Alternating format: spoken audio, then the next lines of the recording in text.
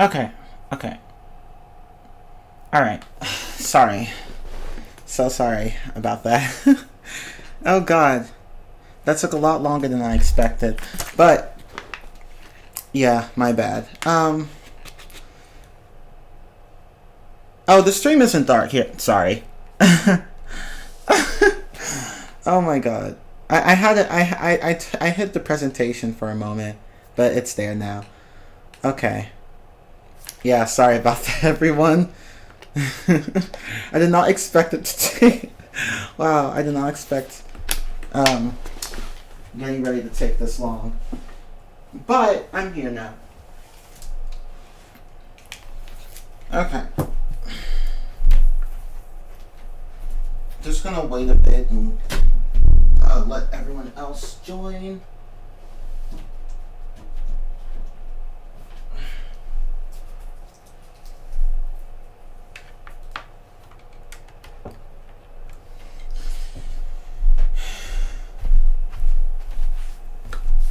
That's better. Right? Okay.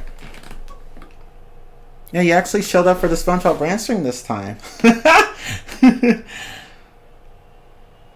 No, it's okay, Kaede. You don't need to apologize. I'm the one who should be apologizing because I was an hour late. I was like, OMG. Oh my god, how could I be an hour late? Like, I can understand being 15 minutes late, but I was an entire hour late. I don't know how. Just, damn. But, anyway. YouTube couldn't fuck it up for me this time. Yep. Because, yeah, like last time, last time you... last time you missed it because YouTube, not because you were busy, but because YouTube didn't show you the notification. Or rather, it did show you the notification, but like it was hidden among, that notification was hidden among other notifications, so you couldn't join. And it was sad because I was like wondering, wait, where are you, Maple? And then like he just, what, you weren't there. Not it wasn't your fault, of course, but you weren't there, so yeah. But you're here now, so that's what matters. You got Megastar last night, no problem. Ooh, good. That's good, Kaede. Oh, oops. Okay,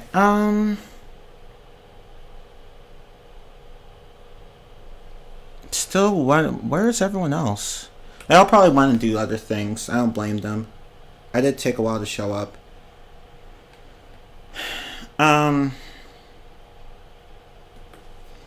But, yeah. Okay. Oh, 7 people are watching now? Why does it say 2 on my end? That's weird. Maybe it needs to update. Oh, it's 7 now. Okay. Okay, I'm gonna give it like 2 more minutes, and then we'll start. So, like, I made sure to notify everyone on Discord.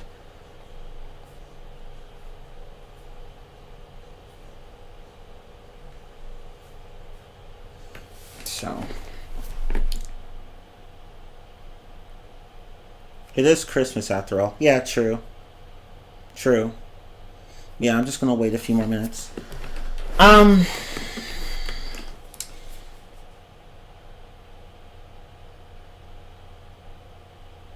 You got Megastar last night on Problem. So, on what game, though? It had to be like after, it had to be like 2018 onwards, but like which game? But anyway, you might have to be gone for a while to eat something during this. Okay, that's fine. That's fine. That's fine. In fact, you know what? Like, when you go, let me know, so that way we can, like, take a bit of a break from the rant stream. Because I don't want you to miss any of it. So, like, when you go out and get something to eat, I'll be like, okay, everyone, we can take a little break, and then you can go and do your thing, and then come back, and then we can continue. If that's okay with you.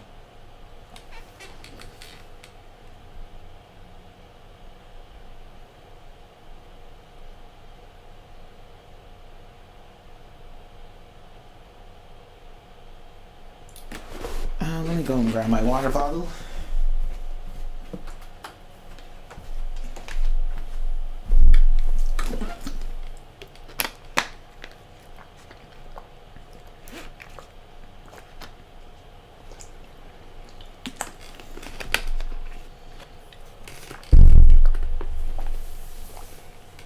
Oh, yeah. I should probably put an invite to my Discord. Let me do that really fast, and then we can get started. That was my phone. Ignore it. Invite people. I don't want it to expire at all, so... just generate a new link. Copy... Ooh, my bad. Yeah, hang on. I need to.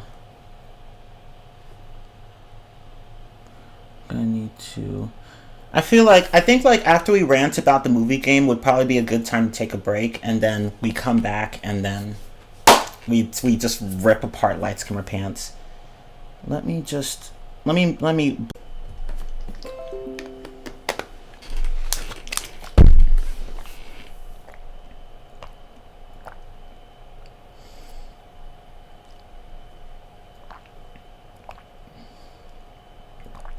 Sorry, my stream just disconnected.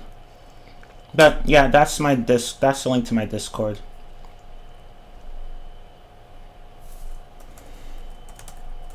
Let me put it in the description as well. And okay.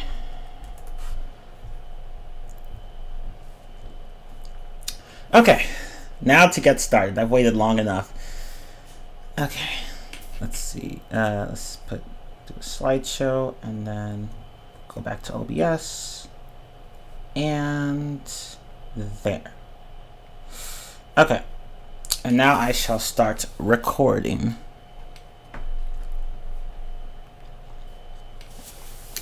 Okay. Let's get started. Hi everyone. I am TeamMiller15 and welcome to my live stream of... well, my live stream where I rant about the SpongeBob SquarePants Light Skimmer Pants game and the SpongeBob SquarePants the movie game.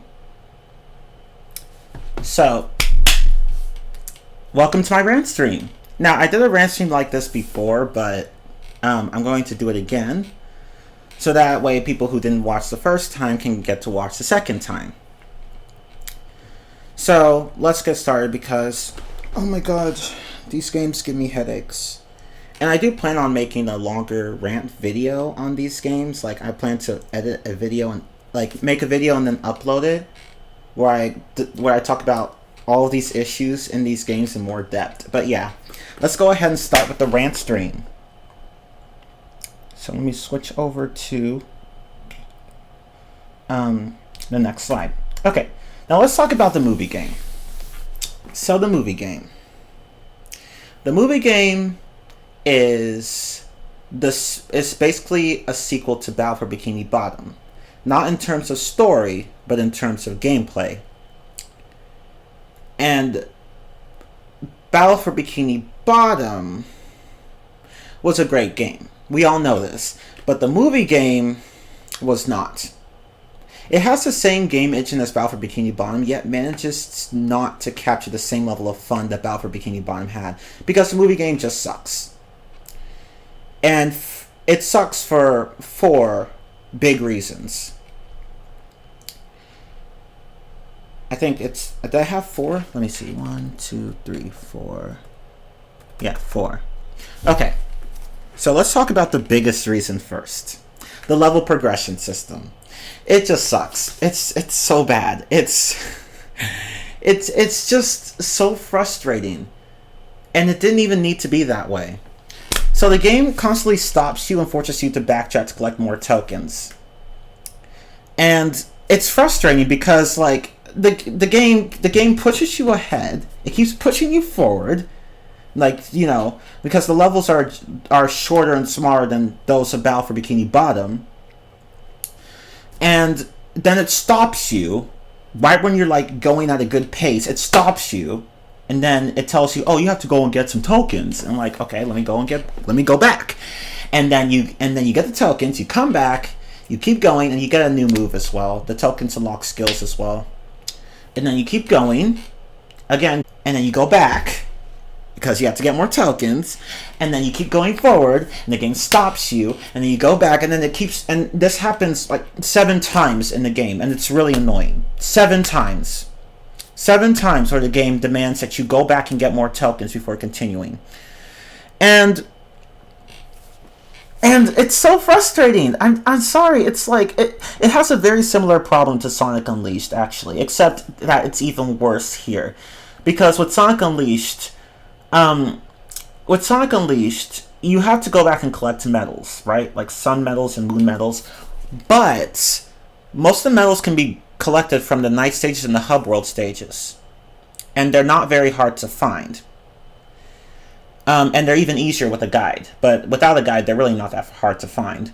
So you're not gonna. So even though it's still annoying to have to go back and get all those medals, you can still, it's still not too bad.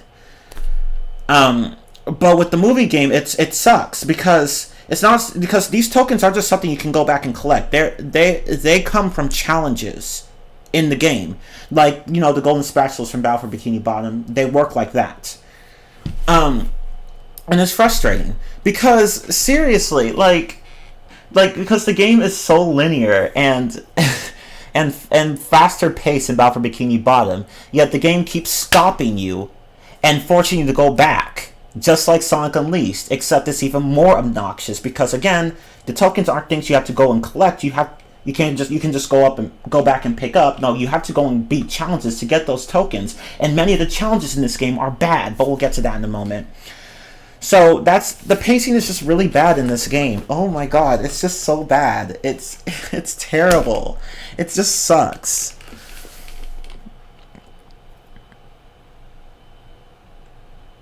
Yeah, and you can tell that the game is trying so hard to pad itself out because it has less content than Battle for Bikini Bottom did.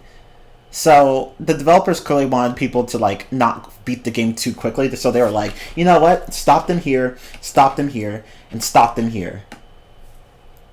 Now, at the beginning, it's not too bad, but as you continue in the game, the constant stopping gets really annoying.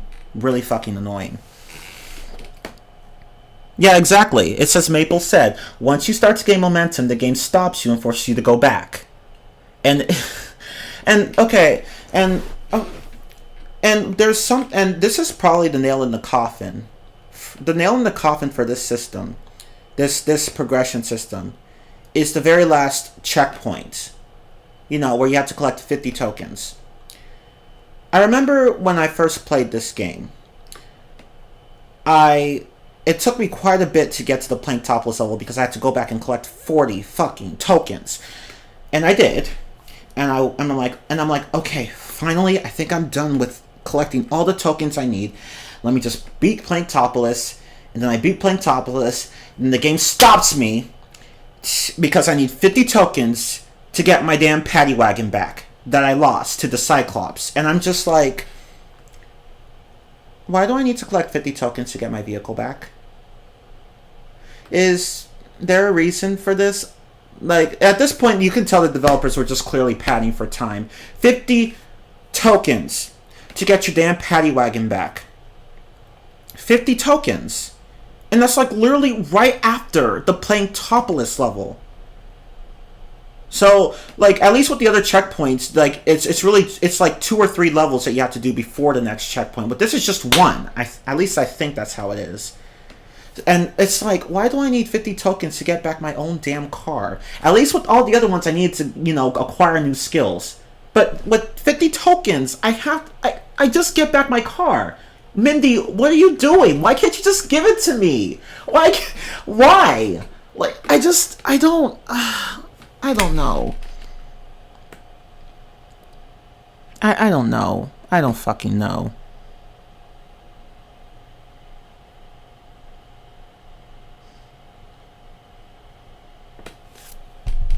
Hold up. I'm looking through the chat right now.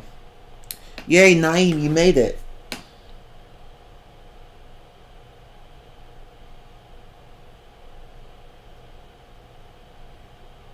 Yeah, I got your point, Maple. You meant tokens instead of medals, but we got your point. But hi, everyone in the chat. But yeah, seriously, I don't see why I needed 50 tokens to get my own car back. At least, if you're gonna make me get my car back, at least provide some sort of enhancements to it. You know, like maybe give it some extra boost or some extra durability. And that car, the paddy wagon really needed extra durability. You have like three tries before your car just, you know, gets totaled. Like 3 hit points, and then your car gets totaled. Like, at least you're gonna make me pay that much to get my own car back. At least enhance it in some way. Like, make that upgrade worthwhile. Well, not upgrade, cost, but you get my point. But no, it's just, okay, here's your paddy wagon back, and it's just so underwhelming. And that was the moment. That was actually the moment where I was like, okay, I'm gonna just take a break from this game, because that was the last straw for me. I had to put up with so much of the checkpoints in this game, where the game, you know, constantly having to go back and collect tokens. And right when I think I'm finished, the game gives me the dumbest requirement ever, and I'm just like, okay, no, I'm done. I'm done. I'm done. Just forget it. You clearly want to keep wasting my time, so forget it. Just forget it. Exactly, like, why would Mindy want to waste your time when her father is about to kill Mr. Krabs? You would think she'd be like, okay, let me see if I can find some sort of loophole here. Or, like, I don't know. I feel like it just feels like a pointless requirement. 50 fucking tokens for a damn car that you get back, and without any changes made to it whatsoever. Yeah, like, improve the handling or something like that. Like at least, and I don't know. I don't know. I really don't know. I just don't know. I took a break at 1.2 because I was so annoyed by constantly having to backtrack. Exactly. Like, the moment I had to go to, the moment I was done with playing Topless and the game told me, nope, you have to go back and you know, like, go get 50 more tokens and shit. I'm like, no, fuck you, I'm done. I went back and did it, obviously. But yeah. And I 100% that game, like, 3 or 4 times. Never again. I'm sorry. Like, I actually did do, I'd still have my second 100% playthrough of it on YouTube, but like, I remember uploading another one like that before, but it was of lower quality because, like, halfway, like, for the first half of the playthrough, I used a webcam to record my videos instead of an actual capture card, so I just scratched that and started all over. Same with Battle for Bikini Bottom. But yeah, I've 100% this game multiple times, so it's not, so trust me, I was patient enough with this game and it failed to deliver. It kept testing my patience. Like, I don't know why.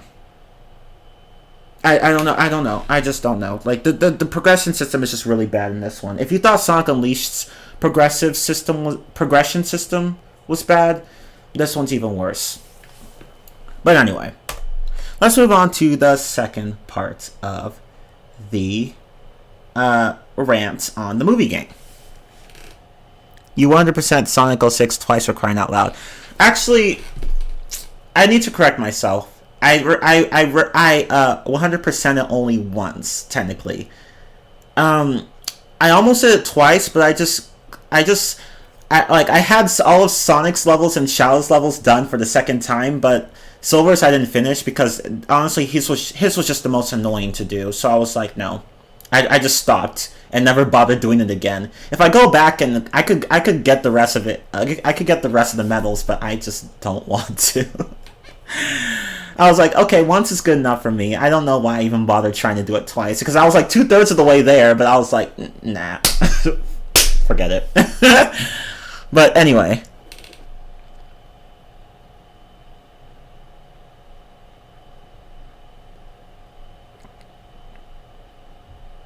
Oh, you're trying to get a PS4, Mills? Oh, nice. Although I'd rather you get a PS5. I feel like that would be. I feel like that would be. Well, I don't know.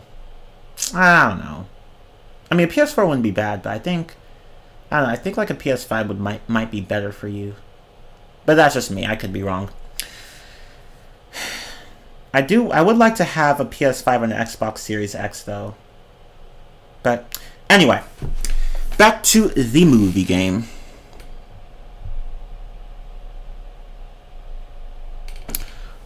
But yeah, basically, like, if you're gonna force me to go back and get that many tokens, at the very least, make it worthwhile.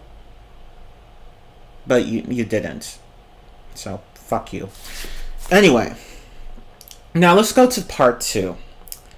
The relative lack of content.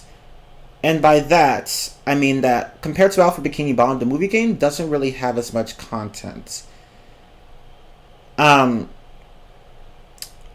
what I mean by that is that there are not as many platforming levels, and they're rather short. Like, very short. Well, not necessarily very short, but just a lot shorter than the ones at Battle for Bikini Bottom. Because Battle for Bikini Bottom has really big... They have big worlds with, you know, each their own sections and challenges. So they're basically overworlds. But the movie game is like it opted for a smaller scale, more streamlined levels, which isn't necessarily bad. But honestly, the number of levels in this game is just so low compared to Battle for Bikini Bottom. Like, I don't even mind that they didn't have big open worlds this time, but the fact that there are so few platforming levels in this game is just really jarring. Like, if you're going to have shorter levels, at least put in more of them. And on top of that, now, to be fair, the movie game does kind of, and I do mean kind of, compensate for this by having driving levels and sliding levels. But why does this keep changing? What is this? Like, I don't have this on the timer. Hang on. Why does it keep doing that? I don't have this on the timer.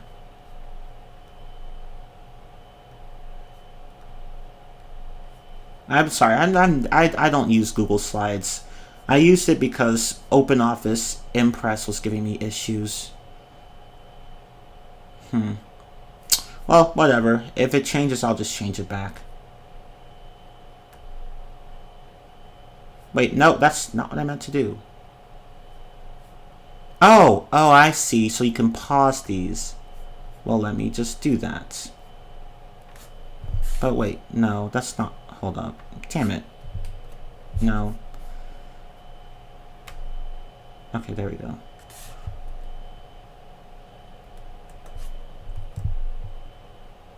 Okay. Yeah, that's fine. Okay.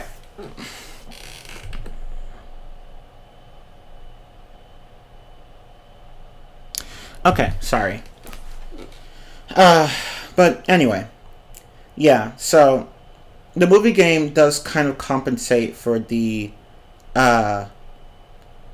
relative lack of platforming levels with new types of levels. You know, driving levels and sliding levels. And they're really not as good. I'm sorry. Now, adding these kinds of levels, this isn't necessarily a bad thing, but these levels are just not very good.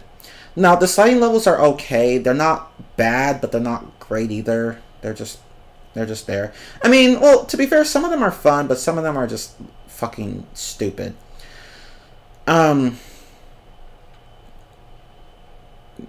sliding levels are generally okay, but the driving levels suck. They suck. The biggest reason is that the paddy wagon controls like shit. The handling is bad. The car slides all over the place. It feels like the entire time you're driving. It feels like you're sliding. Because, again, the wagon has poor handling. And it's even worse if you hit an oil slick on the road. And and that will really fuck up your driving. It will really fuck up your handling. So you want to avoid oil slicks. Which makes sense. Obviously, like no one, you like in a driving game, you never want to hit an oil slick. But with this game, but in this game's driving levels, like with the paddy wagon having already poor handling, hitting the oil slick will just fuck the handling over completely. Like your car will just fly all over the place, and it's just so frustrating. And another thing. Here, let me actually fix this for a moment. There's something else.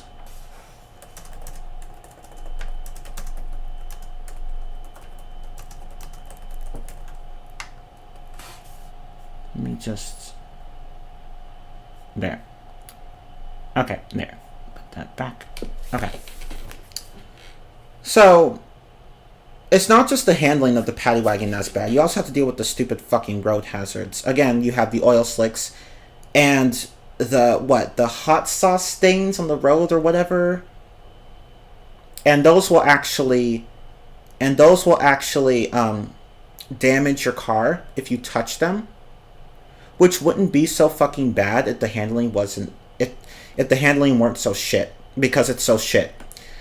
And it's just frustrating, like, and especially if you have oil slicks and hot sauce stains in the same area, which happens in some of these levels, and it's like you're trying to just avoid them, but you can't because the handling's so bad, and you end up hitting them by accident, and before you know it, your car will be totaled. It'll be totaled.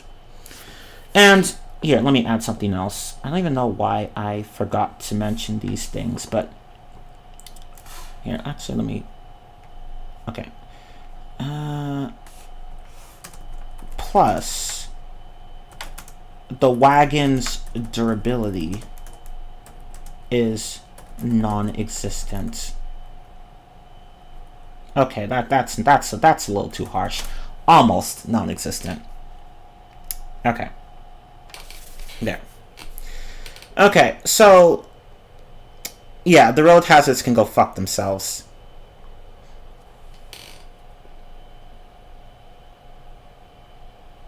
It's just so fucking bad. Like the road hazards and the paddy wagon controls, and it doesn't help that the wagon's durability is so bad. Like you have only 3 Krabby Patties, like 3 hit points of health, and if you lose those, boom, your car's done. And it's very easy to happen because again, the handling is shit and road hazards are all over the fucking place, all over the place. And it's just so fucking annoying. The driving levels in this game are just so bad. And it's not even just that. They're just generally very boring. They're just boring. They're boring.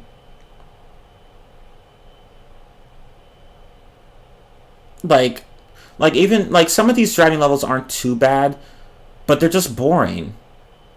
And don't even, and see, the handling is so bad that if you try to use the nitro boosts that you get on the track, well, just hope that you just hope that you use them really well, because again, the wagon's handling is so bad that if you boost at the wrong time, you're fucked. So yeah, the wagon's durability is shit, and again, it's very easy to damage the car. Very easy to damage the car, and it's frustrating. And God forbid, and I'll talk more about this later, God forbid you have to deal with time challenges, because the car's poor handling just further makes those challenges very hard to do.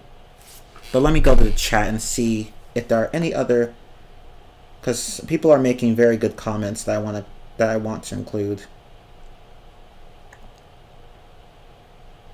Yeah, it's pretty darn hard to get a PS5, that's true. Back to Sakura being useless, right, Chi? Oh, that's not right. She's always been useless. No, I'm kidding. But by useless, I mean she's just a really bad character. But anyway.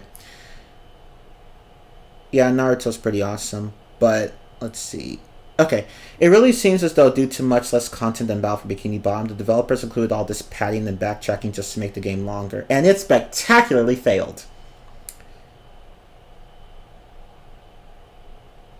Yeah, that's the thing. Unleashed at least had more extra content.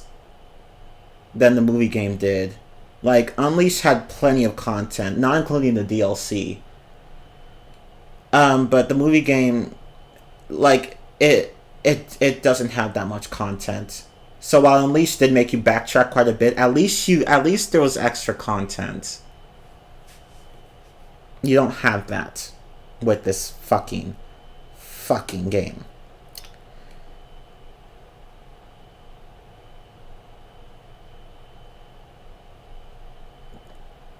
The paddy wagon controls are almost as bad as Shadow Vehicles in 06. You're not wrong. You are not wrong. They suck. The controls just suck in this game.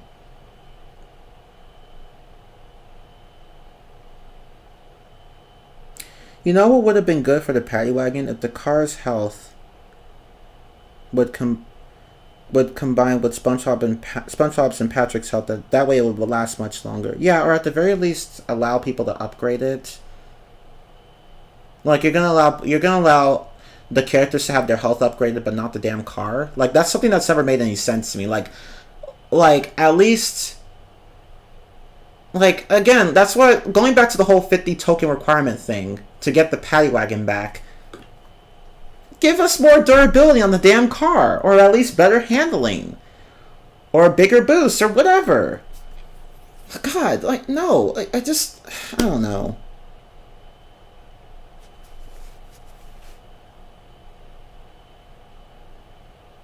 Yeah, I like the sliding levels more than the driving levels, but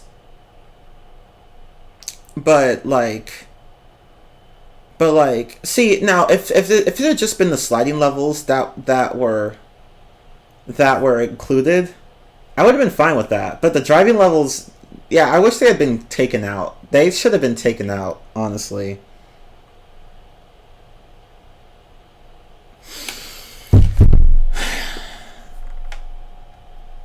Oh shoot, that's not what I meant to do.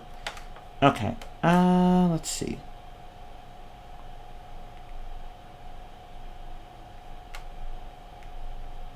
Hang on.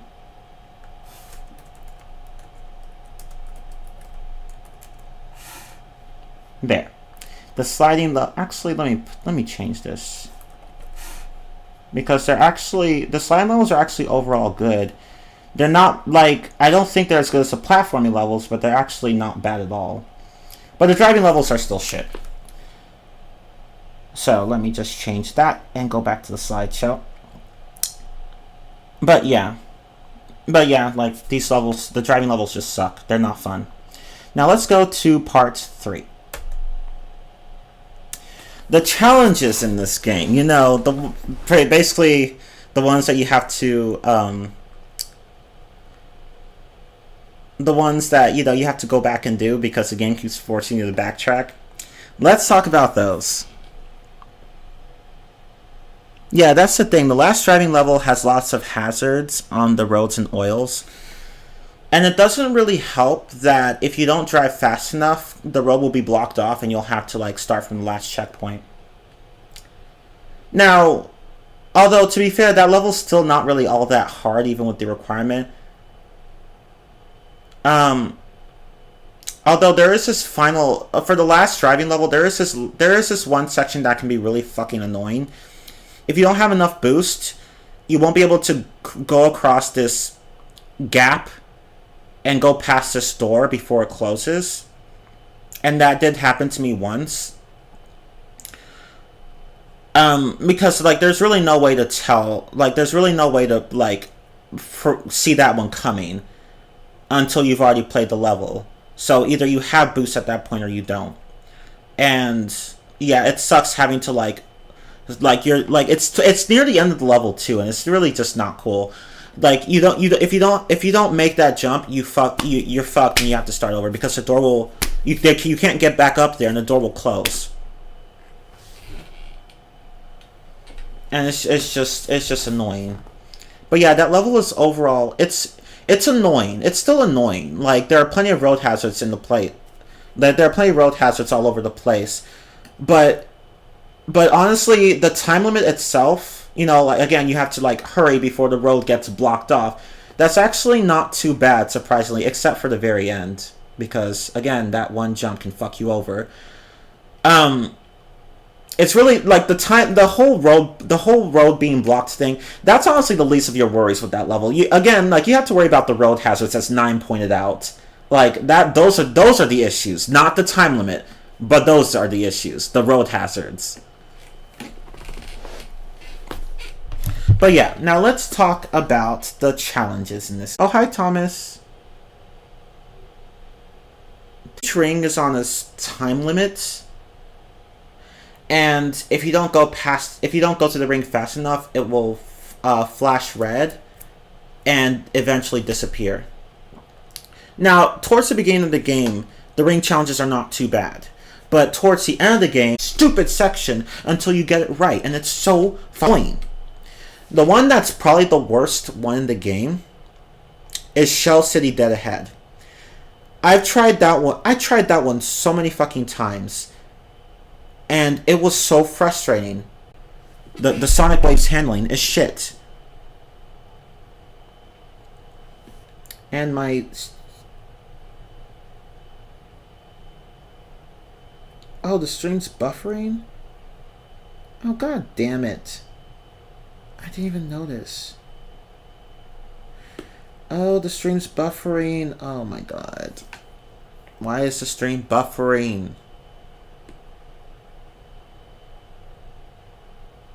Okay, well...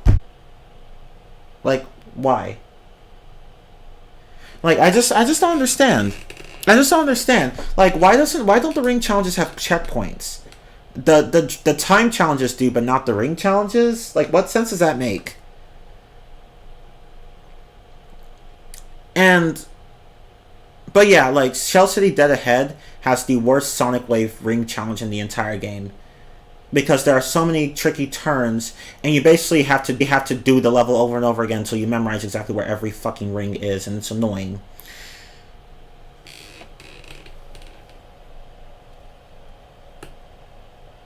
And why is my stream's buffering? But that doesn't make any sense.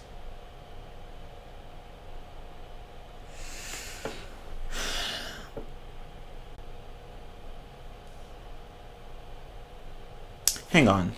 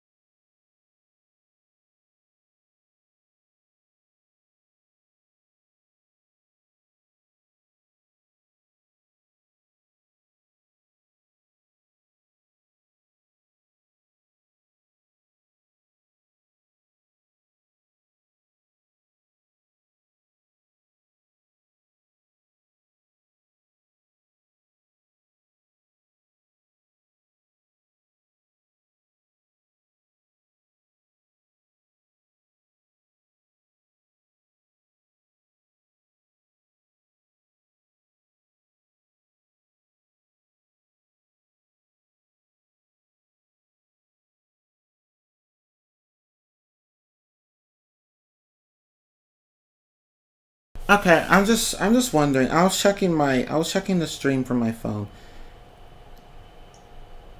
Here, let me just close out of the YouTube app. Try it again. It's still buffering? How is it still buffering? How? Wondering. I was checking my. I was checking the stream. Oh shit. Okay, I think it's fine now. Okay, I think it's fine now. Okay, so what? So okay, so when so I played Bakugan Battle Brawlers before. I think it was the first game I played. I streamed it once actually. But anyway, yeah. Okay, it's back. Okay, it's good. It's better. Okay. Okay, so before I continue, I don't want to risk repeating myself. So, what exactly have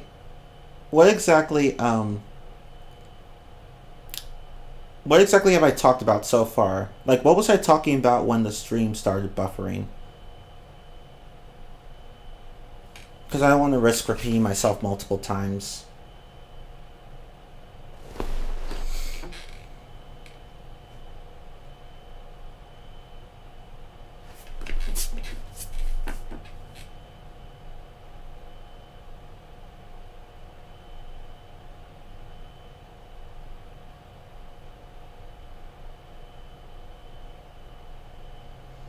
No, you don't.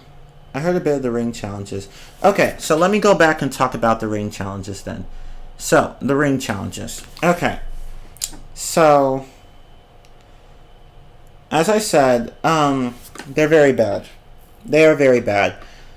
So, the problem with the ring challenges is that there's no checkpoint system. So, if you mess up, you have to start all the way over. And this wouldn't be so bad if the rings themselves weren't placed in the dumbest spots at times, or the most frustrating spots. And what the hell?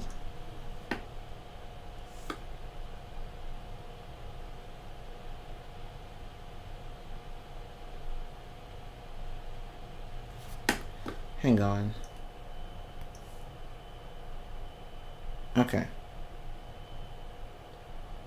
Yeah, it gave me a rewatch icon too. I don't know why, but I should be fine.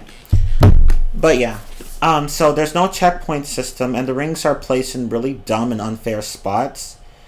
Like take for example the Sonic Wave Ring Challenge in Shell City Dead Ahead, the level where you play as Patrick, I believe.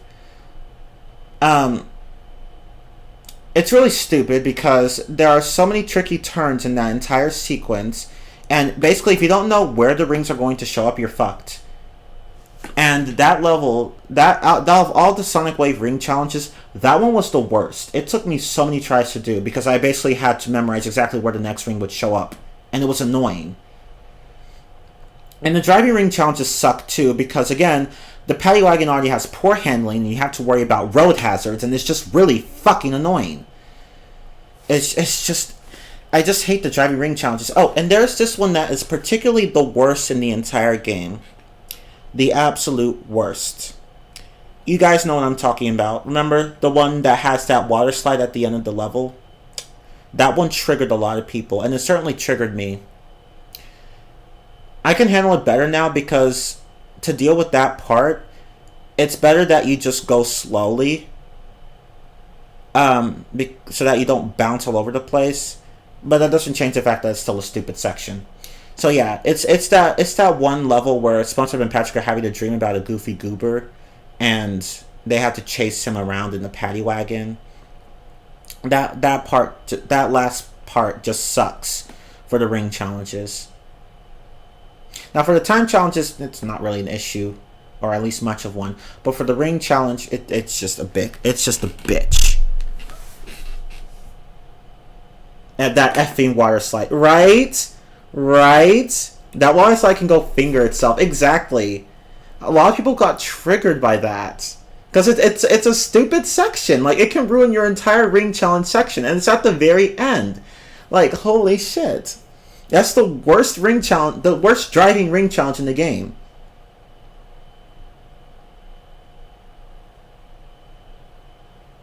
This was a stream that debuted in my special appearance 1 year ago. Oh, really?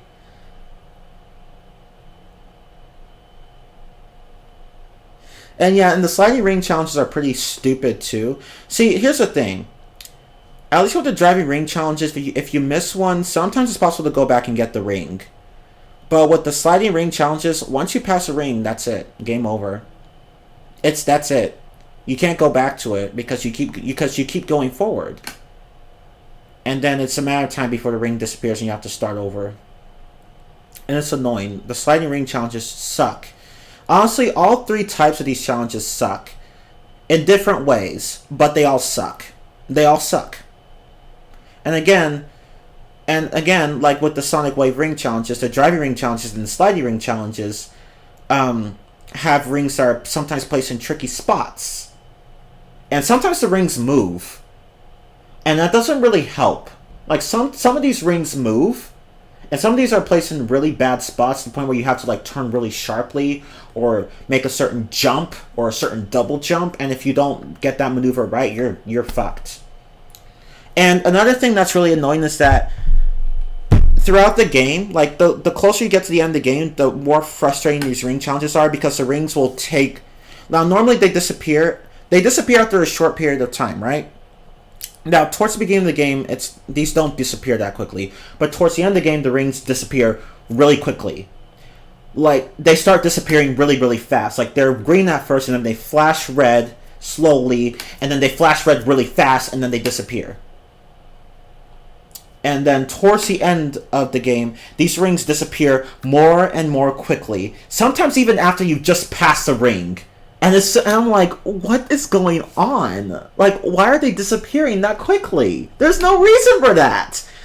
But yeah, these ring challenges can go fuck themselves. No checkpoint system, bad ring placement, and rings that disappear way too quickly. 3 big problems with these challenges, really. They ruined the challenges. They do.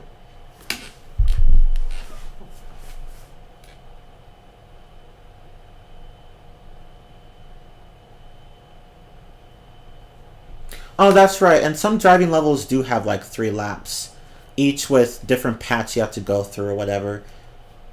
Like I believe, well, I think it's just this one. No. Well, is it just one that... Yeah, I think there's only one driving level that has 3 laps. No, 2, actually. I'm sorry. There are 2 that have 3 laps. One is at the... I forgot what that place is called. It's the place in the movie where SpongeBob and Patrick had to go and get the key back to the... Where they had to go and get back the key to the paddy wagon. It was some tough guys club. I can't remember, but whatever. That's one level with one driving level with multiple laps, and then of course you have the Goofy Goober one towards the middle of the game where you have to chase Goofy Goober Peanut around. That one has multiple laps too. The Tug Thug, that's what it was called. Thank you. That's what the Tough Guys Club was called. The Tug Thug. Thank you, Naeem. Yeah, that's what it was called. The Tug Thug. You're right. But yeah, the driving sucks overall. The ring challenges suck. Yeah, screw the ring challenges for the sliding levels and the driving levels and the Sonic Wave levels. Now let's talk about the combat challenges. Oh my god. They suck. They suck. They just suck. They're so bad because, okay, they suck because there are so many enemies coming at you from all sides, and you're very likely to get hit because these enemies tend... Oh my god. Like, you have multiple types of enemies in these levels, right? You have the foggers, you know, the ones that breathe nasty shit at you, and then you have Merv, which shoots rockets at you and then zaps you with lasers if you get too close. And I think there are other ones, but oh yeah, the hammer robots. Or actually, no, they're not robots. They're Goofy Goober employees or whatever. But in Alpha Bikini Bottom, they were robots, but whatever, you get the point. Yeah, that's the thing. All these enemies can easily gang up on you, and they hit, and their attacks have quite a bit of range, or from Merv quite a lot of range, and you're just very likely to get hit. It's very easy to get overwhelmed and killed. And I hate how some of these enemies laugh at you. Oh, actually I think all of them do. Well, not all of them, but some of them do. And like they hit you, and then they laugh, and then that just pisses you off even more. And I'm just like, oh, I just hate these combat challenges. They're just so irritating. Like they kill you and then they laugh, and I'm just like, I want to beat your asses. And like now, there's something wrong with having levels where you basically have to fight against waves of enemies. Like, I don't mind gauntlet type levels. I don't mind those. Those aren't necessarily bad because there are plenty of other games that do them well. But this game does not do them well. This game does them poorly, very, very poorly. And even if you get the upgrades, because the upgrades allow for more range in your attacks, as well as other features, like some of the moves you upgrade can, you know, have an explosive radius, and some of them allow you to, one of them actually, the karate spin or star spin, allows you to reflect projectiles back at enemies, which is extremely useful. Like, you will need that. And of course you have the bowling ball move and the uppercut move, which lets where you can detonate shit. You can detonate like the glove and the ball, and then that can cause a big radius of explosion.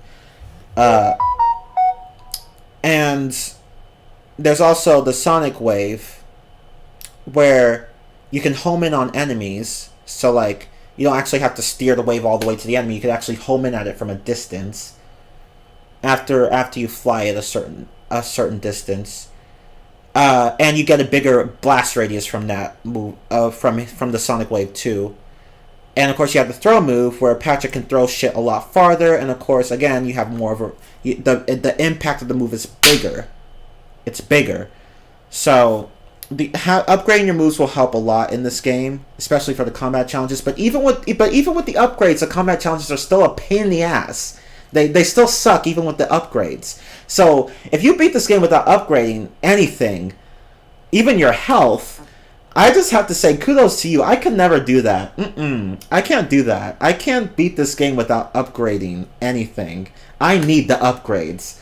I need the upgrades. I cannot beat this game without the upgrades. But even with the upgrades, the combat challenges are still a pain in the ass, because again, so much shit is coming at you all at once. You have no reliable way to put some distance between yourselves and the enemies, and you're just going to get overwhelmed and then killed. It's so fucking annoying. And yeah, there are just way too many enemies as well. It's just goddamn. Yeah, like towards the beginning, the combat challenges weren't too bad, but towards the end, they got more and more and more ridiculous. Except for the very last one, which is just a joke challenge, but whatever. Although that one is kind of hard to find. It took me years to... It took me like well, not in years, I'd say months to find that. But still, like, most of them are just range from alright to just flat out fucking annoying. So many enemies, 3 to 6 hits. Do you see the problem here? Exactly.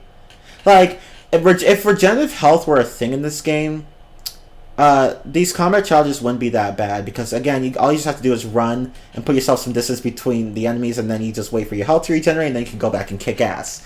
But no, you don't have that. Once you run out of Krabby Patties, you die. I mean, you can get more, obviously. Like, there will be some lying around, but they don't spawn fast enough. They don't spawn fast enough. They don't. And there are so few of them to begin with.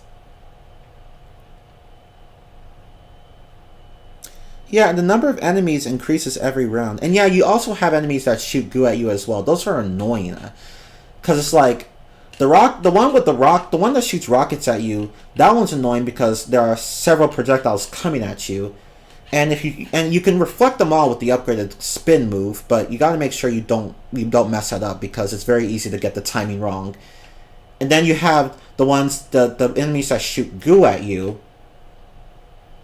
And it's just one projectile that they're shooting at you, but once that shit lands on something, it takes up quite a bit of space, and if you touch it, you take damage. So yeah, both enemies suck, but for different reasons. It's just a mess all around, really.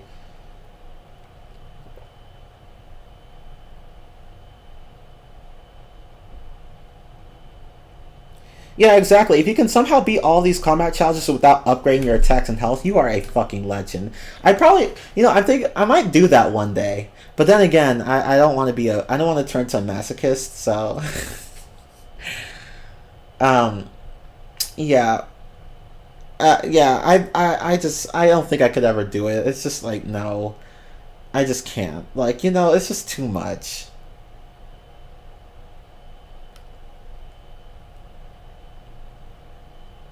Not to mention you play as Patrick just to beat the shit out of a single jellyfish, right? Right, like normally SpongeBob is the one doing these combat challenges, but the last one in particular, the last combat challenge is a joke challenge, and Patrick does it.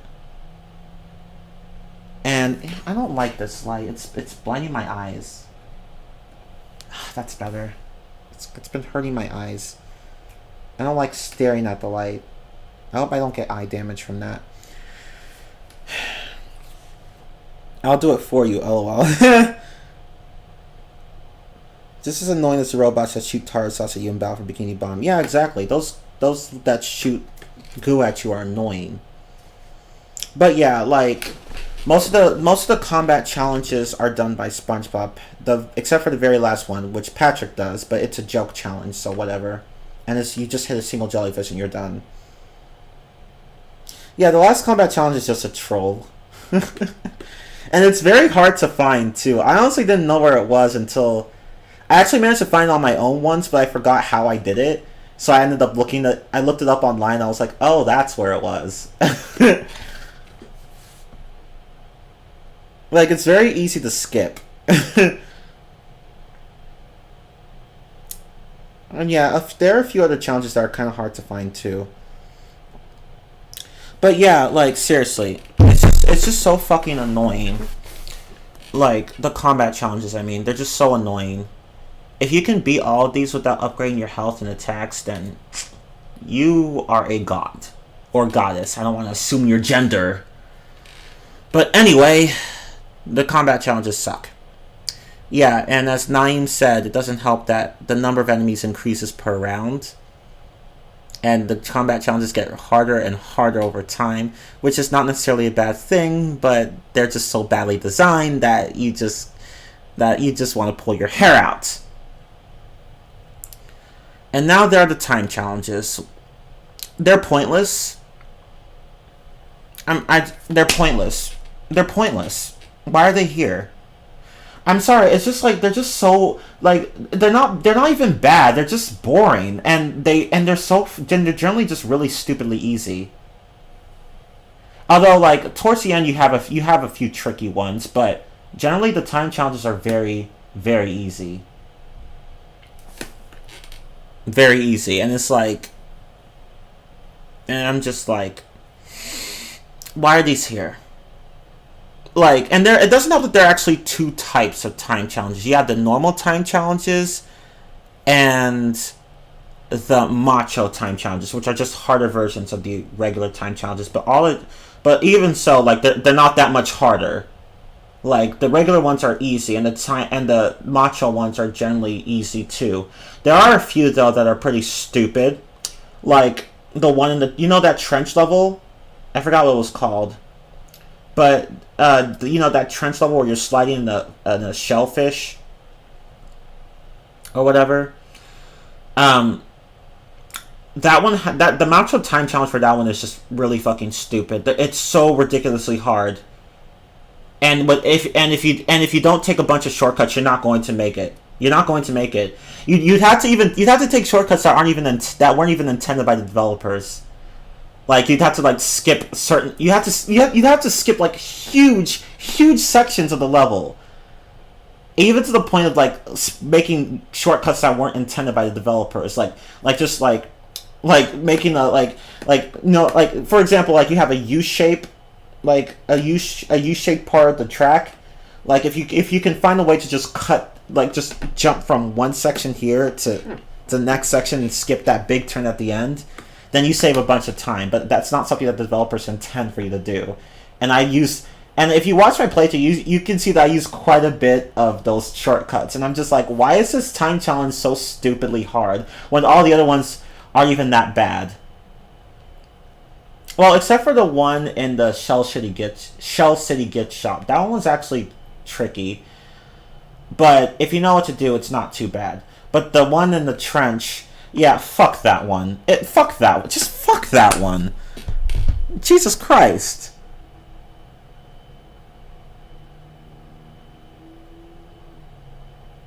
She assumed the gender cancelled, right? Ugh. But yeah, like, seriously, that macho time challenge in the trench level was just really stupid. Oh, you have to go and eat something, Maple? Okay, I'll try to... Okay, well, let me see. Is there anything else I can mention? Well, basically the time challenges they're generally not hard. They're generally quite easy, but they just feel pointless. Like at least, like, and there are two of them for each of, for like, the driving challenge and the sliding challenge. There are two, per level.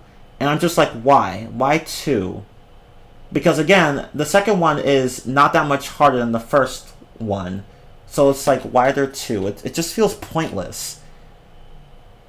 I mean, they make for easy Goofy Goober tokens, but they're just not very fun.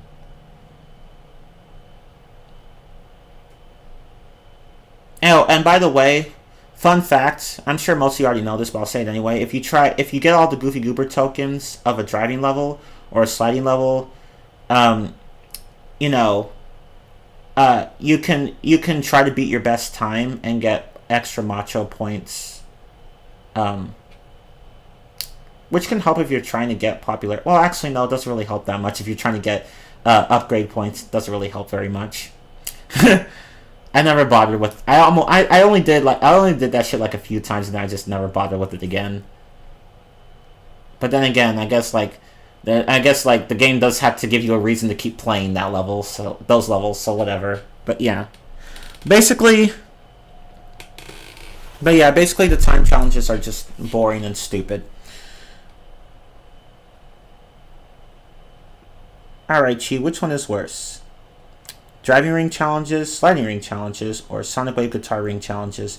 The worst one would be the Sonic Wave Guitar ones. They're the shortest to do, but they're the hardest because again, like the Sonic Wave has the worst steering of any of these challenges. If you thought the Paddy Wagon was bad, but you know, the sliding vehicles, they're not. The handling is okay, but the Paddy Wagon has really bad handling, and the Sonic Wave has immensely terrible handling, the worst handling of all the vehicles. Holy shit, just absolutely awful. So the Sonic Wave Guitar challenges can just go and fuck off. They're the worst. They're the shortest, but they're the most frustrating because again, so many sharp turns and frustrating ring placements. Like, just fuck those. They're the worst ones. Again, remember the one from Shell City Dead Ahead? That was the worst Sonic Wave Guitar ring challenge in the game. It's so bad. So many sharp turns. So many bad ring placements. It took me so many tries to beat that because I had absolutely no idea. The game just throws a bunch of curveballs at you in that section. I'm just like, how am I supposed to beat this? And it's basically just a bunch of trial and error. And it's so annoying. Like, trial and error is not necessarily a bad thing, but those ring challenges are so reliant on it, and I'm just like, why? Yeah, exactly. The Sonic Wave Guitar ring challenges are the worst. They suck. Okay, let's see. Okay, Okay, so let me talk about the graphics really fast, and then Maple, you can go and take a break. Oh shit. So, the graphics, okay, so between these versions, the Xbox version has the best graphics, and the GameCube version surprisingly has the worst graphics. And I don't even know how that's possible when it's more powerful than the PS2. The PS2 version of this game has better graphics than the GameCube version, which I have. And I'm just like, why? Because the Xbox version has a lot of cool graphical effects, and I'm like, what the fuck? What, like, the GameCube version just has the short end of the stick. Oh, you're gonna go eat something now? Oh, okay, that's fine.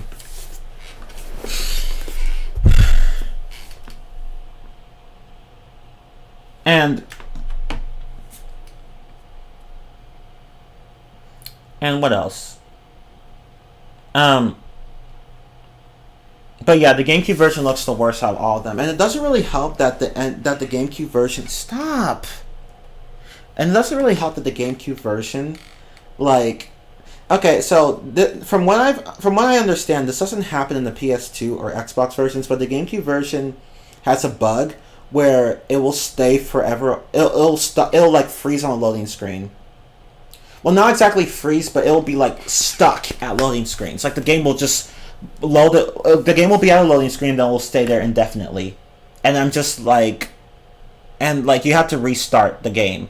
It doesn't happen very often, but it does happen occasionally, and I'm just like, why is this happening? And it's only in the GameCube version. This doesn't happen in the PS2 or Xbox versions.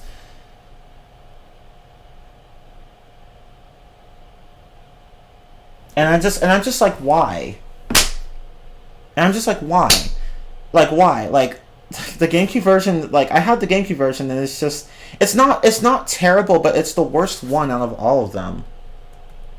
And it's just like, why? Like, what happened? How is the PS2 version better? Like, how does that make any sense? The PS2 is not as powerful as the GameCube, and yet the developers made it better. Okay. Okay. Yeah, normally the PS2 like has inferior graphics, but the GameCube version is actually the worst looking one.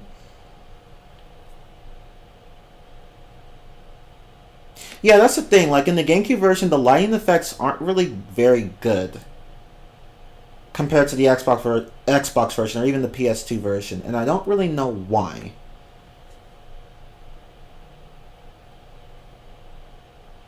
Yeah, I'm like, yeah, it makes sense for the Xbox versions of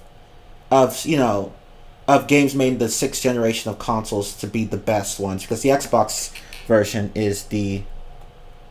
It keeps switching. It's because of this timer thing. I don't know how to stop it. But yeah, like it's normal that the Xbox version is the best one. But the GameCube version shouldn't be that far behind, and it should at least be better than the PS2 version. But it's not, in this case. Like, why? The graphics are okay, I guess. Right? Like, just okay.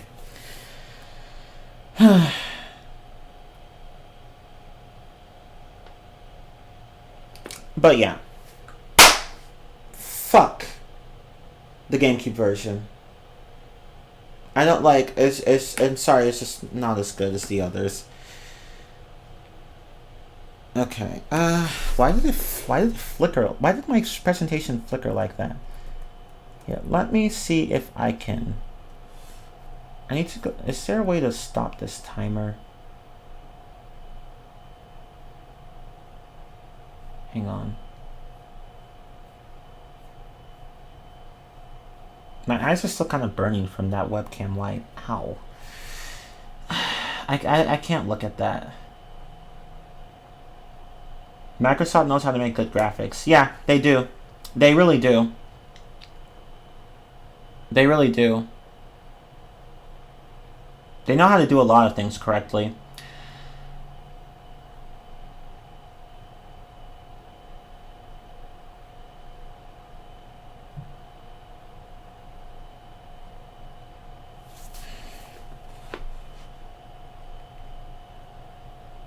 Okay, I'm sorry. Hold on.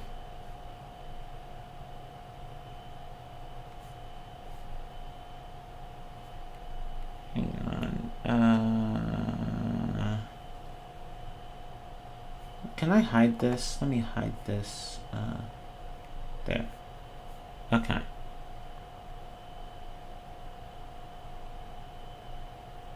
Okay, so. Yeah, let me just do it like this.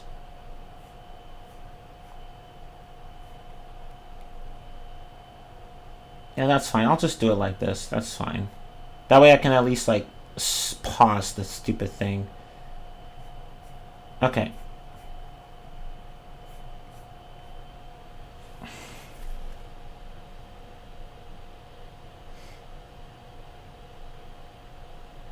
But yeah, okay. So, yeah, like the graphics quality between the versions is not very consistent. Now let's go on to the next slide. Oh my god, I forgot. Let me. Okay.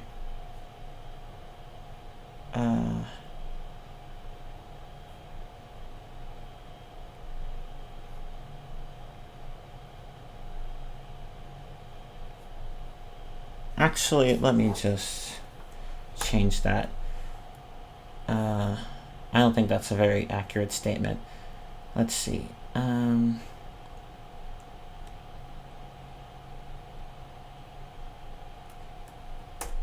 me just take that out. Okay.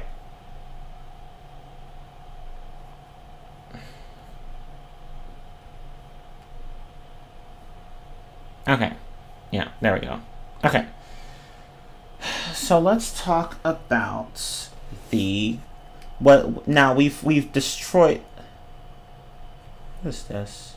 Oh, okay. Now we've basically torn this game to shreds, but let's acknowledge the few good things about it. For one thing, the graphics are better than those of Battle for Bikini Bottom. They're better. And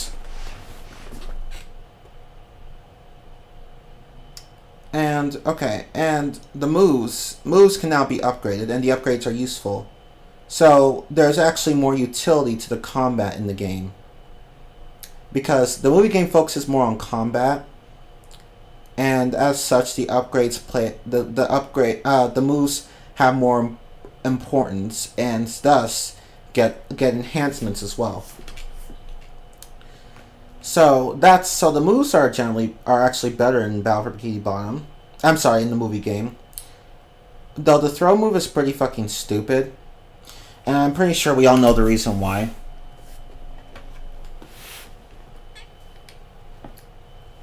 So, okay, so with the throw move, it's very easy. If you upgrade the throw move, here, let me change this. Actually, it should be the upgraded throw move.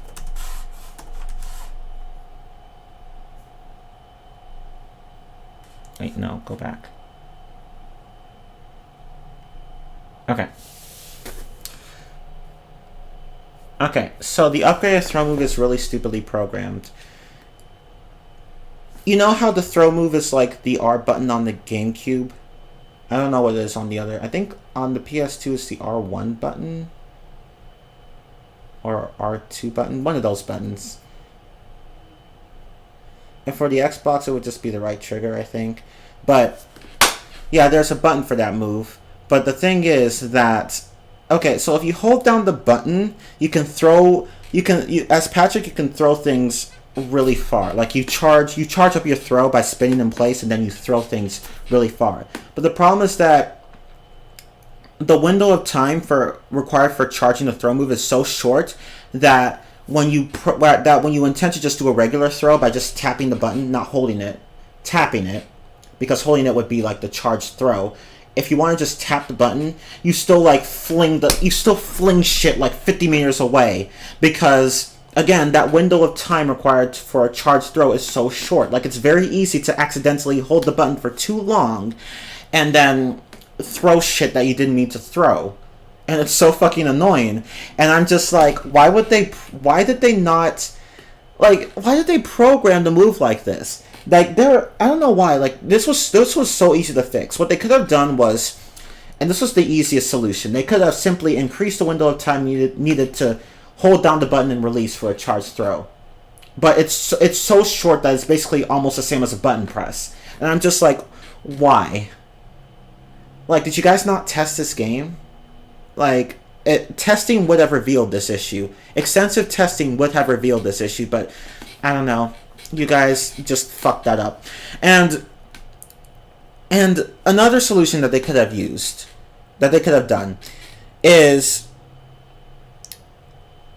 Okay, so they could have simply required that 2 buttons be pressed at the same time.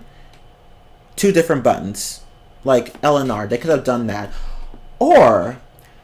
And here's another solution. They could have simply made it so that a certain button had to be pressed twice instead of once. So like tap tap, and then you do a super throw. Like, any of these could have worked. And of course, like, increasing the window of time needed to hold down the button would just be the simplest solution. But the developers couldn't even be bothered to do that. So whatever.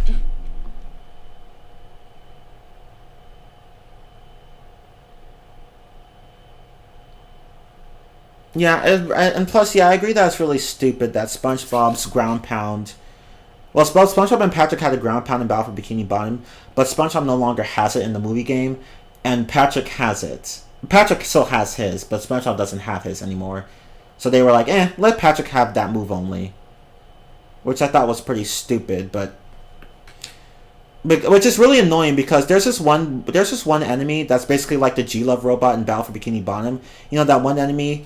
that, you know, a robot, like, or some fish with a bucket on his head, whatever, and he has this worm that he, as a pet, and then he takes this worm with him wherever he goes, and then if he sees you, he'll start spinning around like the G-Love robot, and you have to attack him from above. But with SpongeBob, you can't really do that because he doesn't have a ground pound anymore, and it's just like, how am I supposed to defeat this enemy if SpongeBob doesn't have a ground pound? It's like, and then the Plank Topless level, you know, the one that SpongeBob plays, they put these enemies there, and I'm just like, I don't have a ground pound. How the hell am I supposed to defeat these enemies without a ground pound? Like, to the point where you basically just have to get hit, and then they let their guard down and laugh at you, and then you go in and smack them before they have the chance to spin again.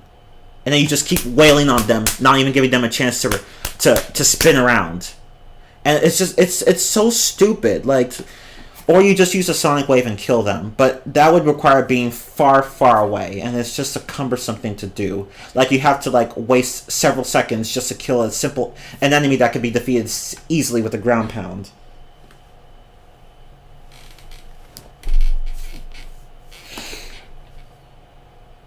It's just so stupid. I don't know why they made the throw move.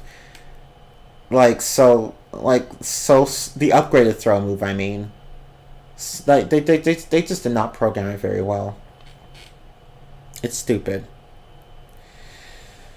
As well as the fact that SpongeBob doesn't have a ground pound, which makes fighting a certain enemy more difficult than it needs to be.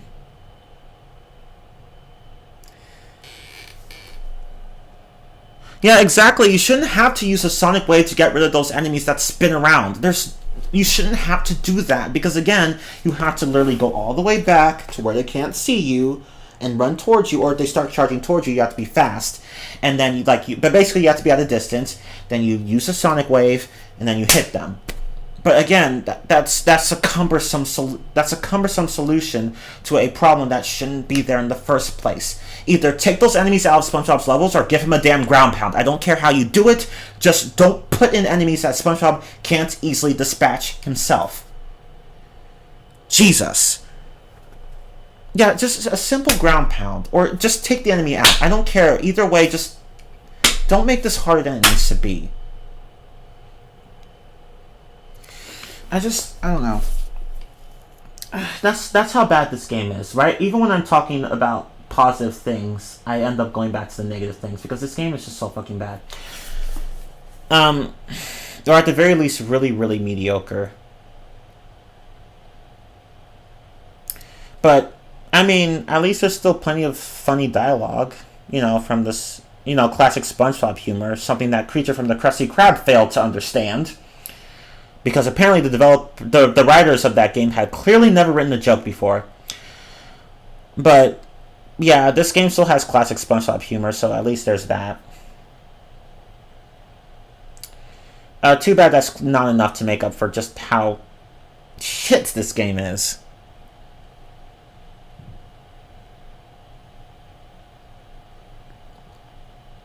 But yeah, that's all I have to say on the movie game. And when Maple comes back, I can just review this slide with him really fast. But yeah, the movie game is bad. And there was a point I wanted to make earlier. Okay, so I think the problem with the movie game, see, the progression system is, with all the tokens and all that, it's really, I think it's bad, not just because the game keeps forcing you to not just because the game keeps forcing you to go back, but also because it just doesn't really fit in the game like the movie game. Because for Battle for Bikini Bottom, you also had checkpoints, where you had to get a certain number of spatulas before continuing, but those never really felt like they were in the way. Because again, you take your time to do levels and get as many spatulas as you can. You're never really going to come up to a point where you don't have enough.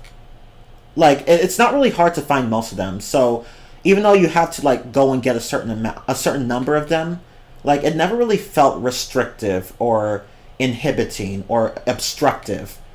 But with the movie game, you don't really have that, because again, these levels don't really have as many collectibles as the Battle for Bikini Bottom does. These levels have like the platforming levels in the movie game have 6 tokens each, and the sliding levels and driving levels have 4. And so that's that's just not really as many tokens as there are spatulas in Battle for Bikini Bottom. Whereas in Battle for Bikini Bottom, the levels were so big, and they were all big and self-contained, and there were plenty of spatulas in them, and they weren't really too hard to find or too hard to get. And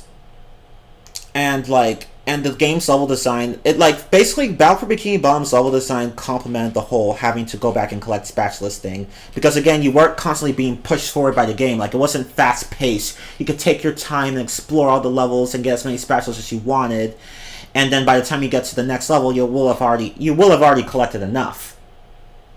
But with the movie game, you don't have that, because again, these levels are short and fast paced. You go through them once, and then you can't. You have to literally warp back to that level to go and get more tokens, which you won't really feel the need to do until the game stops you at a point, and then you have to go back and do it. Do you see what I'm saying? Do you see how the movie game's structure doesn't really work with the whole token system compared to Battle for Bikini Bottom?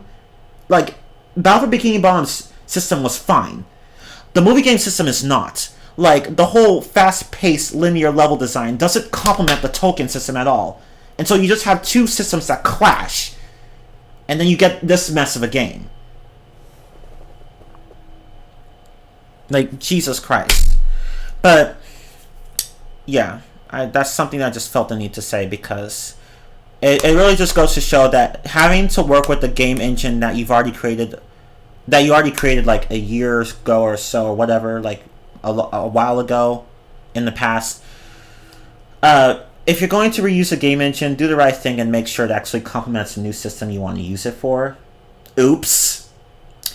But anyway, yeah, that's all I want to say on the movie game, because holy shit, it is so bad. But yeah, now would be a good time to take a break. So, and then we'll get to Lights, Camera, Pants. Ooh, that's the one I really want to rip. The movie game I wanted to rip, but the Lights, Camera, Pants, ooh, I really want to tear into that one because it's just so fucking bad. Oh my god. Yeah,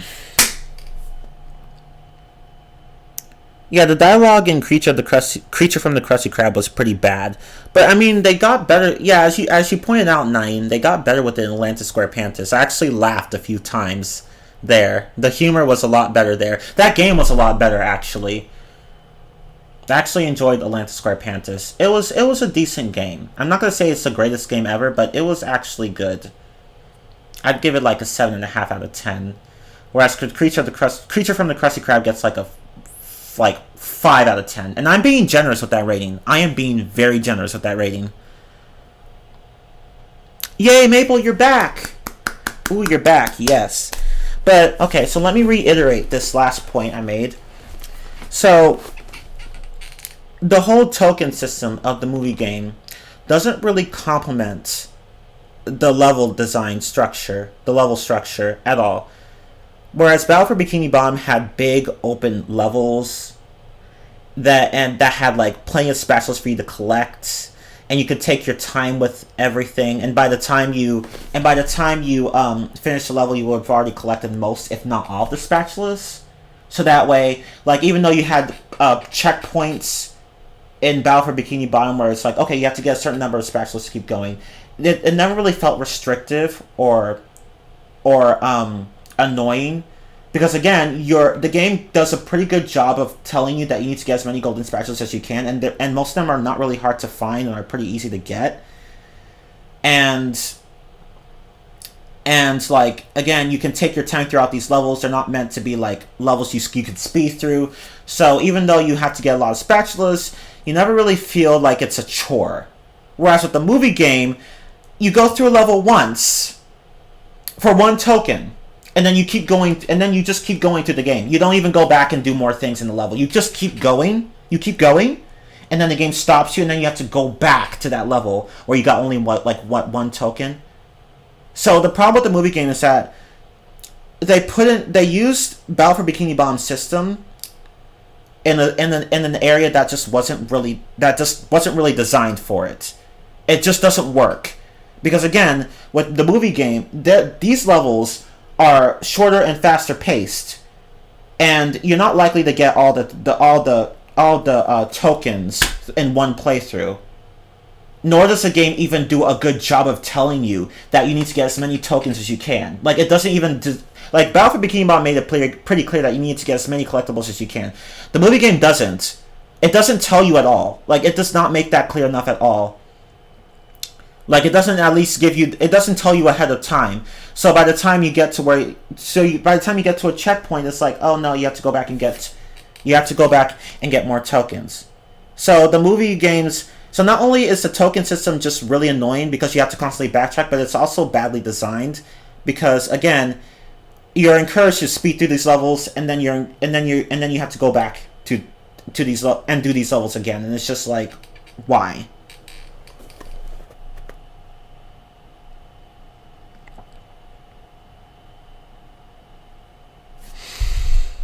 But yeah, the soundtrack in this game is pretty good. I should type.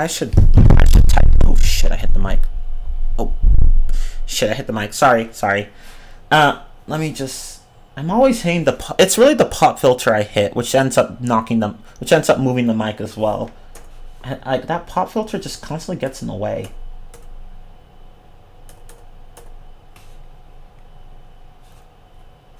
Yeah, I'm trying to like. Why is this last bullet so big? Well, whatever. Okay, but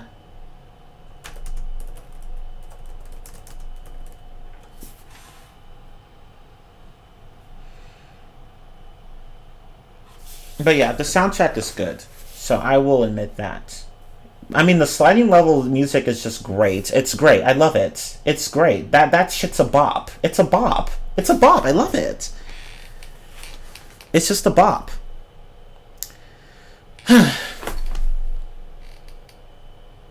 But yeah, the level progression in Battle for Bikini Bottom was so much better than the movie game. Than the movie game's level progression system. But yeah, the soundtrack in this game is actually quite good. Very good. I like it.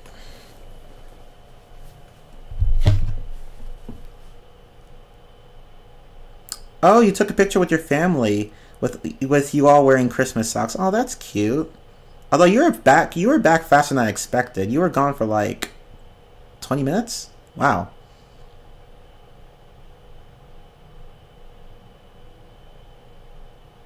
Yeah, the humor from the Creature of the Krusty Krab game was really try hard and forced.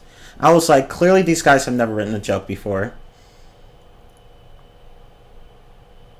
I know, I keep hitting my mic all the time. I'm trying not to. I keep hitting it. I'm just like, I need to stop hitting it. I need to be more careful because I keep knocking it over. Yeah, I'm glad you requested that game, Nine. Thank you. Atlantis Square Panthers, I mean. I actually did enjoy that. It was certainly far better than Creature from the Krusty Krab. That game sucked. Especially the GameCube version. Don't play the GameCube version. It is the worst in terms of graphics, and I think it's the glitchiest too. Because the ending scene like doesn't even have any sound. There's no sound. And the graphical quality is worse as well. And I'm just like, why is the PS2 version better?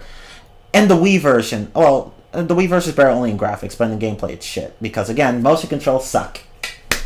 In that game anyway. But yeah, if you're gonna play Creature from the Krusty Krab, get the PS2 version. Don't get the GameCube version. Don't get the Wii version. Get the PS2 version.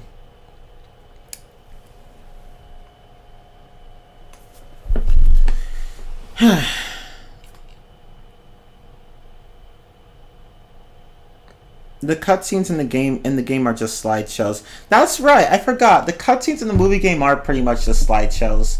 I don't really know why. I guess it was because for the developers it would be hard to get actual scenes from the movie. So they just like, let's just do cutscenes instead.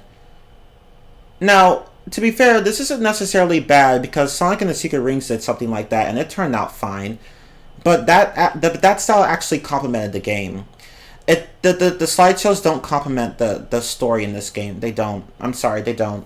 In the movie game, no, it doesn't work. It just doesn't work. And the dialogue doesn't really help either, because some of it just sounds really weird and doesn't make much sense. And I'm just like, you guys should have just I don't know why they didn't just stick with the dialogue from the film. I don't know. Like, if you can't borrow any part of the film, at least get the dialogue right. Or at least make the dialogue more interesting. I don't know. Time constraints, that's why. Oh, well, that would explain it. Yeah, you could tell this game was kind of rushed. Because it was made in only a year. So, because it was meant to be like it was meant to be a tie-in with the movie. So, yeah. Now, if this game had had an extra year of development, it could have been a lot better, but you could tell that it's not exactly unfinished, but it clearly lacks a lot of polish. I wouldn't say it's exactly unfinished, it just lacks a lot of polish. That's the thing with the movie game. It has no polish. Zero polish. Zero. What about that part where Patrick said his worst nightmare was a big pile of broccoli? I remember that part, but I don't remember where it happened in the game. Not that it matters, because the movie game is so irrelevant to me. In terms of its likability, because there is nothing to like about it. Well, almost nothing. You would have just gotten the Wii version. No, don't do that. I streamed the Wii version. It was so bad. Creature from the Krusty Krab. That's the game I'm referring to. Don't play the Wii version. Don't. Please don't. Don't. And now, see, the Wii version wouldn't be so bad if there were an option to not use motion controls, like to just use regular button controls, because options are always good. Like, I'm not saying that they can't use motion controls. I'm just saying that having options would be good. But they didn't do that, so I'm just like, no. Kind of like with Skyward Sword from the Legend of Zelda series, where the original Wii version didn't have the option not to have motion controls, which pissed a lot of people off because the motion controls were so bad in that game. Although the HD version of Skyward Sword for the Switch actually lets you use button controls. And I'm like, oh, thank God I don't like the motion controls in that game at all. It sucks with the Wii remote, and it sucks with the Joy-Cons. I'm sorry. It sucks all around. But anyway. But yeah, the movie game, it needs more polish. It really needed more polish. Granted, most movie games are always rushed. Fair enough. Although, to be fair, like, see, the thing is that this game was made by the same people who made Battle for Bikini Bottom, which was a masterpiece. Not perfect, but it was a masterpiece. And they came out with this. I'm like, it's just like, if it had been any other game studio, I wouldn't be surprised. I wouldn't have been surprised if it had been any other game studio. But it's Heavy Iron Studios, the same people who made Battle for Bikini Bottom, and they came out and they released this crap. Like, how and why? Even with time constraints, I'm like, how did you guys mess this up? Like, you guys are pros, and you messed this up. It happened when SpongeBob and Patrick meet Dennis. Oh, when they met Dennis, that's when right, that scene with with Patrick mentioning that his worst nightmare was a big pile of broccoli. Oh, okay.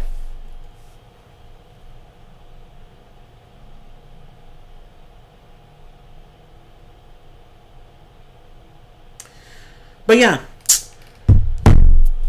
the movie game. I've 100%ed plenty of times. I'm not gonna do it again. Oh, that reminds me. Okay, so I actually did it 4 times, not 3 times, 4 times. I said 3 or 4, but I'm sure it's 4 times. I think it's 4 times. Yeah, 4 times, because I originally had a 100% playthrough of it. That was not very good in terms of quality, so I scrapped that. Then I did it again, and that's the one that's up on my channel right now, the second one. And then I went and live streamed the movie game. It was one of my very first live streams. I think it was number 4. I can't remember. It was one of the first 5. But that one wasn't very good in terms of quality either, because I didn't have a face cam and I didn't have a proper sound card. I had a capture card, but no proper sound card. Because, like, for some reason my capture card couldn't capture the game audio. So,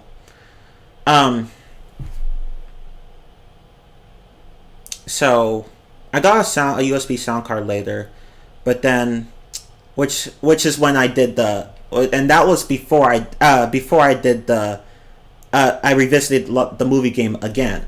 Like, so that's 4 times. So I did 2 100% playthroughs of it, but deleted one of them and uploaded a second one, and then I went and did.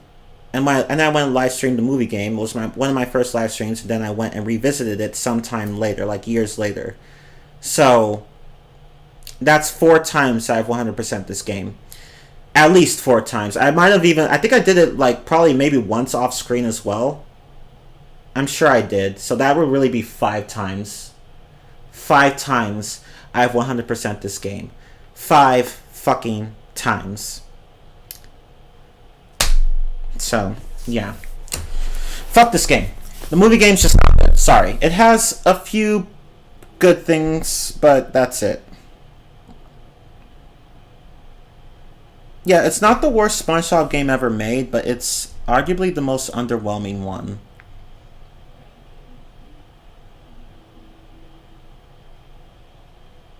Yeah, see, if this game had had another year of development, it could have been so much better. They probably were aware of some of the issues I mentioned, but just didn't have time to fix them.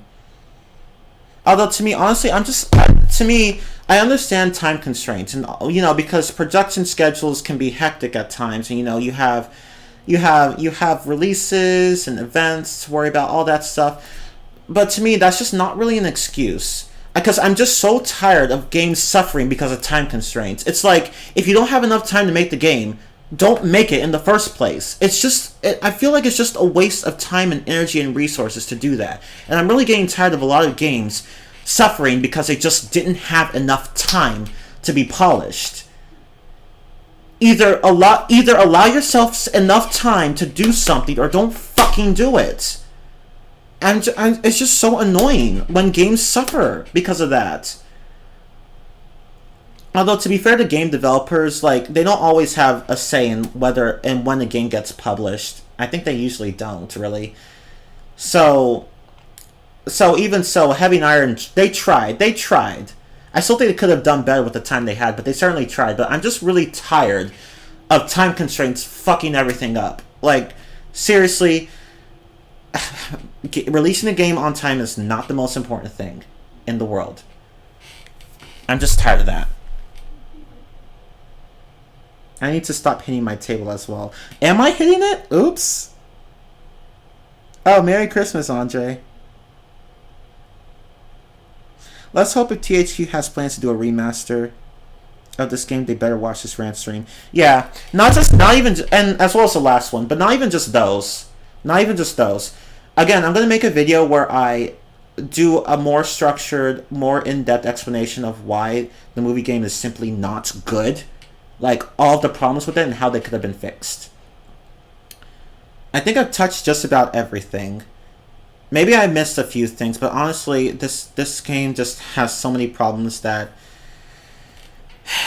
it's just it just takes a lot of energy to talk about them because this game could have been so much better.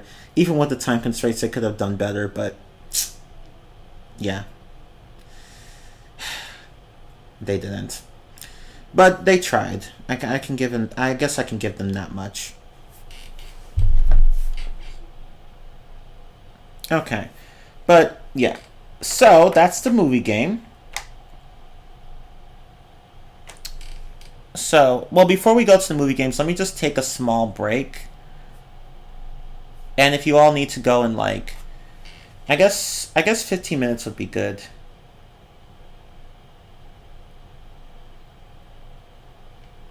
Yeah, let's take a 15-minute break or so. And you guys can like go and hold up. What am I? Let me before I go to the movie game. I'm sorry, not the movie game. Oh god damn it, no. Sorry, I'm just trying to like make this smaller there. Because I don't like text that has terrible formatting. Okay, there. Okay. Okay. Yeah, so yeah, we'll just take a 15-minute break. So go and use the restroom or get some food or do whatever. And then we'll come back and talk about Lights, Camera, Pants. So, I probably should keep the computer on OBS because, like, the webcam's like not covering me entirely. I thought it was, but I didn't realize I was moving around so much. Okay, let me see if I can fix that. No, it's at a weird angle because I have it like against a chair. Damn. Okay. That's okay. I can just sit back further, I guess. That works. Hey, you know what? I don't care. It doesn't have to be perfect. I'll just lean forward a bit. But yeah, see you guys in a bit. I'm not even gonna bother pausing the recording or stopping the stream or anything like that. There's no point. 15 minutes is not a big deal. Not a huge stretch of time. So let's go ahead and take a break. I'll see you guys in a bit.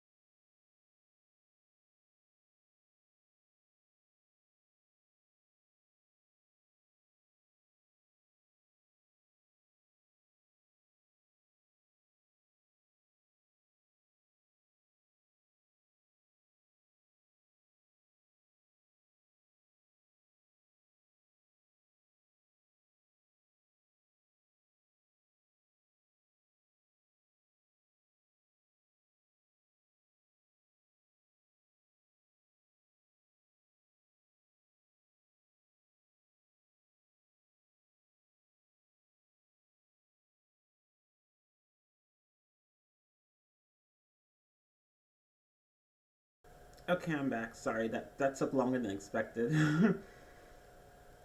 Are we? Is everyone still here? Is everyone still here? Cause we gonna make shit disappear. Is everyone still here?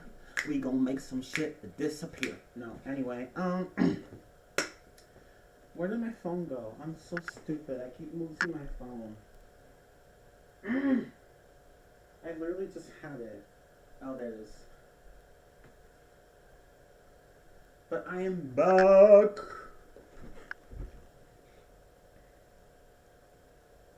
Oh, hi. Oh, you're playing gamer. Oh, okay. You're playing gamer. I didn't know that. You lost your account? But yeah, I'm back. Okay, so I was talking with my cousin about random stuff and important stuff. Okay, let's go back to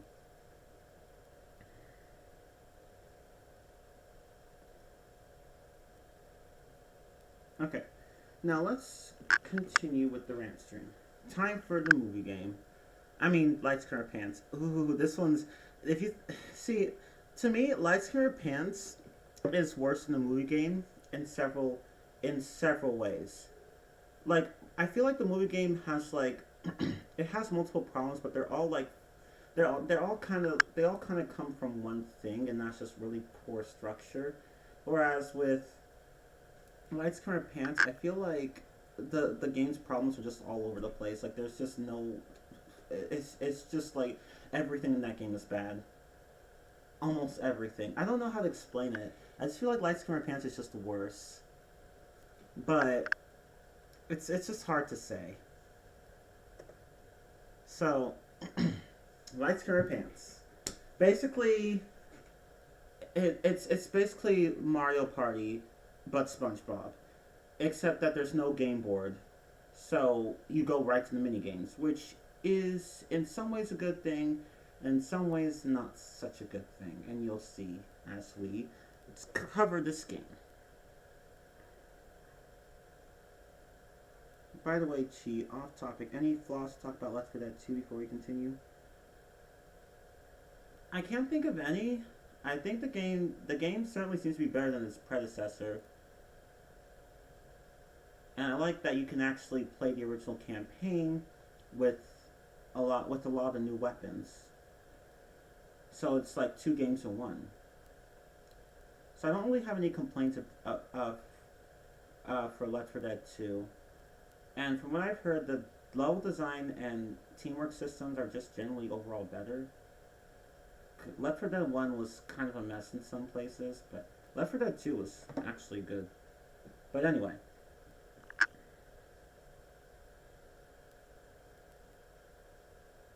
if we're talking about the hard mode strictly, then I would say it's way worse than the movie game. But for the easy normal modes, then I find Lights Camera Pants to be more enjoyable, to be honest. Yeah, I agree. That's probably a good way of putting it. Where, like, if you're not going for 100% in Lights Camera Pants mode, and if you're not playing on hard mode, then the game is quite enjoyable.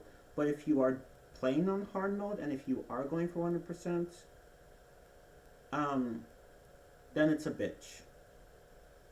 And it could be one or the other. It doesn't really have to be both. Doing both is a pain. Doing one, playing in hard mode, well, actually no, playing in hard mode it's still bad. Game 100% is not necessarily bad because you can do it on an easy difficulty or normal difficulty and it won't be that bad. But doing hard mode, and 100%ing the game is annoying as hell. And just hard mode itself is annoying as hell. So, yeah, you're right. Yeah, exactly. If I ever play Last Camera Pants, I would just play through the normal mode. Cause it's just, I think that's a good compromise between difficulty and, uh, and a good compromise between difficulty and enjoyability. Like easy is too easy. Easy mode's just not really very fun, and hard can be just frustrating. So medium's like good balance.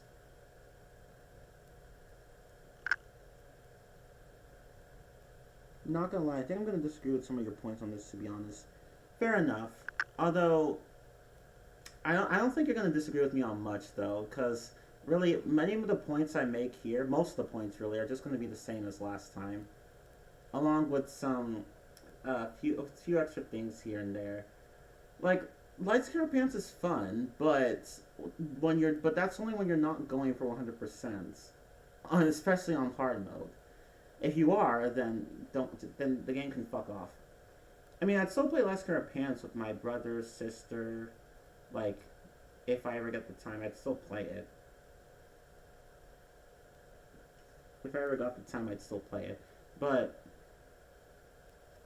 but, I feel like Last Pair of Pants is like, I feel like the overall structure of the game is even worse than in the movie game. I don't know how to explain it though. But yeah, let's go on with part one, the story mode.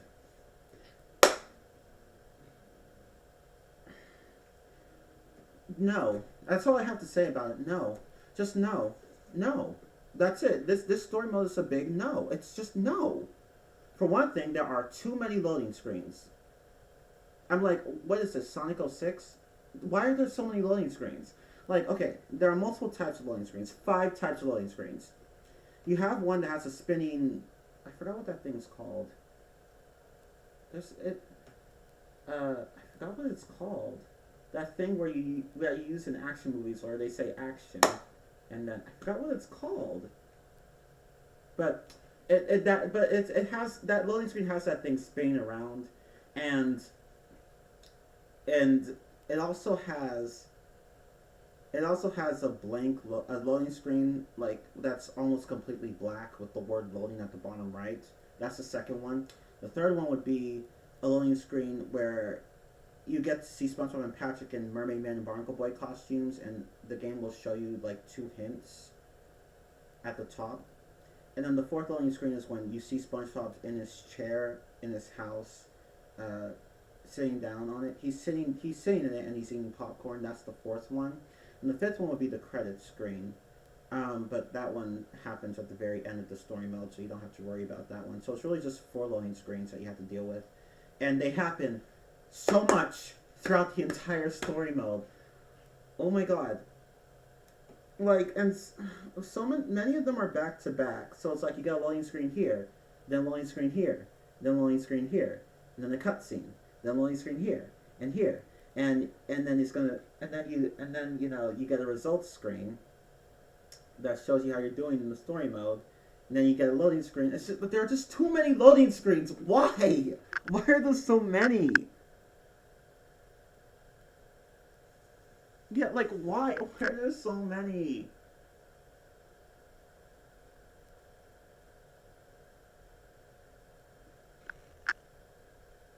I just don't know why there are so many, and like it's just so annoying. Like, dude, why are there that many loading screens? Why not just have one loading screen? Okay, well, you beat the audition, and then you play the cutscene, and then you have a loading screen. I mean, you play the cutscene that tells you who won the role for the location in question. Because remember, each location has 3 auditions, and if you get enough popularity points, you get the role for that location. So you get a cutscene. So why not just have it so where you have the audition, and then you have the cutscene that tells you whether or not you got the role, and then you have the cutscene from the movie, and then you have a loading screen and a results screen, and then you go and have a cutscene that introduces the next location, and then you have the audition, a loading screen, and then the audition. Oh no, actually take that loading screen out, just the audition after the cutscene. Like, why not do it like that? Or better yet, just like, for one thing, why do I have to see why do I have to see the game story mode twice? Like the end game movie twice. Like, you remember you have 8 locations in the game, and each location has 3 auditions. And in each location you can get the super villain. No, not the super villain role. That's one of the audition. That's for the whole contest. But for each location, you can win a role of a character in the movie. Um, and it's like you and after you beat the audition, you get to see how that scene will play out in the movie. But like, why do I need to see it? Why do I need to see this for the first time? Like, why do I need to see it right after I beat the audition? Like, it doesn't make any sense because again, the game shows you all these cutscenes in the in-game movie at the very end. At the very end of the story mode. So why do I have to see it twice? And actually seeing it like that can kind of make, understanding the story confusing because you see the scenes out of order and then you see them in a different order. I mean, it'll make sense the second time, but it's like, why not just show people once? Like, I feel like that would be better. Like, it just doesn't make any sense.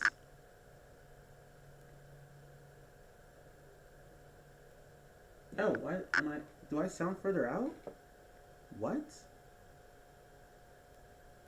That doesn't make any sense. My mic. Let me just check it. This doesn't make any sense. Do I sound further out? Here, let me sit up closer. Move closer. Why do I sound? That's weird.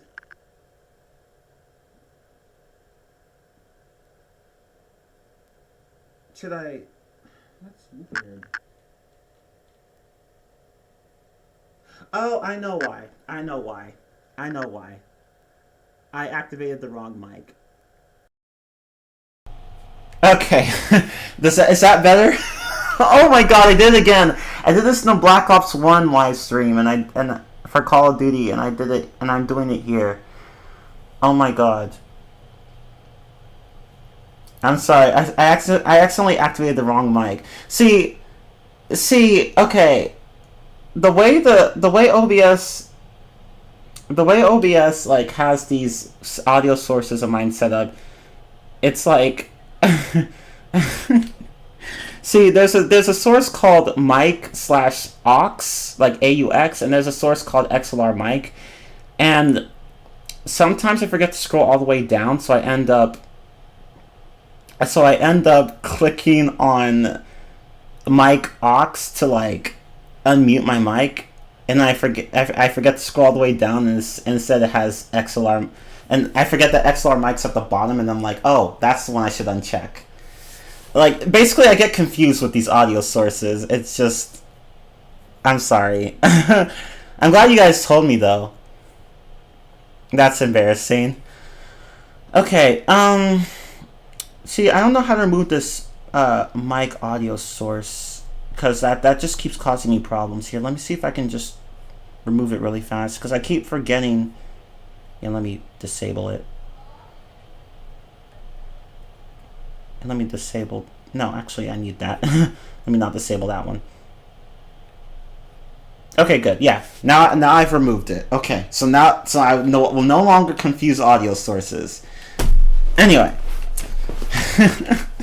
Sorry, I don't know. I don't know why. I thought I unselected the right one. I didn't. Okay, but let me just start over. Wow, this is a bit of a mess. Okay, but yeah, light screen pants. Too many loading screens. Way too many. There are just too many, as I said. Like, and some of them are back to back. You have 4 different types of loading screens. There is no reason to have that many between, and it's often something as simple as loading a simple cutscene. And I'm just like, why are there so many loading screens? And why are so many of them back to back? Like, why not just have one loading screen and use it sparingly throughout the story mode? Do you really need that many loading screens? Like, why? And yeah, it's as Maple said. You don't accidentally program too many loading screens. Especially when they're all they all have different appearances and different lengths. Yeah, it has to be on purpose. And the cutscenes, yeah, there are just too many of them. There's really no reason for me to see the game story twice. There's no reason for that, because again, when you get a role from a location, you get to see how the scene plays out in the movie. Except that the game shows you these scenes again at the end of the story mode, so it's like, why am I seeing this twice? Especially when, and again, seeing all these cutscenes out of order can confuse people. But of course, when you see the movie, you get to see how you get to see how this actual story will play out. But I think a lot of that confusion could be avoided if they had just waited until the end of the story mode to show you the cutscenes. And there are just too many of them. And what sucks is that you can skip them, but you can't skip them all at once. So if you're at the very end of the story mode, and the game shows you the entire movie, and you already know how it's going to play out, which will happen because you have to do this story mode 3 fucking times, but I'll get to that in a moment. Like, you just want to go through this movie as fast as you can, so you just keep mashing the A button to skip, but you can't skip everything all at once. And this game has a shit ton of cutscenes, especially, and some of them you won't even see. Some of them have so there are some extra cutscenes that you won't see until you beat the story mode. So it's just annoying. I don't want to have to keep mashing the A button and skip through 30 minutes worth of cutscenes. Like, why isn't there an option? Why the fuck isn't there an option for me to skip all these cutscenes? The whole movie all at once. Like, oh, you want to skip this movie? Or you want to just skip this scene? Like, no. It's just like, okay, we'll let you skip scenes. But you can't skip the entire movie. Why? Like, that would save so much time.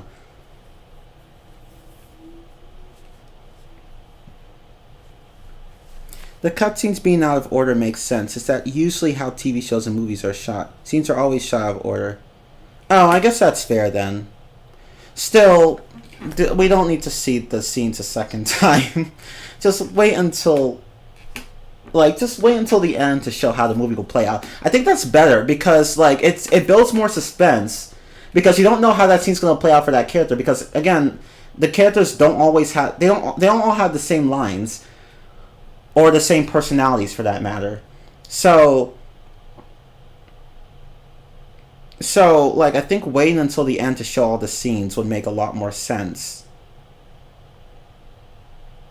But whether or not you show the scenes twice, give us the option to skip through the whole movie at the end. Is there, like, the game gives you an option to pause cutscenes, to restart them, and to skip them.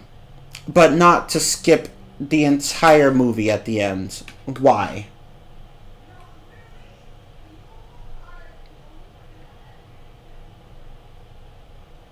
It just doesn't make any fucking sense. I don't know why.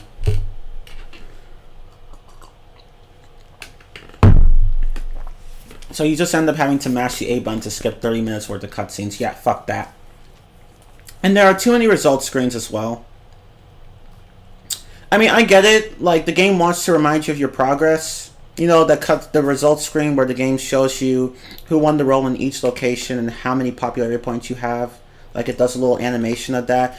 I get it. The game wants to remind you of your progress. But do the right thing and let us skip it.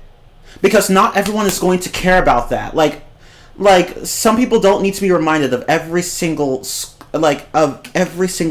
in the story mode. It's like, oh, here's how you're doing. Oh, here's how you're doing. I'm like, can I just skip this? I don't want to see the results screen multiple times. Can I skip it? Like, I don't, like most of the time you're going to win in the game, so you don't really need to, it's not something you're going to care about very much. Like, you're not going to care about the score very much. You just want to win. So, like, I don't need to see the results screen that many times. I'm not saying that you can't put it after every location, but give us the option to skip it.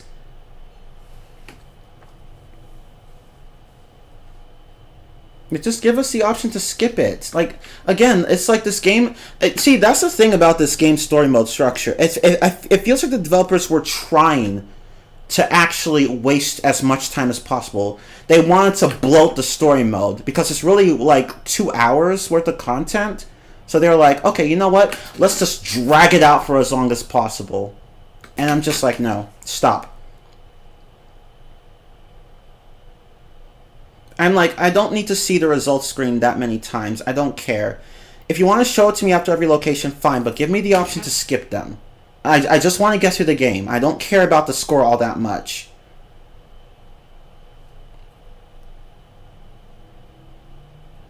Yeah, exactly. Most of the time, you win the whole game, so the results screen isn't gonna matter very much. Like they show you your popularity point scores that accumulate throughout the auditions, but that's not something that you're gonna care about very much.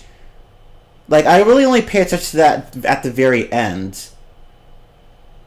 That's it. Like, that's the only time I actually look at the scores. Otherwise, I'm just there, like, on my phone or something else, waiting for the results screen to be done with. Yeah, like watching the movie the first time, it's satisfying, but like when you see how it's gonna play out, like that's how it's gonna play out the entire time. When you already know how it's gonna play out, then having to mash the A button to skip through all those cutscenes is just annoying. And again, the results. Oh, I actually talked about that. I already talked about that. Never mind. I actually talked. Okay, so now going to my next point. Yeah, and you have to do all this shit 3 times. 3 times to beat the game. 3 times. Why? Why? Like, apparently the developers want to pull a Sonic Heroes and make the person go through the same story mode multiple times with barely any changes. And I'm like, you guys really want to pad this game out. Like, it's okay for your campaign to be short. It doesn't have to be long. It doesn't have to be long. Like, just, like, it's better to have a short but fun game than a long but boring one. Like, it's just better to have short games that are fun. Just, like, see, if we had been given, like, if we had been given just one story mode instead of 3, then a lot of these problems would not be as bad, but having to do this 3 times just further makes these issues worse. 3 fucking times. 3 fucking times. And it's just so frustrating. The entire story mode structure is horseshit in this game. Absolutely horseshit. It is bad. It is very, very bad. But let's go on to the next point.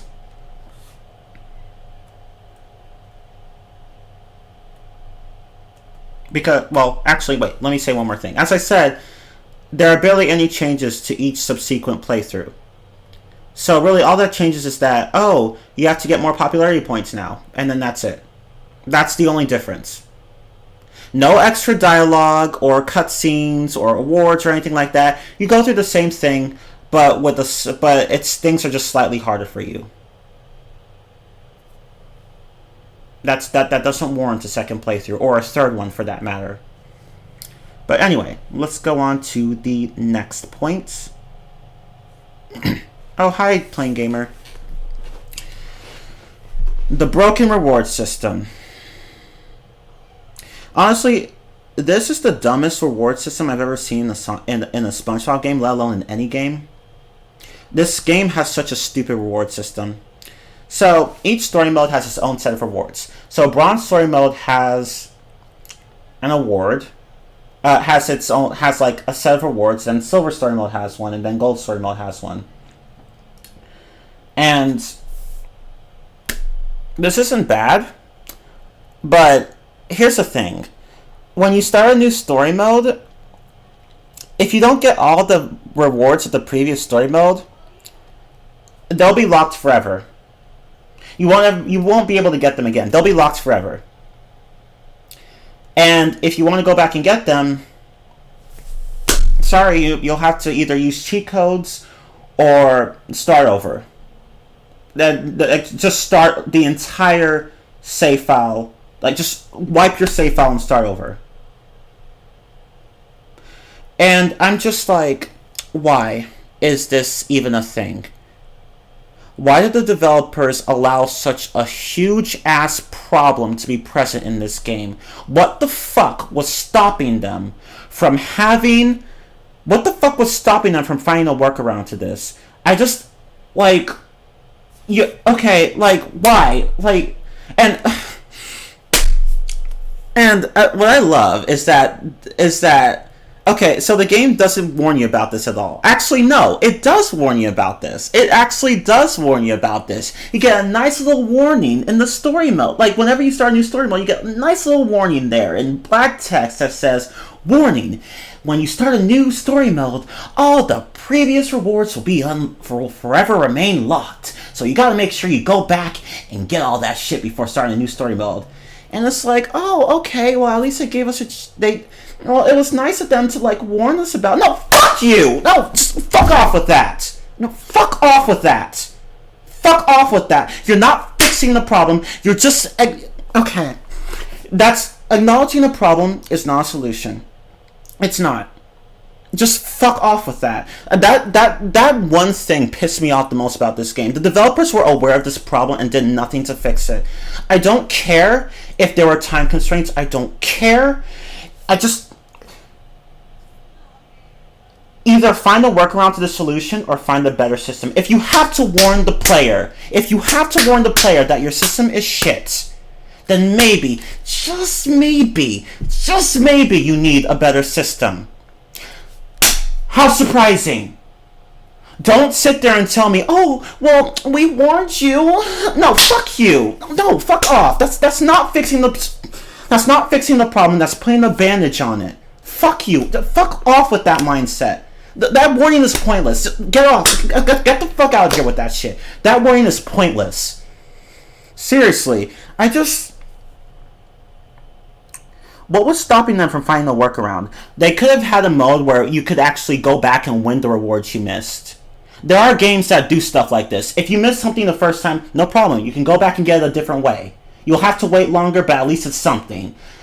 This game doesn't do anything like that. It's just... That's so fucking lazy. I'm just like... How did you... Like, you knew this was a problem and you didn't fix it.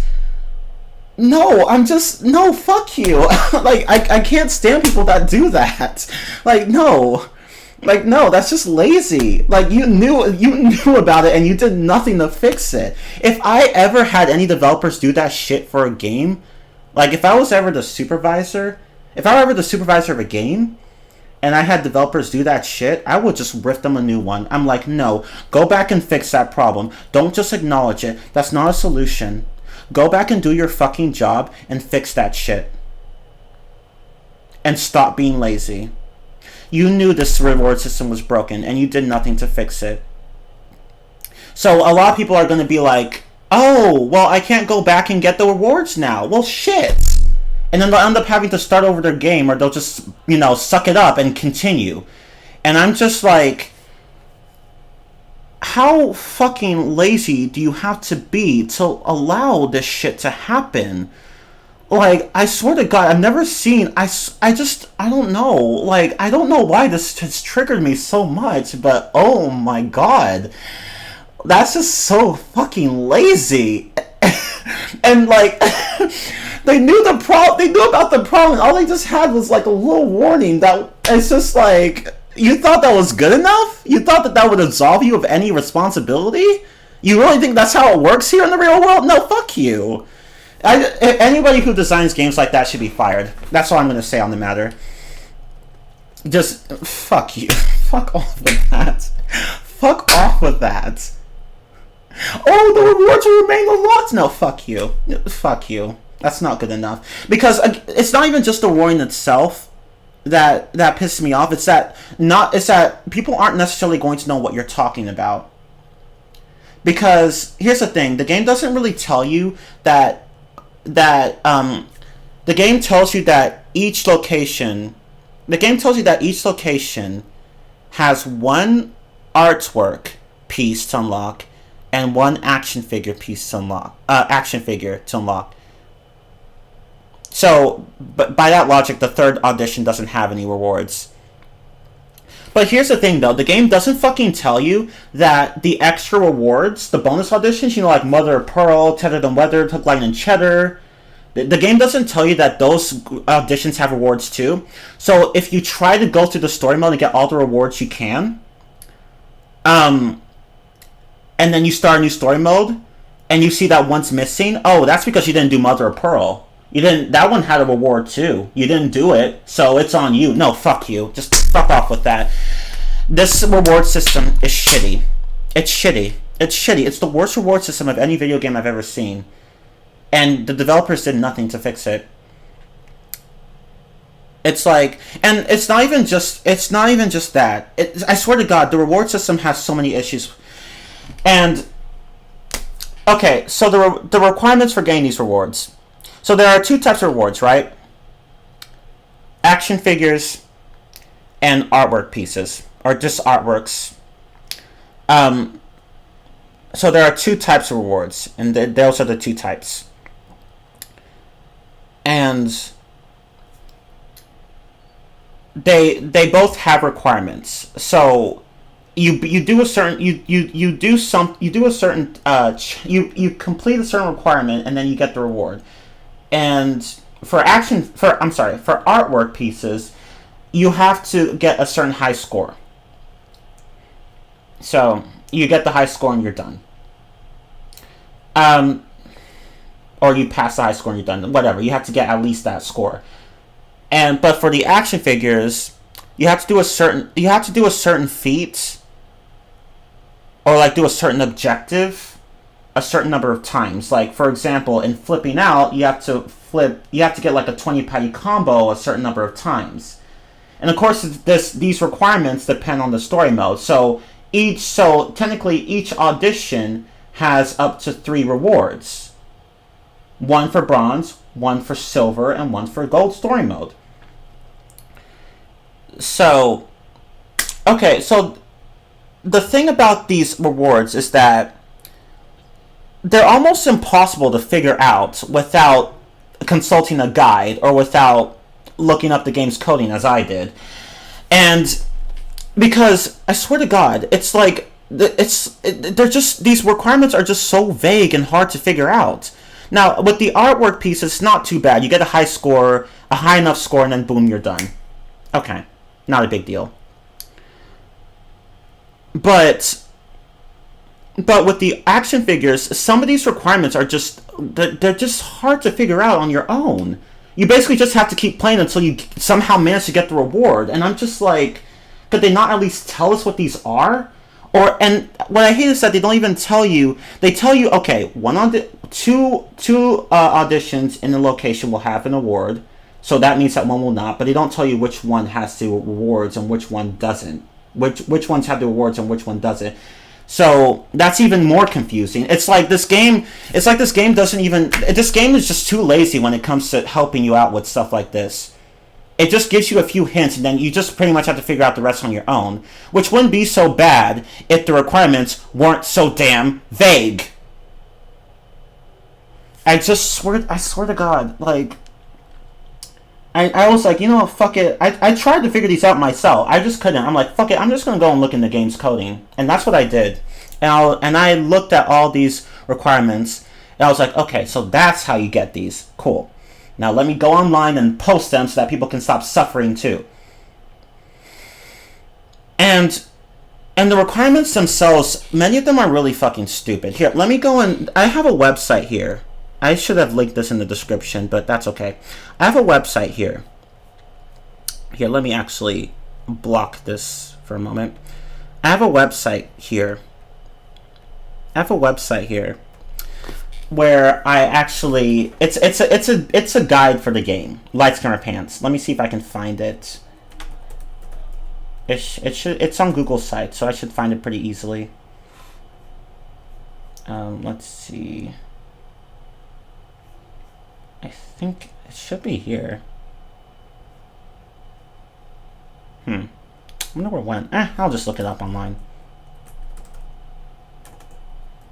Oh, here it is. I found it. Okay. Let me just go ahead and... Okay. Here, let me move this out of the way for a moment. You sacrificed so much for all of us, right? Like, right? Like, I tried for you guys. I really tried. I was like, let me just go through this so no one else has to. But yeah, this is the website I created. Oh, Classic Sites is going away soon? Oh, shit. I better get started on that.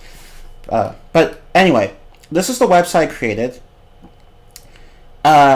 Where I basically just I told everything there is to know about the game. I was like, let me just show you all the action figures, artwork pieces, requirements, all that stuff. I went through all this shit so no one else had to. I had to look in the game's coding, of course, but I don't really care. That was the only way I could get accurate information. So let me go into the unlock your requirements section.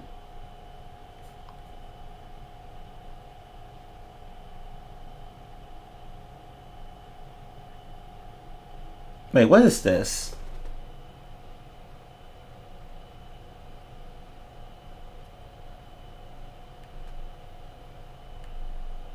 What is this? Okay. Anyway. Okay, so here are the requirements, right?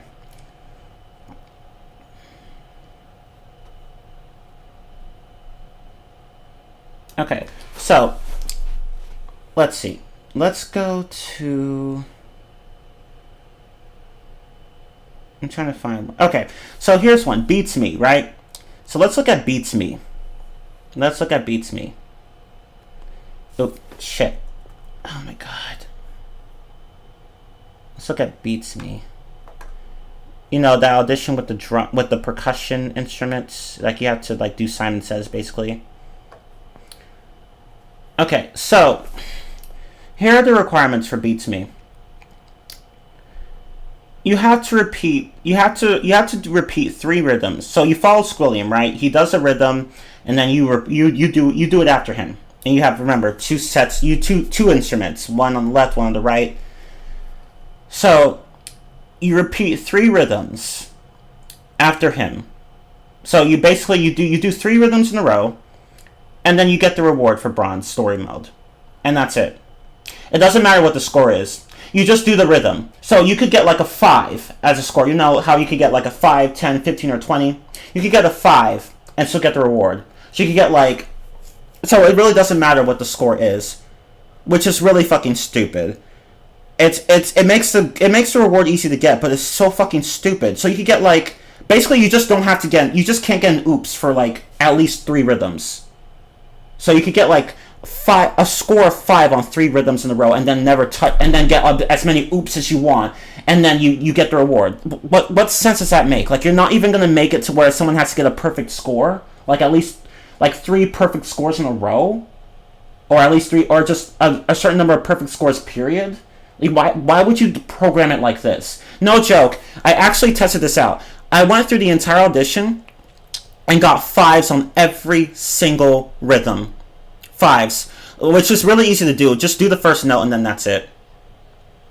And I got the reward at the end. I'm like, why is this requirement so stupid? Like, why? And it's just like, I'm just like, why? Just why? And here's another. And now that one's an example of one that's really stupidly easy. Now here's an example of one that's stupidly hard. So... oh shit. Oh my god. Your own website? Cool. Oh, thank you. I've had this for years. I have not been... I completely forgot about it, honestly. But... okay, now let's talk about Machine Meltdown. Now this is an example of a rewards requirement that's pretty hard. So you have to, you know, where you have to like run back and forth and fix machines on the on like an assembly line. So to get the reward for bronze story mode, you have to get like 80% level efficiency at the very least. 80% efficiency. You have to maintain that for 10 seconds straight. At least 10 seconds. At least 80% efficiency for at least 10 seconds for bronze. For silver, it's 20 seconds, and for gold, it's 30 seconds. Now, bronze and silver are not too bad, but doing this on gold with an AI partner is absolutely nightmare-inducing. Because they are so fucking slow. They're so slow. They're so slow. They hesitate on every machine, even on smart mode. They hesitate on every machine, and you're just waiting for them to finish. And God forbid they do the single person machines. There are single person machines and double person machines. Don't ever let them do the single person machines because they will take forever. Just do those yourself. But let them do the double person machines because you can just help them.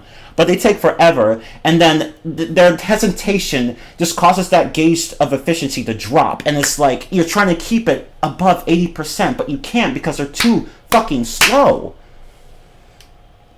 And it's just so annoying. So this is an example of a rewards requirement that's just really difficult. And here's another one as well. Tethered and weathered. Get at least 2,000 points. Now, of course, there's really only the gold requirement because tethered and weathered, you get tethered and weathered in gold story mode. Like you get it after gold story mode. So there's really no bronze or silver requirement. But with tethered and weathered, you have to get 2,000 points. And I'm like, have the developers not played this game enough? Getting 2,000 points on Tethered and Weathered is so fucking impossible. It's possible, I mean, but it's very difficult to do. It's just very difficult. Rip right thumb. Exactly, yeah, that's Machine Meltdown for you. You will be mashing the A button a lot. Yeah, let me move this up a bit. Oh shit, that's not what I meant. I didn't mean that. I meant this. Okay, there we go. But yeah, with Tethered and Weathered, you have to get like 2,000 points. Getting 2,000 points on Tethered and Weathered with an AI partner is going to be hard as hell to do. Even with the human partner, it's hard because the audition is just very badly designed. So yeah, these rewards requirements are just, many of them are actually not so bad, but some of them are just really easy and some of them are just really stupidly difficult. And I'm like, they could have at least increased the difficulty on some of these. Like seriously, Jellyfish Jamboree, get at least 1 5 jelly combo. That's so easy. People will get like a shit ton more than that. Like that's too easy. Like, come on, like give us more than that. Like basically, the difficulty balancing of the rewards system is pretty shit. Like the difficulty balancing is just all over the place. It's not very good.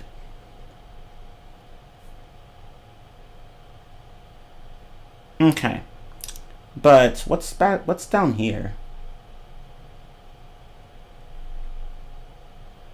Oh, I just tell you here how to unlock the extra auditions. Yeah, and the movie maker. Okay, but yeah. Anyway. But yeah, the rewards requirements are just generally very bad. Let me go back to...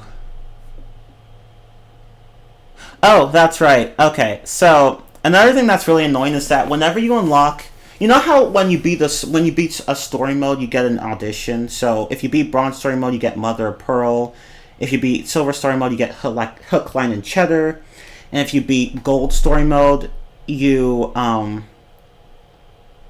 get Tethered and Weathered. Here's the thing though, the game when you hover over those rewards, like at first they'll be locked. So when you hover over them, the game will tell you, okay, finish this story mode to unlock them. Okay, but it doesn't. But here's the thing though, it's very easy to forget that the game told you that. So when you're done with the story mode, you might forget to go and do Mother of Pearl or Hook, Line, and Cheddar or Tethered and Weathered. Well, with Tethered and Weathered, it's not really an issue because you unlock that after getting Gold story mode, and there won't be any more story modes at that point. But with Mother and Pearl, Hook, Line, and Cheddar, it's very easy to forget those auditions. That you unlock those auditions. Like the game doesn't even remind you, congratulations, you've unlocked Mother of Pearl, or congratulations, you've unlocked Hook, Line, and Cheddar. It doesn't tell you. It doesn't tell you. It tells you how to unlock the rewards, but it doesn't remind you that you've It doesn't tell you that you've unlocked them. And I'm like, why? But it goes out of its way to tell you here, right? See this image here? It tells you, okay, you unlocked new audition, 2-up, new audition, rock, paper, scissors. So it tells you about those 2 extra auditions, but not about the other ones. Like, why? Like, why? Like, why are you just now telling me that I've unlocked auditions? Like, why couldn't you have been doing that in the first place? See, that's the thing about the reward system. The developers basically were just like, screw it, they'll figure it out. There's really nothing clear about the reward system. Unless you go into the game's coding, you will not know how it works. It's just shit. And it doesn't help that it's just badly programmed, badly designed. It's shit. It is shit. I hate it. Oh, hey, Tan Man, what's up? But let me go back to this.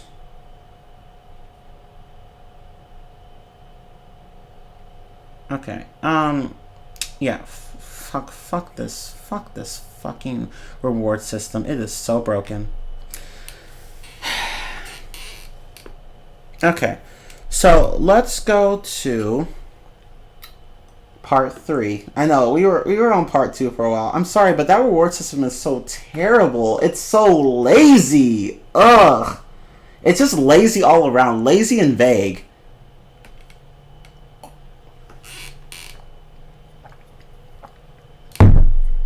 Okay. Now to talk about the popularity point system, which is just as bad, really. Okay. Yeah, this game is it's all over. It's just so bad. It's all over the place in terms of quality. The point system is shit.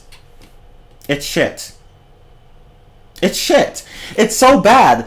Okay, so let me explain how it works.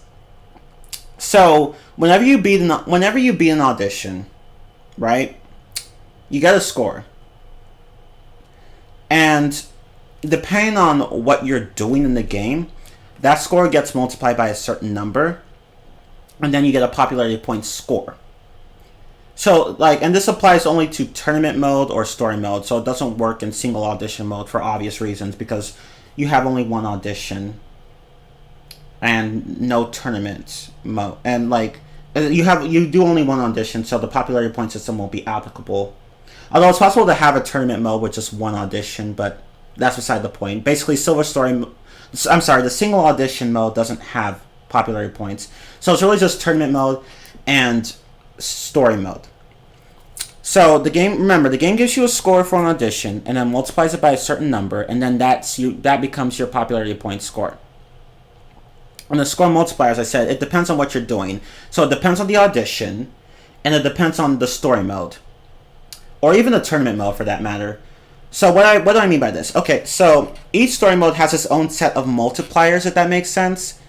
So let's say here, it might be easier if I went to, if I go to, okay, there we go. I might need to zoom in on this, because this is hard to see. Oh, wait, okay. There we go. Okay, so hopefully you guys can see that.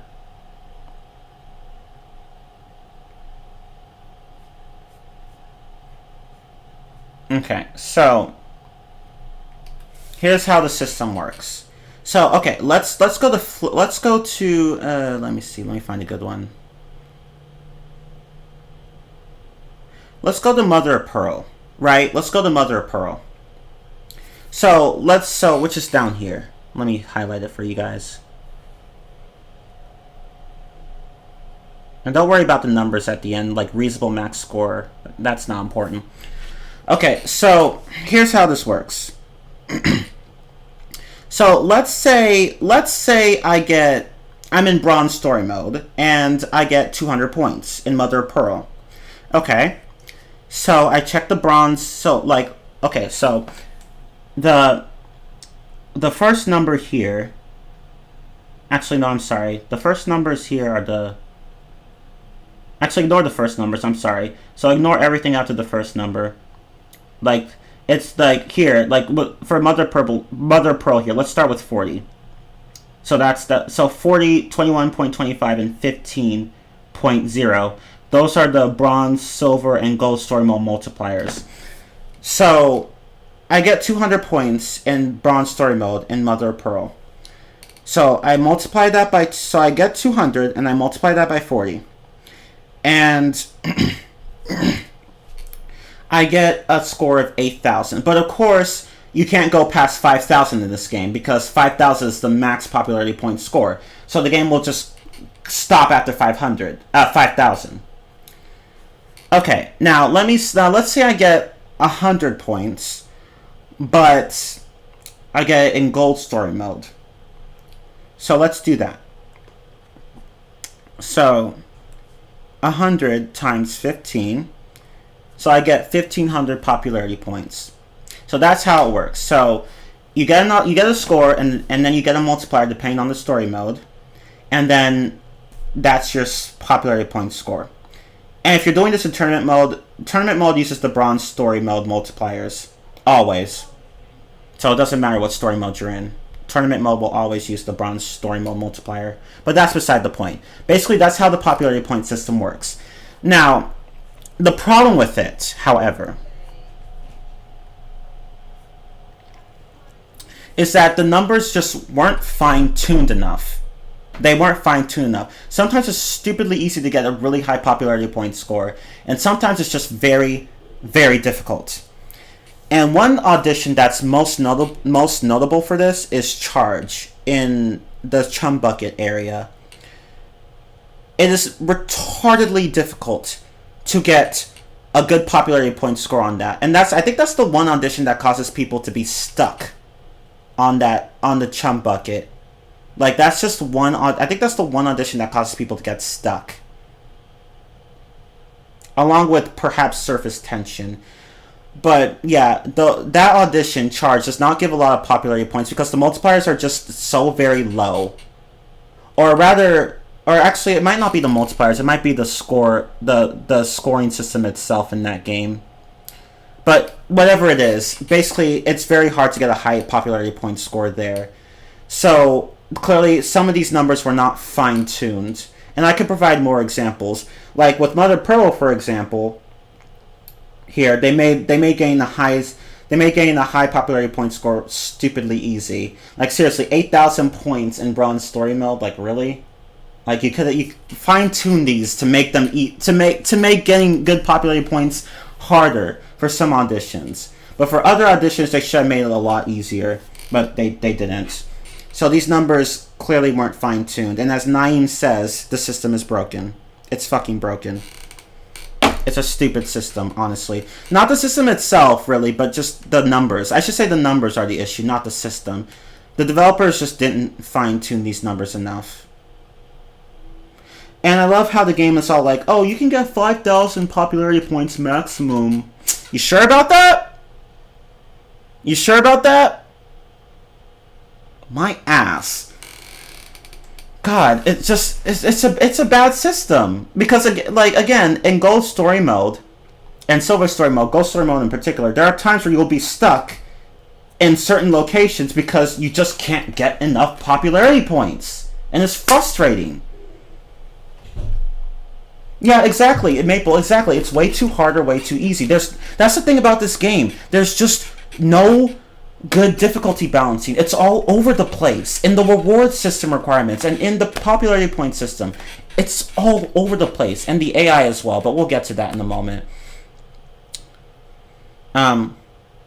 It's a bad system all around. The developers clearly did not test any of these parameters enough. They just didn't. It's just so bad. They clearly did not test these numbers enough. They were just lazy. And you could tell that they were lazy. Honestly.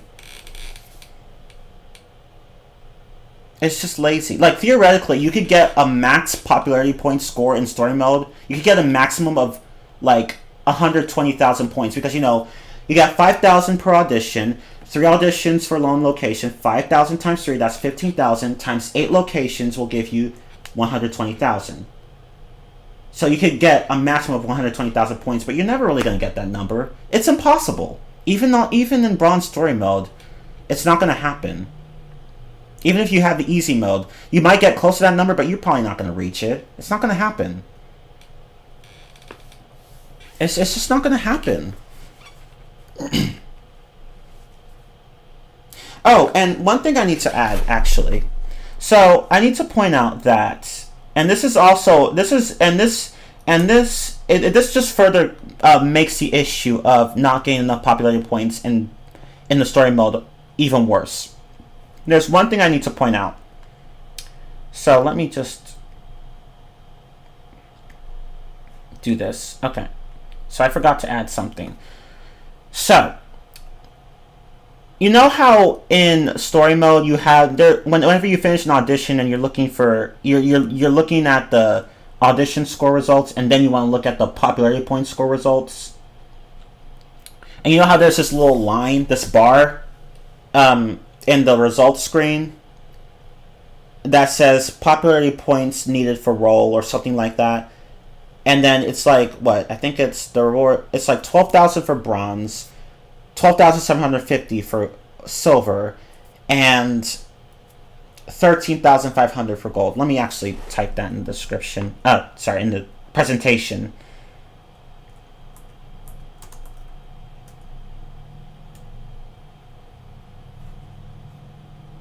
I don't know why I put popular.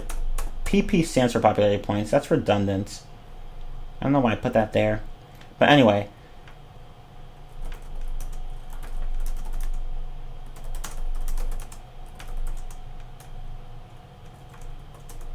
So let me just fix this a bit.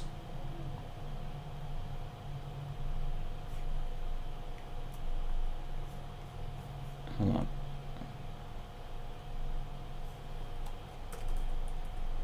So bronze is what, 12,000 points,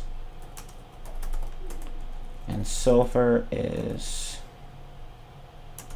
12,750 points, and then gold is 13,500 points. So you need all of these. So if you want to win an my bad. So if you want to get a role for an audition, for locations, I should say, you have to get, for bronze story mode, you have to get a minimum of 12,000 popularity points. For silver story mode, it has to be 12,750. And for gold story mode, it has to be 13,500 points. So you can see that there's an increase of 750 points between story modes. Now, that number might not seem like much, but trust me, that shit adds up. It adds up. It adds up. Because again, I should have pointed this out earlier, but see these numbers here? Remember the story mode multipliers? You can see that they actually decrease over time. Generally, they decrease over time. So you have two things happening here. The bar is getting higher for those required popularity points, whereas the multiplayers for those popularity points are getting lower. So basically, those two things make getting scores harder, which again is not necessarily a bad thing, but these numbers were not fine-tuned. So 13,500 points, that's a lot of popularity points. And you'll be struggling in gold story mode if you just don't get enough popularity points. And get used to Gil Hammerstein constantly mocking you for not getting enough popularity points for a role, because one person has to do it. It doesn't matter if he or she's the only one who passes that threshold. One person has to do it, or else you're not going anywhere in the story mode. So if you get 11,999 points, oh, too bad. You gotta go back and do that shit again. And it's frustrating because these numbers were not fine-tuned. Like, it's fine if you want to decrease a score multiplier as the story mode goes on and increase the bar to make the story mode more challenging. But these numbers are so poorly programmed to the point where you're going to be struggling a lot in the later story modes. And it's frustrating.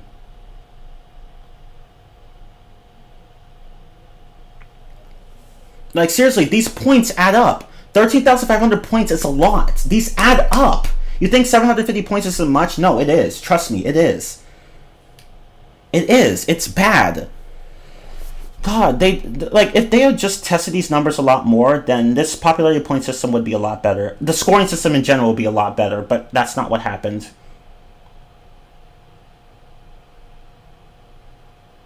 So, yeah, fuck this system. I know, I'm pissed. I'm pissed because this game just sucks. I'm sorry. No, I'm not sorry, actually. The developers need to hear this. Yeah, exactly. Bronze and Silver are not too bad. Bronze and Silver story mode are not too bad. But Gold story mode is a bitch. Like, even if you're not trying to get the rewards, which are definitely going to be very hard to do, for at least for some of the auditions, you still have to worry about getting just enough popularity points to make it through the story mode. Yeah, exactly, Nine. Guild Hammerstein would say, get back in there and do better. Even dolphins could do better. I'm like, fuck you. Fuck you. But yeah, fuck the scoring, the popularity point system. It's shit. The PP system, just like the entire game, is all over the place. It is. Oh my god. Because, okay, so the reason why they made it like this is that, okay, so they made it like this because, you know, increasing the number of points you need for a roll is not going to be enough for you know, noticeable increased difficulty. So they thought, okay, let's decrease the score multipliers as well. So it's like, okay, let's raise the bar and at the same time make it harder for people to get points. And again, that's not necessarily a bad system, but they didn't fine-tune any of these numbers. So what can you do? But anyway, now let's talk about the auditions themselves. Some of them are good, but some of them are shit. The quality's all over the place. You have some that are really fun. Rock Bottom is the shit. I love it. It's a great audition. It's fun. And then you have Tethered and Weathered. Okay, why? Oh my god, Tethered and Weathered, it's just the... Oh my god. There's so much wrong with that audition. Holy shit. Holy shit. I just... Oh my god. Like, damn. It's so bad. It might even be the worst audition in the entire game. It's so fucking bad. Okay, so... In Tethered and Weathered, there are two teams of 2 players each, and one flies a kite in the air and controls it, and one holds a kite on the ground. So like they're the ones that run back and forth on the ground, while the kite just flies in the air,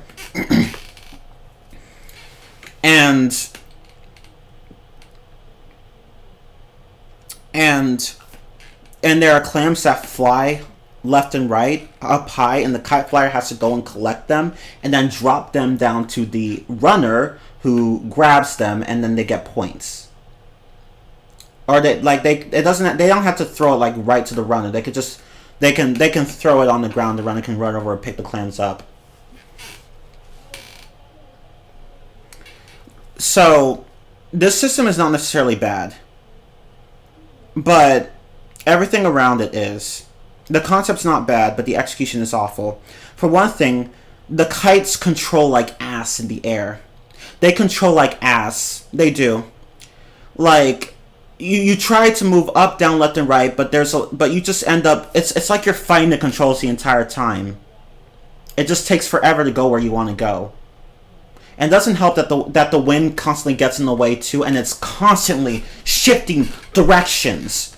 And it is so fucking frustrating. It just shifts directions way too much. And another thing that's annoying is that for whatever reason, you can't control the angle of your throws. You know, when you throw the clams to your runners, you can't control the angle of your throws. So you can either chuck it up straight into the air, like right up above you, or you just throw it, you just chuck that shit a far distance ahead of yourself. And there's no in between. You can't adjust the angle. No, you throw it either up or out. And that's really frustrating because, holy shit, your AI partners, if they're runners, they are the dumbest fucks in the history of dumb fucks. Because they will often just go over to the pit, like you're on an area that's bordered by two pits, like on the little road that's bordered by two pits. Now, the AI partners, being the dumb fucks that they are, they just like to run over to the edge of these pits and then stand there, and you're trying to get clams, and you're contemplating, like, either tossing it straight up, or tossing it right out there, because it's like, because, you know, you don't want someone else to run over and collect the clams. Yeah, that's right. Once you collect clams, the other team can actually get them. Once you get them, you can't keep them for yourself. Like, they won't be marked for you. Other people can pick them up, which is frustrating. I'm like, why would you design it like that? So the AI partners are standing there on the edge, and then you're like, fine, I'll just throw it forward, and then they take their sweet ass time getting over there while the other team is already on their way to pick that clam up, and I'm just like, I just can't win. Like, if I throw it forward, I'm fucked. If I throw it up, I'm fucked. What am I supposed to do? And again, these clams, once you get them, once you throw them on the ground, other people can collect them. Like, they don't even bother marking the clams for you. So it's like, okay, if you get it, you can just throw it and the other team doesn't have to worry about it. Like, they don't color code the clams or anything like that. And it's so fucking frustrating because like, so much of the time you're just wondering, okay, I need to make sure I throw this to where only my teammate can get it, because other people can get it, and then that will fuck my score. And it's so frustrating. It's so bad. It's so bad. Oh my god. It's just... Which is why, like, it doesn't really matter what role you are, honestly, because either way you're screwed. If you're a runner, your AI partner's a kite flyer, they're gonna be stupid. They're gonna be stupid. They're gonna throw clams straight up, even when they're right over the pit, and or they're just gonna chuck it in a place where you can't get it. And I'm just like, I'm over here, you dumbass. I'm over here. Throw it to me. But no, they just throw it wherever, and I'm just like...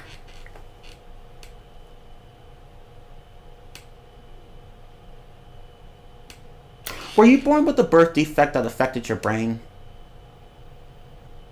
Because I just... Oh my god. Tethered and Weathered is just so bad. I don't like... Okay, now, there's an easy way to fix this. The issue of having clams being taken away by the other team. Either have two separate fields, so basically each team gets their own field, or color code the clams. Like, make it so that once someone gets it, it's marked for that team only. But no, they didn't do that. It's just like, okay, you know what, we're just gonna have one field, and whatever. If you throw a clam in a bad place, too bad. Sorry, other team can get it. Nothing you can do. Fuck you. Fuck off with that. I just, oh my god, it's so bad. Oh, it's the worst designed minigame in the history of minigames, let alone in this game. Oh my god. Well, I don't know about that. I mean, I'm sure there are other worse minigames out there, but this one's definitely up there. Oh my god, it's just so bad. Tethered and Weathered is so fucking awful. There's nothing good about it. And honestly, it wouldn't be so bad if the reward requirement weren't 2,000 fucking points. As I said earlier, 2,000 points! Imagine getting that shit with an AI partner. It is balls hard. Jesus, I just can't. Oh my god.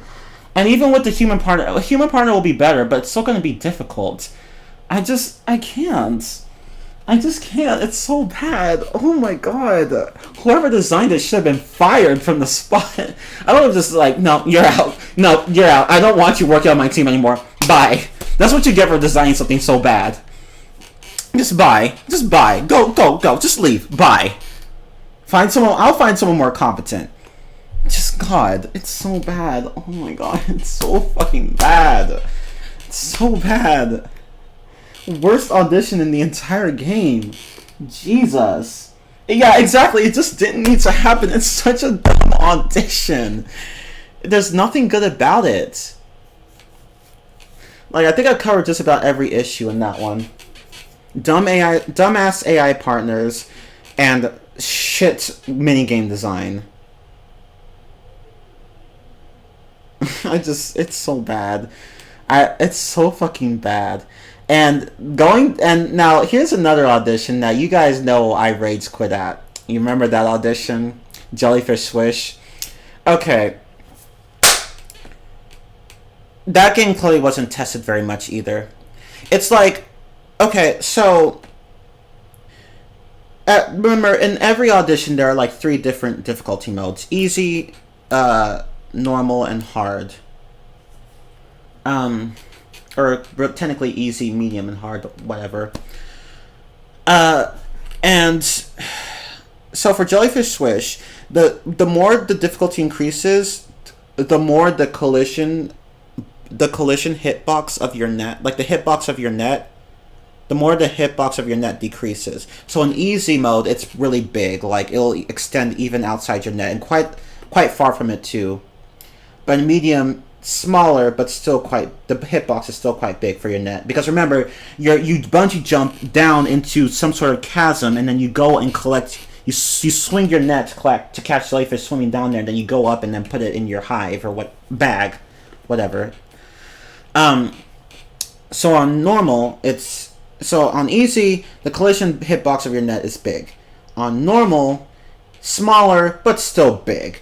On hard mode, it is almost non-existent. Who the fuck thought it was a good idea to design it like that? I just, like, you will swing, on hard mode, you will swing your net a lot of times, and those jellyfish just don't want to be captured. Your net just will not catch shit. It won't catch shit. It won't. You'll be swinging in the air a lot of the time, or in the water, whatever. You'll be missing a lot of the time. And it's so bad. It's just so fucking bad. It's bad enough if you just want to pass an audition, but if you're trying to get the rewards, like, you have to get, like, a certain score. Like, what, on bronze mode, it's 90 points. Silver mode, it's 150 points. Gold mode, it's 180 points. Doing that shit multiple times on hard mode is a pain in the ass, because the collision hitbox for your nets is non-existent. You're going to be missing a lot. You will swing and your net will just not catch any jellyfish, even though you saw it, like, move right into jellyfish. And it's just like, why am I not catching any? And there's this one person, I mentioned this before, but there's this one person who actually did a speedrun of this game, 100% speedrun of this game, twice. His name is Shift, I think. He has both of those runs on YouTube. Even he struggled on that audition for, like, at least an hour, because the collision hitbox is so fucking small. It's so small. It's non-existent. And I was stuck on it myself. That's why I rage quit at one point. Not during the first time I played that game, because remember, I did 2 streams of that. It was during my revisit that I did it, my second stream. That's when I rage quit. And everyone was like, no, Chima, you can do it. And then I just quit. I was like, no, I'm done. And everyone was like, oh, okay, wow. Yeah, I've never seen him that mad. Yeah, you haven't. Because that was the worst audition that I've ever played at that point, really. Jesus. Yeah, I know. I rage quitted and I shouted, there, I did it. Fuck this game. Because it's just, oh my god. Like, that's the thing about this game. I was looking at a bunch of a lot of the coding, and I remember I played this game a lot, and I could tell that the developers just kind of stopped caring when it came to hard mode balancing. Like, easy and normal mode, like, a lot of the scores and difficulties, they were all, like, they were generally okay. The balancing was generally okay. Could have been better overall, but still okay. And on hard mode, they just stopped caring. They stopped caring. And I'm just like, yeah, you guys just got lazy. I can tell you got lazy. And with Jellyfish Swish, that's what happened. You just made the collision hitbox so small that unless the jellyfish are right in the place where you want them to be, you're not going to catch anything. And I'm also pointing out something that actually ties into this. In rock bottom, everyone can get the same maximum score. You know how you hit notes on an instrument. Everyone can get the same maximum score on easy and normal mode, but not on hard mode. In hard mode, everyone's max score differs. Sandy gets like 1,036 points maximum. Patrick gets Squidward gets only 1,000. Only 1,000. Sandy gets 1,036. SpongeBob, Mr. Krabs, and Plankton get 1,008. Patrick gets 1,004. Squidward gets 1,000. And I have a video that shows all these scores if you want to see for yourself, where I get perfect runs on hard mode. And I'm just like, did they just stop caring when it came to hard mode? Why would Sandy has like that's a huge advantage. Not so much in like tournament mode or story mode, because the populated point score matters more than the actual score you get from the audition. But in single audition mode, that's a pretty big advantage. So if you play as Sandy, you basically won. And it doesn't help that out of all the hard mode routines, hers is among the easiest. So that game is just biased towards Sandy. Yeah, this game's balancing is bad. It's very bad. The developers, you could tell that they cared at first, and then they just stopped caring. Either that or they were pressed for time, but I don't care. Either way, it's just not good.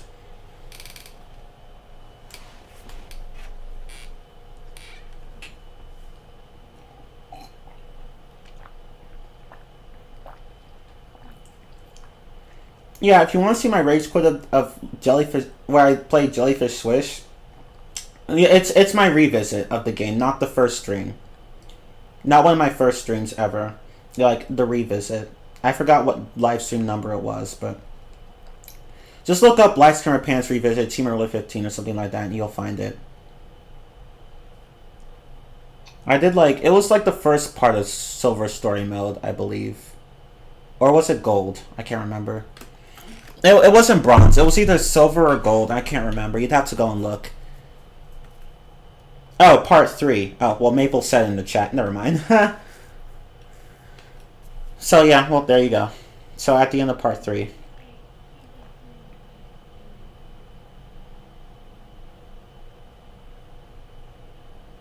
Do these people even know how to make a game without making people rage quit? No. Or maybe they do, they just didn't care. Either they didn't know what they were doing, or they didn't care. Either way, a lot of testing would have caught these issues, but that's not what happened. Yeah, exactly. I swear to God. And, I really am fortunate that I have programming experience, because I actually understood a lot of the game's coding, and I was like, why did they design some of these mini games like this? And some of these scoring systems? Because the scoring system in general is trash. It's just so fucking trash. And I'm like, I could have done a better job programming this shit. So, I don't know. I don't know what they were doing. All they had to do was test this game enough to where, okay, the numbers seem good, let's send it in. They just did not care.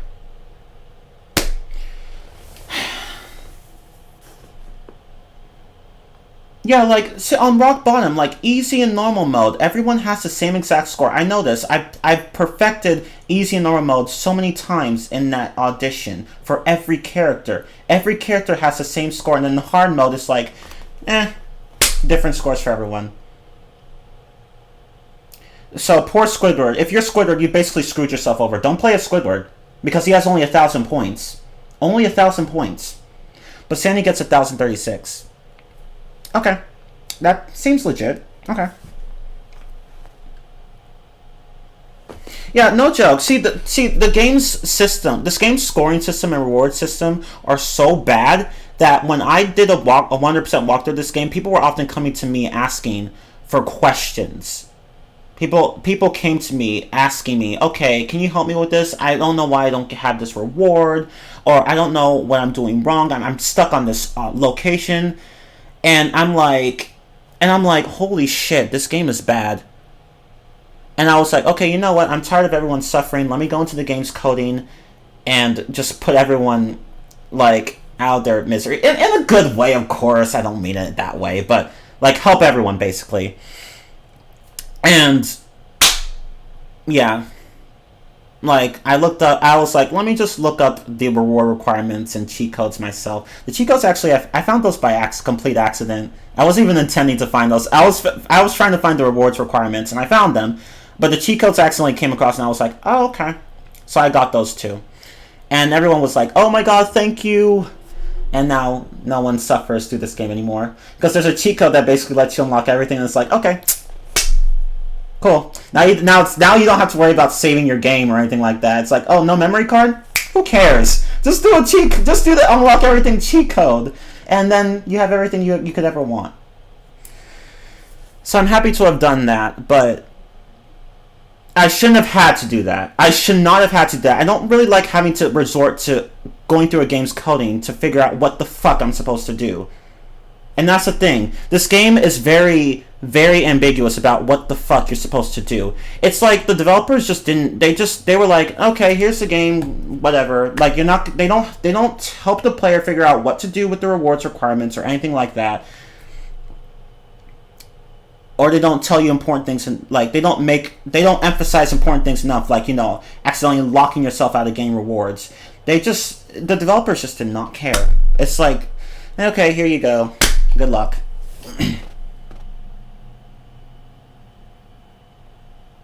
Poor Squidward is always getting screwed, basically. They made a joke about Squidward there on that audition. No matter what, he gets screwed over. Well, it's not wrong. But yeah. There are other bad auditions. But yeah, Jellyfish Switch and Teddy Weather suck. But there are other bad auditions. Order Up is also pretty bad. Now, the audition itself, like, the system itself isn't necessarily bad. Like, it's simple enough. You take orders, you deliver food, that's it. But the problem is that if you're playing against computer opponents, you're bound to lose. It's just going to happen. Like, I don't think I can comment on easy mode for the computers. Well, technically silly mode, but whatever. But if they're on normal mode or smart mode, you're fucked. You're fucked. Because they're just so fucking fast. Like you can be frame perfect in everything and still lose. Like, you can make so that you never miss an order, and that you're quick you're being as quick as you can every single time, and you can still lose. It's very rare for you to win. The computer would have to make a mistake for you to win, because again, they move so quickly between the tables, and you can't move that fast. Like, your controller won't let you, and you can't move your thumb that fast. And it's just like, you guys couldn't slow the AI down. Like, they're just too overpowered. I can't beat them. Like I mean, like, having an AI partner is actually better than having a human partner here, because the AI partner, if they're on smart mode, obviously, or even normal mode, really, that's how bad this system is, where even normal mode AI will fuck you over. That actually having an AI partner would be better there, because they can move as fast as the other AI partners, opponents, but at the end of the day, you're still a human. Character, so you can't really, like, move as fast as the others, so you're still gonna lose, likely. It's just not fair. It's just not fair. So Order Up is fun, but but only if you're playing against humans. If you're playing against the AI, don't bother. You're gonna lose.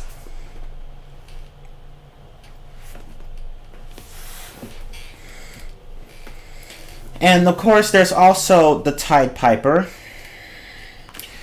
Okay, the Tide Piper, it just sucks. I'm sorry, but it just sucks. Like, for one thing, okay, so there are two roles there are two teams, 2 players each, and on each team there are 2 roles. You have the Piper, who blows this clarinet or whatever to hypnotize the jellyfish to turn them into a certain color, their team color. And you have the netter, who catches those jellyfish and then puts them into their appropriate colored net. And so one team will be green, one team will be blue. So the Piper goes around, the green Piper will go around and blow their clarinet or whatever to make the jellyfish green. Like, originally they're just gray, but you can change them into your color. But the other team can come by and change that they change them into their color, and you can go and do the same to that team. So it's a back and forth thing. Then the nether has to go and catch those jellyfish, and then put them into their net before the other team can, hit the nether and make them lose the jellyfish they've lost, and the jellyfish will now be on the other. They will be the color of the other team. So the problem with this audition is that it's just really frustrating because your AI partners are stupid. It doesn't really matter if you're the nether or the piper. Either way, you're screwed. If your AI partner is the nether, they'll often just run around like idiots, like just move around in a circle in one spot, and barely do any blowing. Like they'll barely hypnotize any jellyfish, or they'll hypnotize them at the wrong times. So and it's just like if you're about to get if you get stunned and then they don't do anything, so they don't change the jellyfish back to your color so you can catch them again. Or if the team has just turned a bunch of jellyfish into their color, and then your nether has an opportunity. Your piper has an opportunity to go and change those jellyfish into a different color so you can catch them, and they don't do it. They just don't use the clarinets very well, basically, blowing them at the wrong times, and just basically running around and doing stupid shit. And if they're the nether, they take their sweet ass time catching the jellyfish.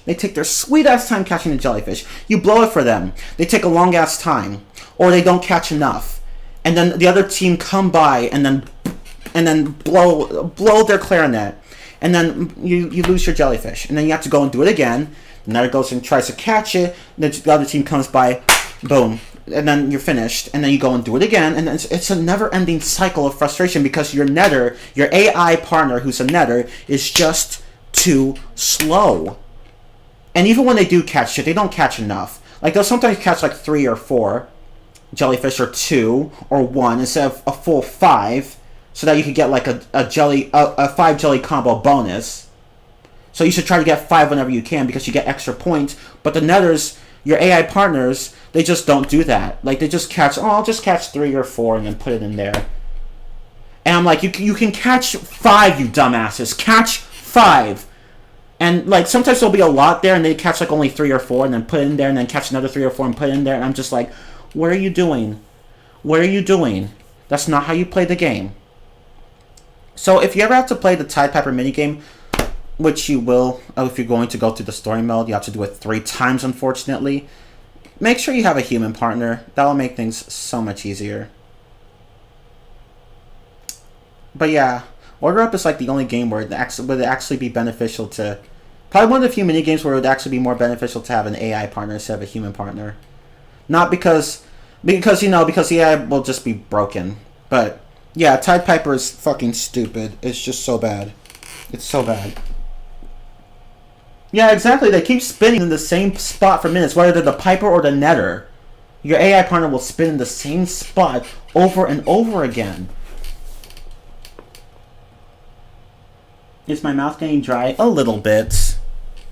I am trying to drink fluids. Although, cranberry juice is not the best choice. I should be drinking water, but whatever.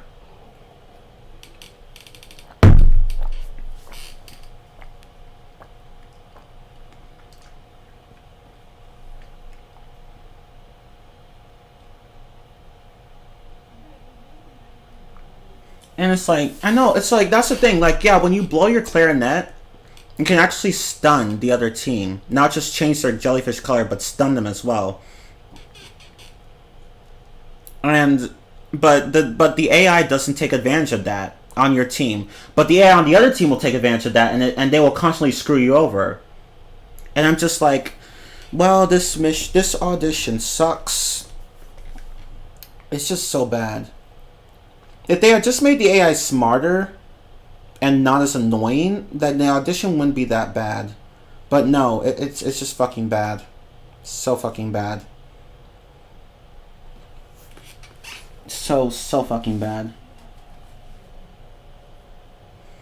And of course, you also have Surf Rescue. So in that one, you're fishing for beach balls, and not just for beach balls, but for other items that wash up on the beach. Okay, so on easy mode and normal mode, it's a similar problem with Jellyfish Swish. It's a very similar problem. So as the difficulty increases, the margin of error for missing the item decreases. So, like, for example, on easy mode, if you try to if you try to cast your fishing rod towards an item and you miss by like quite a bit, the the mini game will automatically adjust that hook to where it will snap to the item and you can still reel it in. And as the difficulty increases, that margin of error gets smaller and smaller. That range gets smaller and smaller. And on medium, that's still the case, and hard mode as well. But that range gets smaller and smaller. But on easy and medium, it's not that hard to judge distance and get the beach balls. But on hard mode, it is fucking hard. It's extremely hard. It's just very hard. Especially when you're trying to get like the rewards, because again, the margin of error for missing in hard mode for Surf Rescue Goo, 9 times out of 10, you just have to you'll have to recast your line. You'll have to recast your line. You have to be exact, very exact, and this wouldn't be so bad really, but the problem is that it's quite hard to judge distance. It's quite hard to judge distance in that mini game because of the way the field is set up. You have buoys, like those things that float on the sea or on water. You have those buoys, and they're all color coded. So like, I think it's green, yellow, orange, and red in terms of distance, like from closest to farthest, and you use those to help you judge distance, because when you cast, there's a gauge that shows up, a power gauge. So if you barely put any power into your cast, you'll be in the green area. But if you put in a lot of power, you'll be in the red area. So it's basically it's just a color coded thing. So you're matching where you hit on the gauge, where your thing stops in the gauge, to where the item is in with respect to the location of the buoys. So like, if an item is like out there in the sea, then it's gonna be like at the same distance as, say, the red buoy. So you just cast your line to the red area, and then you're likely to get the item. And of course, you also have to move back and forth on the pier, because and then like cast your line and then go throw it. And then cast it, and then you reel. I'm sorry. I'm all over the place. You cast your line, and then you catch the item, and that's it. So you have to move back and forth to find a good spot to get the items, because the item could be all the way on the left or in the middle or on the right. But the problem is that, again, it's so hard to judge distance, because there aren't any lines or anything like that to help you know exactly where these different colored zones stop. So, and it's very easy to be slightly off. So you're like, okay, this seems to be a little bit closer to this seems to be a little bit in between green and yellow, and then you cast your line between green and yellow, and then you miss. And I'm just like, what did I do wrong? Because again, it's extremely hard to judge distance. Like, they could have at least made it to where they could have like colored the fields themselves, like at least have lines that mark where these zones stop. So that way, that would have definitely helped a lot, because using the buoys, and they're just on one side. They're not even on both sides. I think they're just on one. I can't remember, actually. Here, let me look it up really fast. But I do think they're on just one, so that just makes it even harder for you to judge distance. It's because, like, again, you basically have to imagine a line going from the buoy to the item you're looking for, or you want to get, and it's just cumbersome. It's annoying. Like, it's just really hard to judge distance in that game. So a lot of the time, you're just going to be missing with your fishing rod. It's so annoying.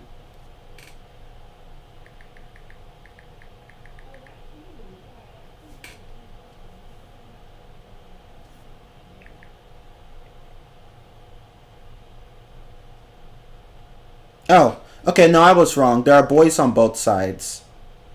But that still doesn't help. That still doesn't help at all. Because again, you basically have to imagine a line going from the boys to the item you're looking for. And even then, it's very easy for you to miss. It's just not a good mini game. It's way too hard to judge distance. And God forbid, God forbid, God forbid, you try to go for a really high score. It's just cumbersome. Like trying to get the rewards, especially on Gold Story mode, it's gonna be really hard. Like it's gonna be really hard. Like I think. Wait, let me look.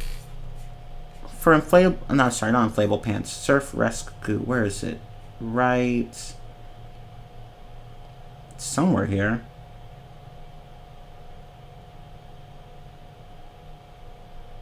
Oh, here it is.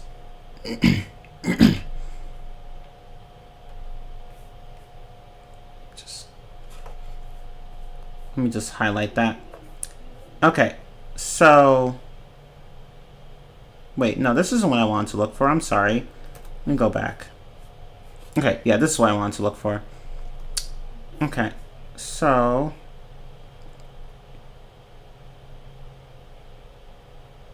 Okay, you have to get 2,500 points.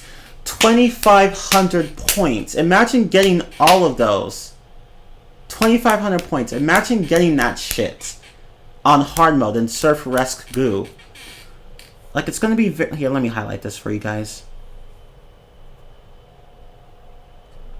It's gonna be very difficult.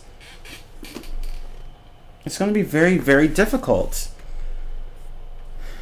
It's just a mess. So it's a similar problem to Jellyfish Swish. Although I'd say it's not as bad. At least you're more likely to catch things in Surf Rescue than Jellyfish Swish, but still, on hard mode, that collision, hitbox, range thing, whatever, it's just not lenient enough. And which is bad which is really bad when you want to get beach balls in Surf Rescue, because remember those are like extra points, especially the ones that are really far away. And you're constantly missing, and it's just like, okay, you're probably not going to get a good score then. And it's frustrating. But, yeah. Overall, but yeah, like, and I'm trying to think, are there any other auditions that are bad? I'm trying to think if there are any other ones. I think I might have covered the worst ones.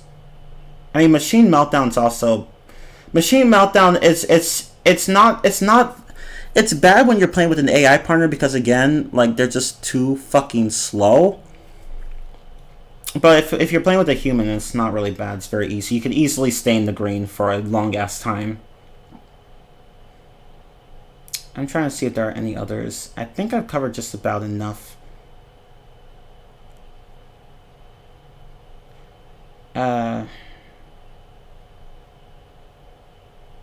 Oh, I'd say Rebel Rabble is also pretty bad too, because there are just so many rocks that go down the belt, so many fucking rocks, and it's very easy to get overwhelmed and get your belt jammed, which you don't want because you won't get points otherwise.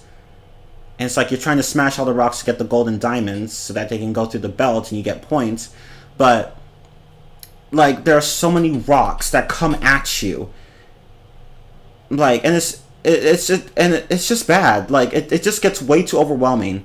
On easy and normal it's not too bad, but on hard it just becomes really fucking intense, and I hate that.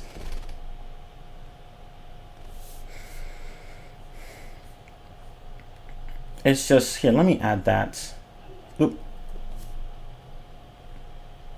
Let me add Rebel Rabble. That one's also pretty bad. Because again, the biggest problem with it is that there are just too many rocks for you to smash, and then it's very easy to get overwhelmed.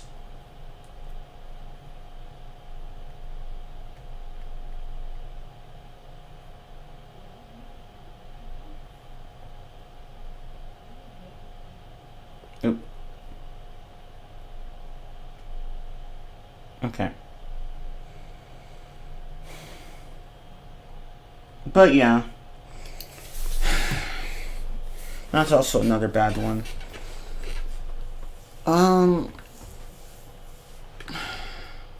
Oh, funny thing about Machine... Before I move on, funny thing about Machine Meltdown. Okay, so... I don't know why. This seems to be a glitch. I know some of you know about this. At least some of you. Or probably most of you. On the other team, like if you like again, there are two teams of two players in Machine Meltdown. On the team that's playing against your team, the team of AI partners, there are occasions where one of them will just where the generator will break down, and then they both go over to the generator, and then one of them will actually try to fix it, and then the other won't. They'll just stand there.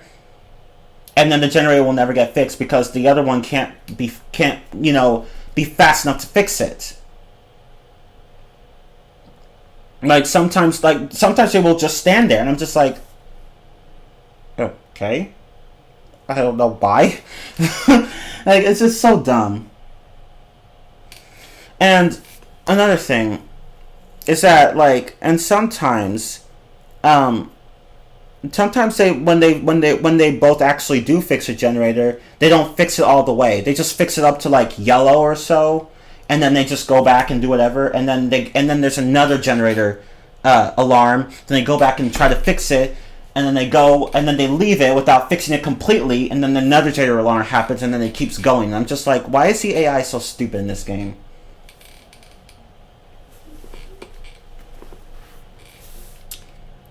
Blistering Barnacles. Actually, that one's... I don't really think that one's that bad. Your partner's actually pretty good. They're okay in silly mode, and they're smart in normal mode, and they're really smart in smart mode. Like, I actually don't find that... I actually have no problems with them. They're really good partners in that game. And if you know... And if you're quick about the swarms, because remember, you can move before the swarms even come. So once you see where the swarms are gonna go and start heading there right away, like you can really knock out all the swarms. Like it's a bit challenging to get all the barnacles to get a perfect score of 160 points, but it's very much possible, as long as you're fast. And the AI partners are probably good about keeping the platform straight so that the bucket doesn't slide towards the end and then bump the end, and then you lose barnacles and therefore points. But yeah, that one's actually not so bad, and with the human partner, it's not so bad either.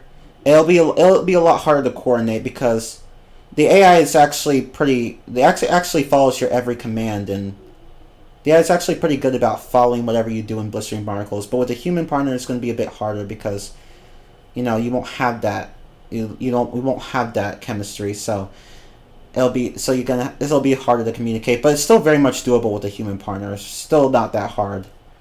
But yeah, that's another example of an audition where that would actually be beneficial to have an AI partner instead of a human partner. But that goes into my next point, really. The broken ass AI. It sucks in this game. Sometimes it's good, sometimes it's bad. There's just no consistency. Sometimes the AI is just way too overpowered. As I said, in Order Up, or I'm trying to think of another example. I'm trying to think of another example. Why can't I think of one? I had one in my head and I forgot. Okay, let me look. Okay.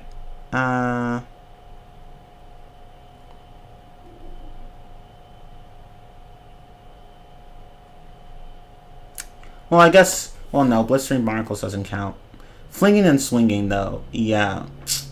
Well, no, not that one either.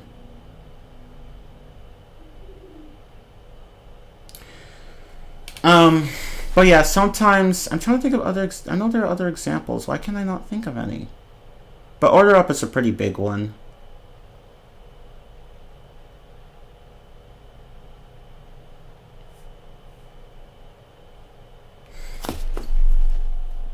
Hold on, I'm looking really fast.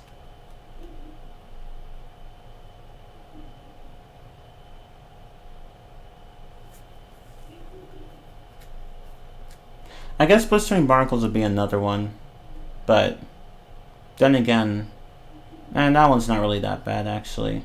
It might just be order up. But I could have sworn there were others that also had that issue. Well, but yeah, like see that's the thing. Like in blistering barnacles, your AI partner is good, but they're just too good. Like that's the thing. Like they're just too good. Like, like with them, you're pretty much gonna win the game. So that would be another example. But that example would actually be beneficial towards you.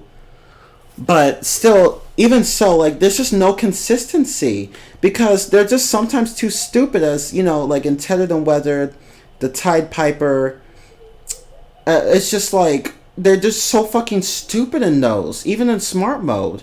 And I'm just like, what are y'all doing? Why is the AI in this game not consistent at all? Like, Jesus Christ. Here, let me actually put in blistering barnacles. That would be another example. Even though it actually benefits us, but I really don't like having such a huge opportunity in the game in the first place. Like, again, there's just no consistency. Because sometimes the AI is really smart, sometimes they're just really too stupid. I already explained why they're stupid and Tethered and why the Tide Piper, so I'm not going to go over that again. But yeah, like, they're just all over the place. And I'm just like, what are the developers doing? Like, why did they make the AI really smart in some cases and really dumb in others? It makes no sense. And I always play with the AI in smart mode because I try to have a challenge, but sometimes they're barely even a challenge, and I'm just like, really? And sometimes it's just too much of a challenge, and it's annoying. It's just there's just no consistency at all. As Maple said, the AI is busted in this game. It's just fucking busted. It's simply not good.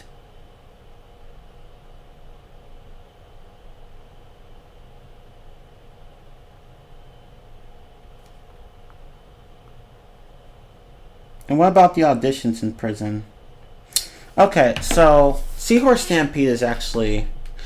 Oh, I didn't even talk about Seahorse Stampede. Oh, yeah, your AI partner is really dumb in Seahorse Stampede. Because... See, okay, your AI partner in Seahorse Stampede is so fucking stupid. Because you pass the ball to them, and they take forever to score. And by the time they try to score, someone will have already taken the ball from them. And I pass to them because because like, you know, when you're controlling the ball, other people move faster than you so that they could catch up. And so you pass your player, your teammate, and then you're waiting for them to shoot, and they don't shoot, or they shoot, but they get blocked. Or they do the unthinkable and score into their own goal. And I'm just like...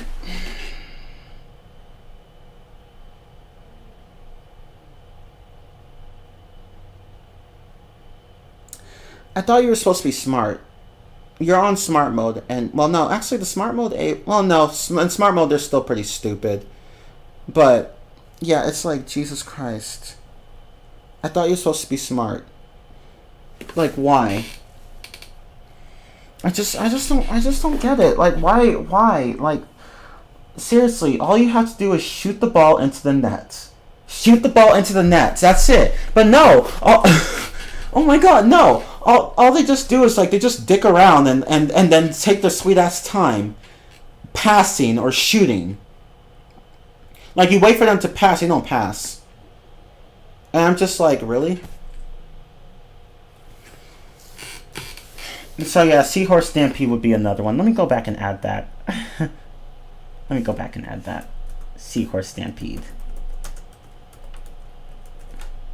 God.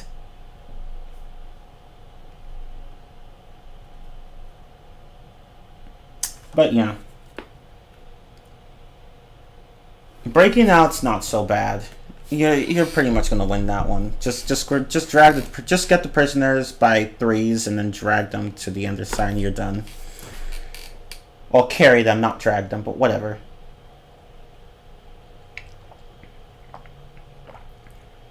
Although the searchlights are pretty fucking annoying. It's so easy to get caught by them. Because, not because of the searchlights themselves, but because the people playing against you are so fucking stupid. They'll be like blocking you and shit. Like you want to go to a rope and they'll just stand in your way, like, and then I'm just like, move, I'm trying to get the prisoners. And then by the time you're about to get the prisoners, the searchlight's on you, and you just try to dash away. And sometimes you don't, because sometimes the other players get in your way. You dash into them, you bounce off them, and then you get caught by the searchlight. Or you try to dash away from the searchlight, but you're not fast enough, and the prisoners run away, and then you lose them. And then you have to go back and get them. If you don't get caught, that is. And it's so fucking annoying. Now, if you're fast enough, normally you should be able, like, if you do get caught by the searchlight while carrying prisoners, you can normally get away fast enough before your prisoners decide to run away. But sometimes that doesn't happen, because there's just so much shit in your way. You know, the other players constantly get in your way, and you're just like, you just want to move from point A to point B, and you can't.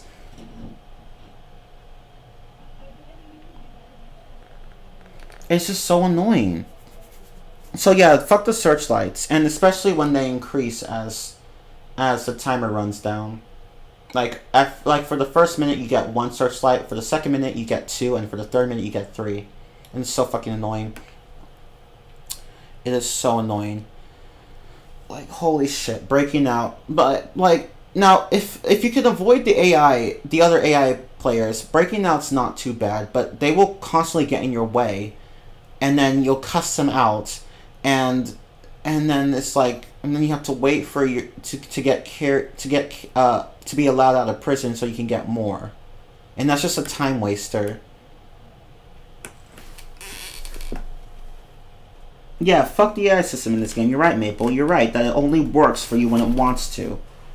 It's just shit all around.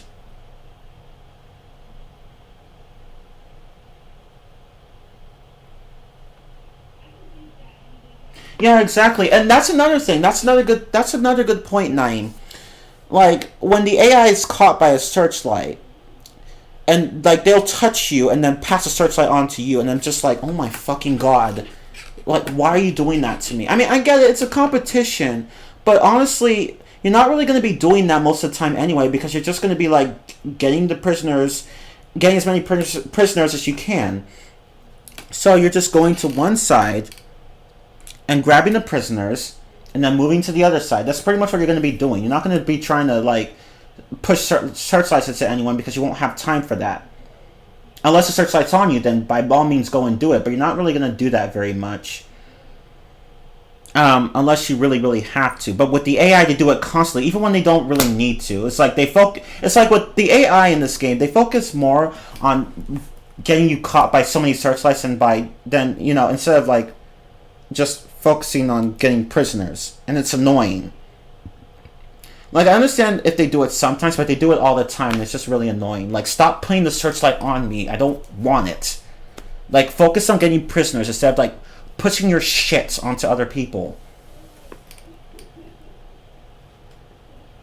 Oh yeah, and yeah, of course, like, there are also times in Seahorse Stampede where I would play a game with where the other team, the team with the AI characters, they would just score into their own goal, and I would just laugh at them. Like, they kept scoring into their own goal. I'm like, y'all are stupid. But that's the AI in this game.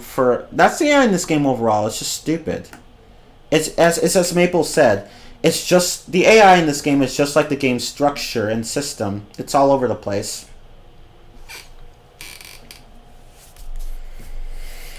But breaking out is honestly not as bad as some of the other ones I mentioned. But I'll be right back. I need to take a piss.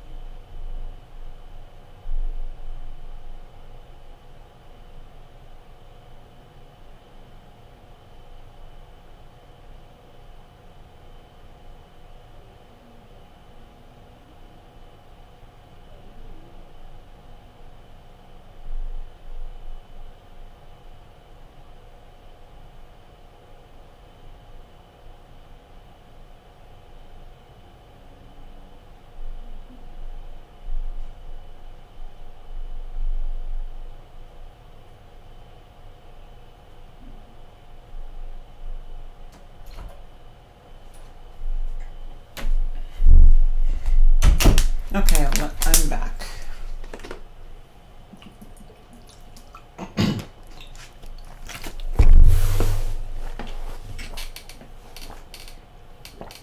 Okay. Oh my god. Fuck this game. No. Okay. So. I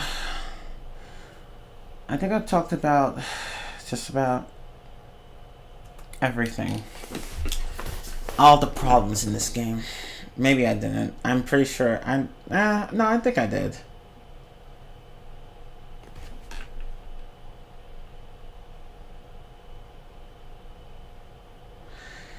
But yeah, now let's talk about the positives, right? There have to be some positives of this game, right? It wouldn't be right of me. It wouldn't be right of me to not acknowledge anything good that this game has done. Very little, but I mean, it still did do a few things, right? For one thing, the game is still fun. Like, if you're not trying to get 100%, it's fine. And if you're not playing hard mode, it's also fine. If you're not doing 100% or doing hard mode, it's fine. It's not bad. It's actually fun to go to the story mode. As long as you do it once. Doing it 3 times is just overkill. But yeah, like, if you do the story mode once, and if you're not playing on hard mode, and if you're not trying to go for 100%, the game's pretty cool. But yeah. But yeah, like, it's still frustrating. But there's still some fun to be had. And it does require more skill than Mario Party. Like, these games are a lot more skill-based than Mario Party. There's not as much randomness. But the story mode is worse. Sorry, Mario Party wins there. Not to say that Mario Party is... not that Mario Party is worse because it lacks skill. I mean, you still need skill in many of those minigames. Just that Mario Party is more about chance than skill. But that's not to say that it's worse than Light Skin or Pants. I'd say it's better still. It's just that it's not as skill-based as Light Skin or Pants. But Light Skin or Pants has a worse story mode. Unfortunately. But that's just how it goes. And it's one of the few SpongeBob games where you can play with up to 4 people. So that's something. And it's really fun to play with other people. It really is. My brother, sister, and I used to play this game all the time when we were kids. It was really fun.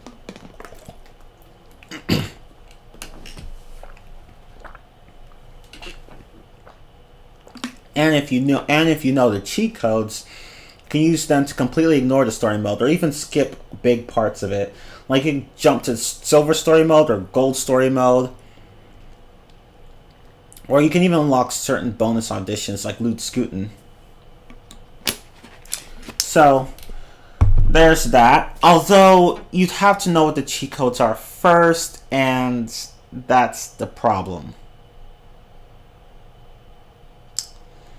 Without outside help, you're not likely to find cheat codes. I mean, that's kind of how they work in general. Like, they're meant to be hard to find.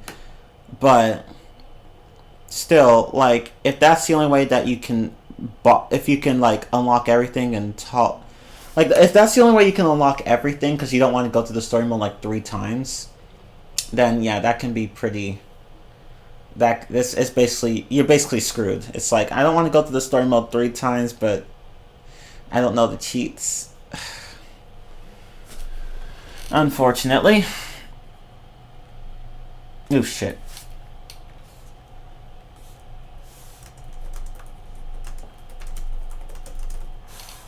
Okay. We'll fix that. And of course, the rewards are pretty good. I mean, you get bonus auditions. You get bonus auditions. You also get...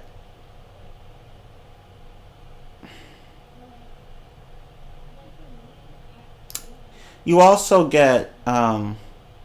get the ability to make your own movie in the game, so you could like put any character in any role and then see how it'll play out. Or you could just watch cutscenes of each role online, with each character online. Because once I showed how to unlock the movie maker thing, everyone was someone went through all the trouble of posting every single possible cutscene, and I was just like, "Yep, well, you could just watch that instead if you don't have the game, or if you don't feel like, you know, watching the entire movie and you're only interested in watching a certain part, a certain scene with a certain character." So yeah.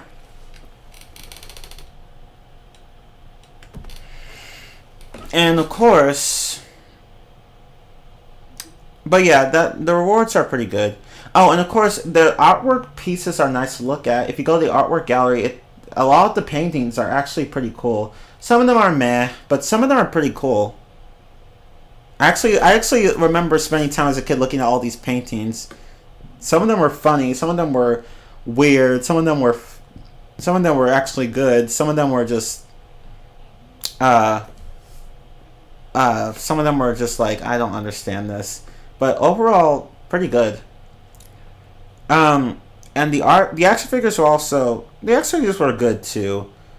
I didn't spend as much time looking at them as I did with the artwork, but I did like looking at the action figures as well. I spent quite a bit of time there too.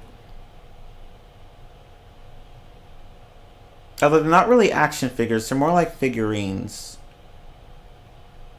Or, well, I guess do some people consider those terms the same in certain contexts? Well, whatever.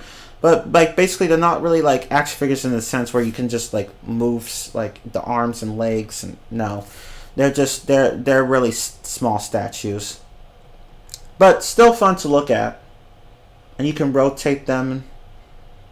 They rotate automatically at first, but you could stop the rotation and rotate them however you want. But yeah, those rewards are pretty cool. And yeah. Now regarding the bonus auditions, Rock, Paper, Scissors, there are 2 special ones, and they're tiebreaker auditions. Rock, Paper, Scissors, and 2-Up. Rock, Paper, Scissors, it's alright, but it's just really not as entertaining as 2-Up. 2-Up is actually really entertaining. I remember playing the game with my cousins, and we would often play that mini game and see who won, because it's completely up to chance. Only 3 people can play, but it was still fun. And it's like, okay, and then you do the whole you press a button, look at whatever lights you have lit up. Like you could have 2 yellow lights, 2 purple lights, and 1 yellow and 1 purple light. So 1 of each. And whatever the computer chooses, if the computer's pattern matches your pattern, you win. And that was actually really fun. It was very simple, but still really fun. I actually liked that game. It was completely random and completely simple, but still very much fun. Although, it's not really... So, my problem with 2-Up, though, is that it's not really an audition you're very likely to play as a tiebreaker audition in the story mode. Out of all the times I had tiebreaker auditions in the story mode, most of them were just rock, paper, scissors. Which makes sense because a lot of the game's auditions are structured in a 2 versus 2 manner. So you'll end up having to like do tiebreakers between 2 people. Like if you're on the same team for a while and you end up getting the same number of popularity points, there's bound to be a tiebreaker event of 2 people. Or if all teams end up scoring the same, which is possible as well, you'll get a four-way tiebreaker audition with rock, paper, scissors. So there'll be like one round with 2 people, 1 round with 2 other people, and then the winner of both those rounds face off against each other. But with 2-Up, I got that tiebreaker audition in story mode only once. There was like, of all the times I had tiebreakers, there was only 1 time where I had a 3-way tie. Like, it's just so rare to have 2-Up as a tiebreaker audition. So it's just sad that you don't really get to play it much outside of single audition mode or tournament mode. Because like out of all the times I had it as a tiebreak audition, the story mode, it was only once. But it's possible though, surprisingly, but it's just very rare. But it is a fun audition. So I really do like those tiebreaker auditions, as well as the other bonus auditions. You know, I like Mother of Pearl. I like Hook, Light, and Cheddar. Tethered and Weather can go fuck itself though. And Loot Scooting's nice. Kind of annoying. But once you get the hang of it, it's actually really easy to get really high scores. Like, if you know exactly when to move, like when the ship tilts back and forth, if you know exactly when to move, and if you do a good job avoiding the Dutchman's hand, you can get scores like well over 500.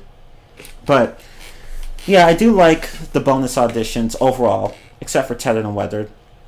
And of course, many of the normal auditions are good too. Some suck, but some are great. Yeah, the ones that suck, my brother, sister, and I always skipped. We always skipped them when we were kids. We always skipped them. It's just like, no.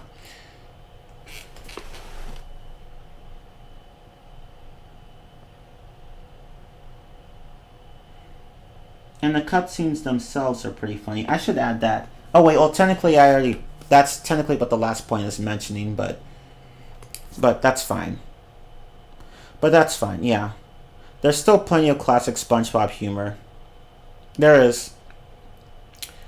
Like, cutscenes are actually quite funny. Certainly better than Creature from the Krusty Krabs. Ew. But this game's cutscenes are actually quite funny. Not all the jokes land, but a lot of them do.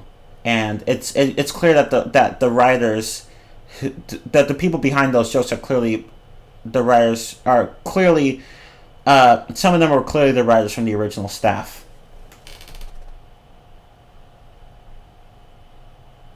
The one where they're all in jellyfish shields always cracks me up. It is, yeah, that one is pretty funny. Especially the part where the dirty bubble burps at the end. And then the cutscene ends immediately after that, because like he was burping, like he burped earlier, and which made they were in jellyfish shields, and he burped earlier, and then it made a jellyfish that the hunter in the area was trying to catch. The dirty bubble made that jellyfish fly away really far. Then the hunter got annoyed, and he's like, "Fine, I'll just hunt him down myself. Leave me alone." And then. And then Barnacle Boy's like, "Oh, okay, cool, thanks." And then the merman's like, "To the boatmobile, away!" And then the dirty bubble burps, and then the scene ends right there. I always found that part funny. Like, it's just so funny.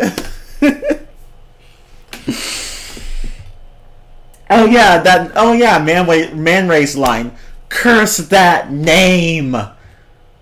It's like, "No, do it more quietly," the hunter said, and then Man Ray was like, "Curse that name. Curse that name! Curse that name."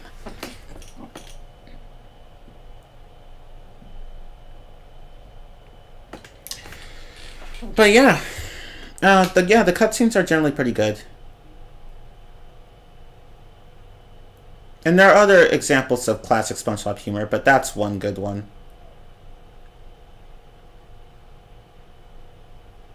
But yeah, this game, it's fun when you're not trying to get everything, but it's not when you are. Which puts it above Crash Bandicoot 4, which is neither fun if you're trying to collect everything, nor fun if you just want to go to the main story mode. It sucks both ways. But with Lights, Camera, Pants, it's really just... It's mainly just trying to get everything. Although you will stumble at some parts in the story mode. Might, I should say, not will. Might stumble at some parts in the story mode because of, the whole popularity point system being bullshit. But other than that, as long as you're not trying to get everything, it's not that bad. But with Crash Bandicoot 4... Even the main story mode itself is bad. So, yeah.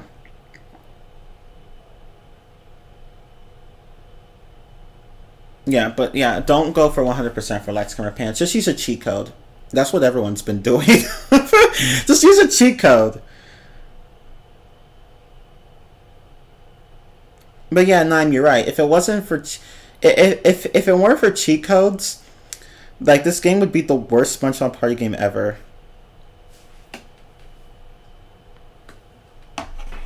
The cheat codes, like once I found those, and I mean some of them, a few of them were already found by the time I found all the cheat codes, but I went and filled in many of the missing blanks, and the rest was history. And everyone's like, okay, now we can just skip the bullshit story mode, which is honestly repetitive. I'm not gonna lie, it's very repetitive, needlessly so. And it's like, okay, we can just skip all that shit and then just go right to our favorite auditions, and we can watch whatever cutscenes we want. We can just watch how the cutscenes will play out with different characters without having to play to the story mode. So yay! So I'm glad to have helped the community with that, because God, they were suffering for so long, and so was I. But yeah, let's go on to... I'm getting tired, but that's okay. I don't care. Okay, so here's my conclusion. These two games are not good. They are not good. I won't say they're completely terrible, but they could have been so much better. They clearly needed a lot more testing. Light Skin Repents in particular. It just, no. That game just, it screams laziness and incompetence. Like, I think both factors were at play here. Not just laziness and not just incompetence. I think it was a deadly mix of both. But yeah, these two games really should have been tested a lot more, but they weren't. So they suck. They sucked. They just sucked. Sorry. Just sorry. That's what happens when you don't. That's what happens when you don't structure your games properly. That's the biggest problem with these two games, just the structure. The structure is all over the place. It is very, very bad. It's very bad. The movie game is not a successor to Battle for Bikini Bottom. Not for me. It's not. I don't care what anyone says. It's not. It is shit. It is shit. It tries so hard to be like Battle for Bikini Bottom, but fails. Because it took a system that wasn't designed for fast-paced linear level design. Battle for Bikini Bottom's game engine was meant to encourage open-world exploration and like big open levels with playing spatulas in each world, so that you can just take your time going through them and collect as many spatulas as you can. And while making it clear that you need to collect as many as you can before you move on to the next stage. And it never felt like a chore having to get enough spatulas. Or with the movie game, where the game constantly forces you forward as fast as it can, and then stops you when you're making progress. Kind of like with Sonic Unleashed, except worse. And I'm just like, yeah, you guys should have just come up with a new system for the movie game. No. That's my reaction to that game. No. And Light Skin Repents is just, it's just the structure. See, the movie game has an issue with in terms of structure. The issue is only with the tokens. With Light Skin Repents, the structure is everywhere. The issues with the structure are just everywhere. Like everywhere. Not just in one area like in the movie game, just everywhere. And I'm just like, you guys did not test this game enough. I can tell. You didn't. And you don't have the excuse of having time constraints. This game wasn't based on the movie like the movie game was. At least the movie game has that kind of excuse. Light Skin Repents has no excuse. It is shit. It is fun. But it is shit. It's shit. Sorry. That's what happens when you have poor ass game structure. I don't know how they managed to make the structure of the game even worse than that of Sonic Heroes and Shadow the Hedgehog. And those had poor structures. I don't know how they made that. Like, you'd have to be really fucking incompetent or lazy to make your game structure that bad. I don't know how you could fuck up something like that. And so easily, too. So many of these issues could have been prevented had the developers just tested their games more. But they didn't do that, and I cannot stand game developers who do not test their games. Looking at you, Scott Cawthon. But anyway. But, yeah. If these games ever do get remastered, I hope the developers learn from the previous versions, because they have issues. So many mistakes that could have been prevented.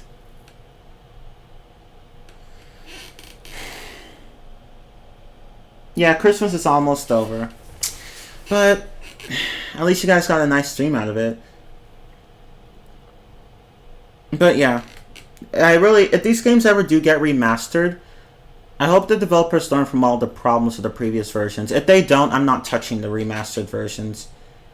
I don't mind if they remaster as long as they actually do the games justice. Although, to be honest, I'm not holding my breath because sometimes remasters just turn out to be absolute crap. San Andreas! Sorry. Sorry, I need to get that fixed. I need to get that taken care of. But anyway, yeah. So I feel like the game designers are probably gonna fuck up the remasters. I don't know why. I just feel like they are. I mean, there's Sonic Colors Ultimate. I don't know what that was. It was just, oh my god. I'm just laughing at it. It's just, I don't know why if I just, like, merely mentioning the game makes me laugh. Oh my god, I don't know how they fucked that up. Oh my god. Like, the mere thought of Sonic Colors Ultimate, its mere existence makes me laugh. I'm sorry, it just does. And my phone died because I did not charge it like a dumbass. Let me just, I could have plugged it in long ago. I was going to, but I forgot. But yeah, Sonic Colors Ultimate, I just laugh every time that game is mentioned. Oh my god, it's so stupid. Oh my god. I don't know why, I just lose it every time that game is mentioned. Kind of like when Blaze the Cat is mentioned. I laugh every time. Yeah, I'm just like, who? But anyway. Oh god. Honestly, after this year, I've had enough of remasters, right? Oh god. This was the best Christmas present I got today. No offense to my family. Oh, I'm so touched. Honestly, I feel like I could have done a better job with it. I kind of did this presentation at the last minute, but I think I still did a pretty good job overall. I feel like I just could have done more because I'm getting kind of tired. And I wanted to keep the same level of energy throughout the stream, but I guess I don't know. Maybe I've just mellowed out over the years. So because the last time I did this, I was fired up. I was fired up, like throughout the entire thing. But here, like it was just on and off. Like there were times where I was just chill, times where I was just like, fuck you, and times where I was just chill again, and so on and so forth. But yeah, I'm sorry. Sonic Colors Ultimate, I just laugh every time even when I think about it, I laugh. Oh my god, that game is it's a joke, a really funny joke, just a sad, pathetic joke. Mario 3D All Stars can piss off. That's not a remaster collection. That's just a collection, and not even a good one. God. But I'm just glad you got to see the Rantstream. You didn't get to see it last time, Mabel, but I'm just glad you got to see it. I didn't mind doing it again for you, because you're the best. But But yeah, no more remasters. I think we've had enough of these. I just... Sonic Colors Ultimate is not a remaster. It's a port. It's a port. Okay, I think I've gotten all the laughter out of my system with Sonic Colors Ultimate. I no longer feel the need to laugh every time that game is mentioned. But... No, I'm sorry, it's back. Oh my god. I thought it was gone, now it's back. Oh, I stored it. I haven't laughed this hard ever since I had a Windows Vista laptop. It's just... Oh my god. But yeah, it's exactly Maple. It's like Sonic... It's like Mario 3D All-Stars, Sonic Colors Ultimate, GTA Trilogy. Just no. No. Just no. Just no. Basically, that's what they are. No. Now, maybe do a Rantstream of Crash 4 on New Year's Day. Might as well do that. I should also probably do the Insane Trilogy as well. I think I'll play a bit of that when I go over to my cousin's house in 2 days. Because I played only Crash 3 on the trilogy. I barely touched Crash 1 and Crash 2. I was just like, nope. I was just like, nope. But I should go and play them. I'm not gonna bother getting 100% on them. I could do 100% on Crash 2, but it's just like, no. I did it once in the original. I don't want to do it again. But with Crash 1, I had the game. I just never bothered touching it. It's just like, I've heard bad things about this one. Crash 2 was hard. This one's even harder. Not as bad as Crash 4 though. I don't mean Wrath of Cortex. That one doesn't count. But yeah. I'm sorry. Sonic Colors Ultimate. Ultimate my ass. Well, at least I got a keychain out of it, right? Oh my god. I've never laughed this hard over a remaster. Oh my god. But yeah, I'll do a Rantstream of Crash 4. As well as a trilogy. I'm gonna play the trilogy beforehand. No, it's not gonna be much of it, but I want to tackle the trilogy as well. As well as Crash Nitro Kart. I'll do that too. Because I have a lot to say on Crash Nitro Kart. And because the biggest issue is that it's boring. Sorry. But anyway, I'm sorry, but it's boring. It's boring. It's boring. Like, it's something that I can tolerate in like only hour-long bursts. That's it. Hour-long sessions, and then that's it. Anything more than that is just like, nope, bye.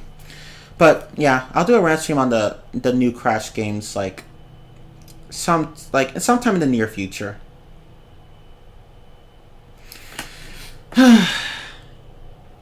But yeah, fuck these SpongeBob games. Fuck these SpongeBob games. Fuck Sonic Colors Ultimate. Fuck Mario 3D All-Stars. Fuck all that shit.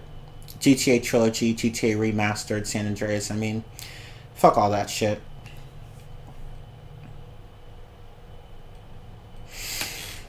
But yeah, in short, the SpongeBob games, they could have been greater than they were. Not the greatest games, not the worst, but not the greatest. Could have been better, should have been better, but wasn't. And that's all I have to say on the games. The movie game had the game, like the engine for Battle for Bikini Bomb did not complement the movie game's structure at all. Like, it was just a huge clash. Push the player forward as fast as possible and as much as possible, only to stop them and make them go back and collect shit that you didn't tell them about beforehand. Okay. Fuck you. And Light Skimmer Pants just should go and die in a fire. I'm sorry. I still like some parts of it, but it was just a disappointment. Which is, it's sad because I actually used to like the movie game and Light Skimmer Pants. But then now I just can't stand them. I really can't stand them. I really cannot stand them. Like, no joke. Like, when one person asked me to redo the movie game walkthrough, and I was like, I'll redo it. But, like, I didn't mean to sound rude, but I was like, I'll redo it, and please tell me anything else I need to know about any other things that are wrong with this walkthrough before I redo it, because I do not want to play this game again. That's how much I did not like the movie game. It's just no. I just don't like it at all. I mean, except for the platforming sections are still kind of fun. The sliding levels are good. But everything else, no. I sure do hope the Cosmic Shake game is so good that it makes up for all these underwhelming SpongeBob games over the years. I agree. And see, again, I had the game. I have it so that on GameFly, the game will be shipped to me automatically, like upon release, as long as my queue or list of games is clear. It's not though. I do have one in the queue, and it's a movie called Jumanji: The Next Level. I was gonna watch it today, but I've been so busy. I was so busy cleaning my room, because it was a mess, and my mom was like, "Clean this room," and I'm like, "It's Christmas, why?" But I didn't mind, and actually my room looks a lot better. Here, let me show you guys, right? So, look, I got a new entertainment center. See, let me show you. See, oh, I'm trying to see if I can. Yeah, see, like here, let me move this out of the way. Like, you probably can't see it, can you? But yeah, I got something.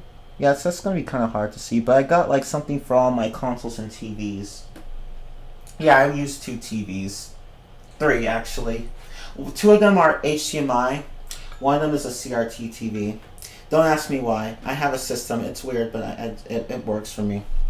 But yeah, I like my game room has an entertainment center shelf, but I wanted one myself because I tended to I like streaming and recording in my room because there's just so much privacy, and which is not present in the game room. Like, I used to stream in the game room a lot. I should probably sit down while I'm talking. I used to stream in the game room and record in the game room a lot, but like it's just annoying, like because of people coming and going and talking and whatnot, and I'm just like, I want that privacy here.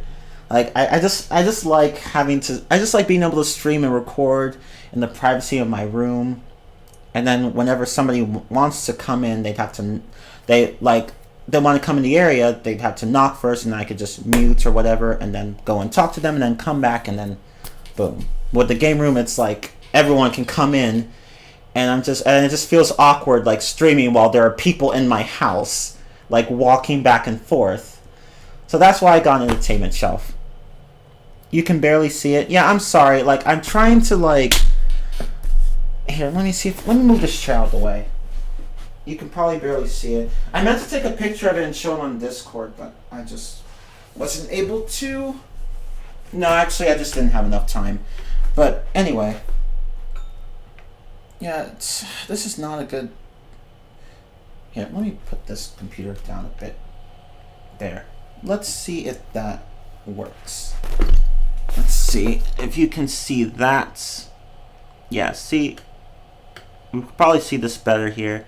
But yeah, you can see my consoles are down there.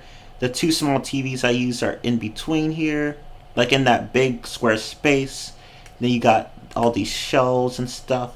And of course you have my CRT TV on the side with the Kinect. But yeah, I'm trying to show it. I'll take a picture and show it on Discord later. But yeah, I built that today with my mom, and I love it. So now I don't have to like, because remember, like for those of you who are on my Discord server, I posted videos in the past where I showed you guys all the consoles I had, but they were all stacked on boxes.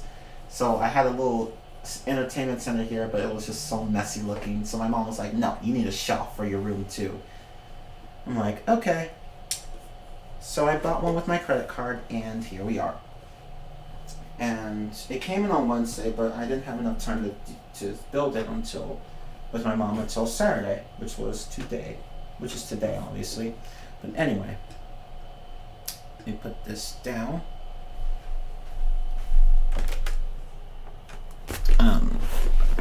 Oh shit. Whoops. Okay. Oh shit. Ooh. How I didn't snap it. Whoops. That's why I didn't want to move the chair, but that's okay. Just push this back a bit. And no, I'm too tall, and this thing is just. Yeah, let me see if I can adjust this. Okay, yeah, like that. Okay, there. Still not perfect, but anyway. Let me just do it this way. Oh, no, that's just. Ooh, no. Damn, this thing's so hard to adjust. Okay. Yeah, that's better. Alright, but yeah. That's what I wanted to talk to you guys about. So I guess that's my Christmas present for today. My mom helped me assemble this. So yay. So now I can just and I cleaned up most of my room too, so I'm going to be able to like stream and record a lot more comfortably in here now. But anyway. But yeah, that's all I wanted to share. I didn't really get any Christmas presents today, but that's okay. I mean, like, I'm used to not getting them. I mean, people have money, bills to worry about, shit like that. I'm not expecting a present every year. I'm fine with not getting any. I'm more likely to give presents than get them. I've given presents, I just haven't gotten any. But that's okay.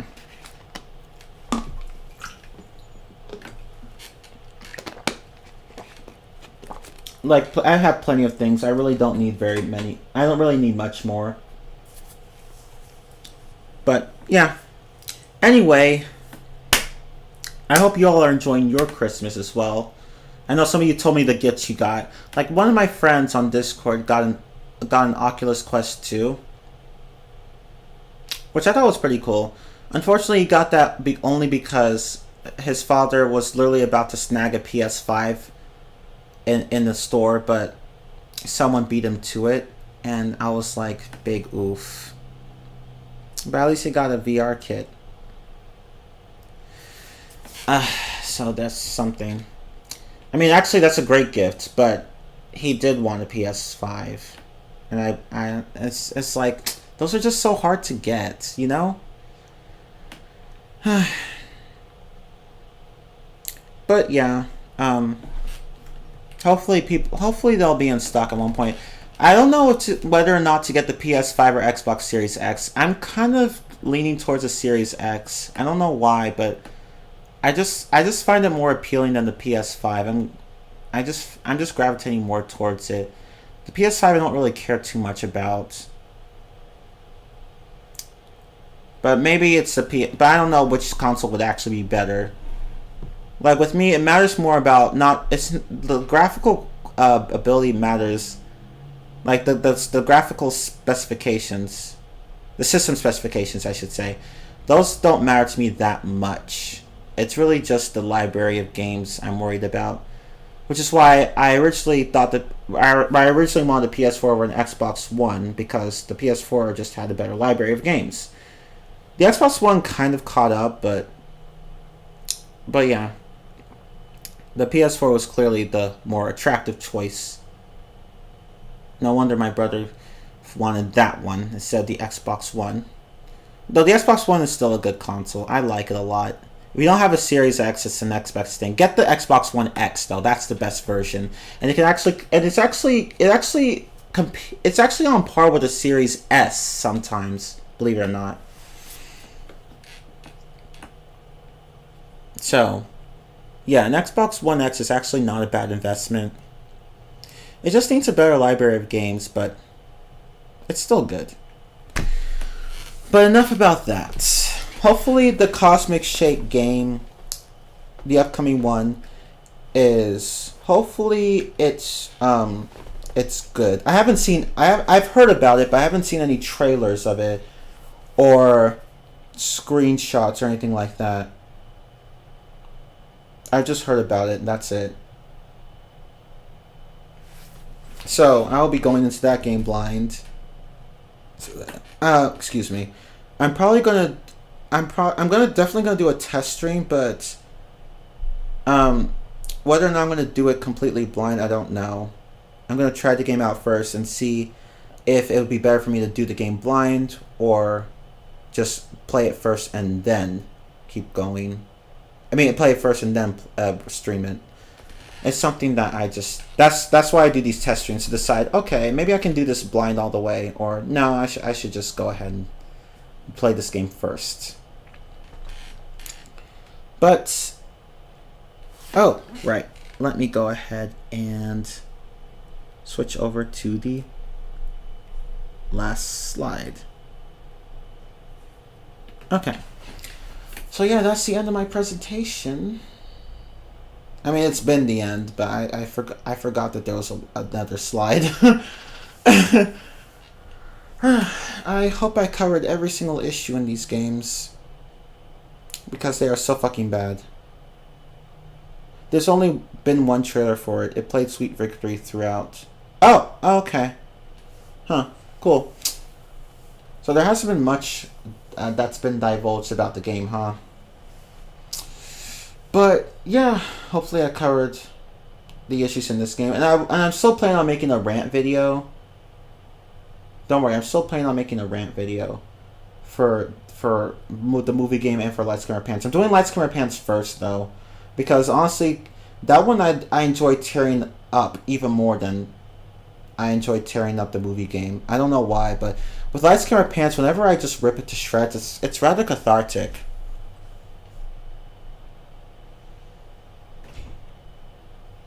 But yeah, that's that. Any other news? Well, after I watched that movie I requested from GameFly, I need to go and put it in the mailbox as soon as possible. So when the game Cosmic Shake when the game Cosmic Shake gets released, I get that shipment upon release. So tomorrow I'm gonna try to make time to watch the movie before I do the Crash 4 stream. I really could have watched the movie by now, but I've been putting it off. And I really do need to get it done before Monday. So I will definitely start watching it tomorrow. Like, there hasn't even been a release date yet, which is weird. That's weird, really, because like on GameFly for me, it's like it says 12/31/2021. Huh. Let me check. Maybe I misread it. I could have sworn it said the 31st, or maybe I'm just misreading it. I probably just misread it, but I could have sworn it was the 31st.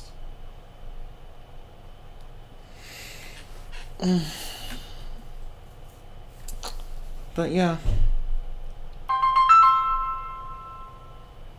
My phone isn't ringing, I just turned it back on.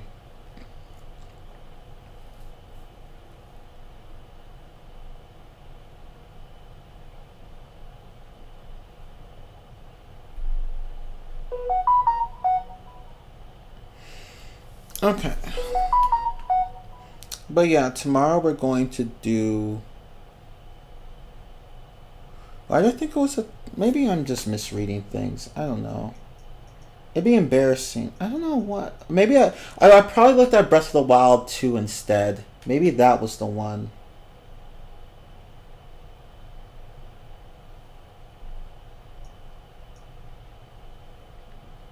I probably misread it. I think I might have misread the thing. Let me check. I could have sworn that's what it said. Let me check really fast.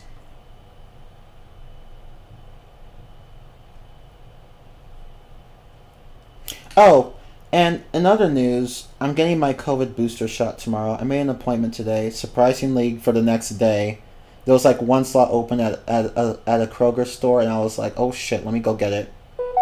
So I'm gonna get it like right after work. Like it's like 30 minutes after work, so I'm just like, okay, let me just go and... I could have picked a different time though, but I didn't realize that until after I made the appointment. But I was like, I can handle. I can make it there in 30 minutes. Another news: Spider-Man: No Way Home has already made $1 billion. I guess I should go and see it. Maybe I'll go and see it with my cousins. Ooh, I think they would want to watch that.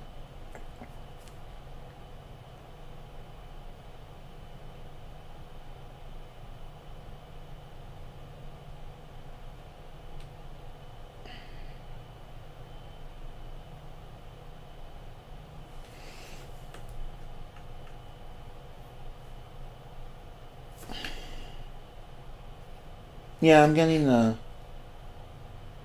Oh, I'm dumb.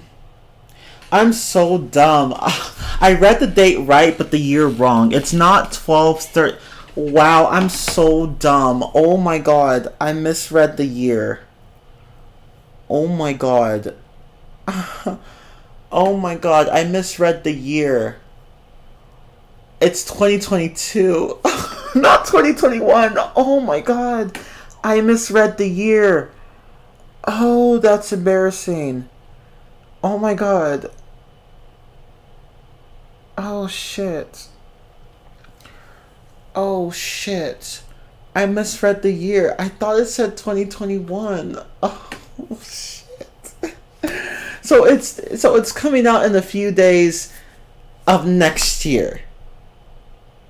Oh my god. That's embarrassing. Okay.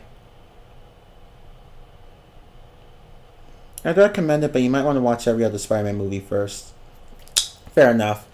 I haven't finished. I didn't even finish watching the. I haven't even finished watching the first Spider-Man movie. I watched some of it. Like I think I got to the part. I don't remember. But I think I got to like half of it and then I stopped. But anyway, yeah, I'm stupid. I misread the... Fuck me. Okay.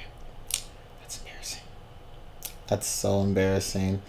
So I game locked this thing for nothing. I was like, okay, let me go and watch this movie as fast as I can. And I'm like, oh wait. This game's coming out next year.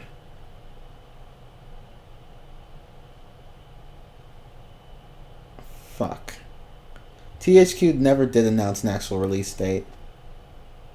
So I guess that that date that's in GameFly is like a placeholder. It's like we know it's gonna probably come out sometime next year, but let's just say, oh, we'll just put some date there that says we'll just put it at like the end of the year, just in case. It might be earlier, but we're just gonna put it at the end of the year. Although it might not even come out next year. It might even come out the year after, so I don't know. But that's just really embarrassing. I can't believe I'm stupid. I misread the date. Oh my god. I know, it's an epic fail. I don't know why I keep failing. I'm such a fail. My whole life is a... Well, no. You never know.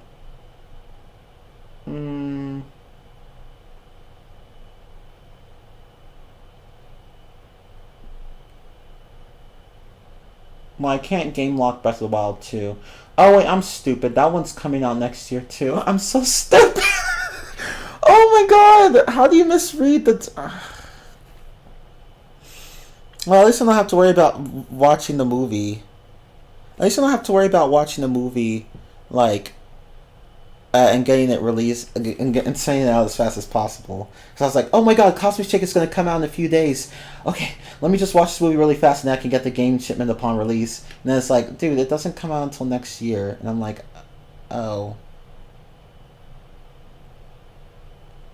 SMH, honestly, what game has ever come out on New Year's Eve? I don't know, I wasn't thinking. It's like, oh, this game's coming out on New Year's Eve. Why?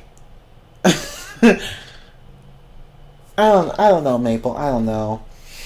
See, I don't know why I do shit like that. There are times where where I see shit like that and I don't think twice about it until someone points it out to me, and I'm just like, okay, I just did a big dumb. Like, I'm not dumb. It's just that sometimes I just don't piece together shit like that. I'm just like, wow. Well, at least I don't have to worry about be rushing to finish the movie I want to watch. Fuck my life. Okay.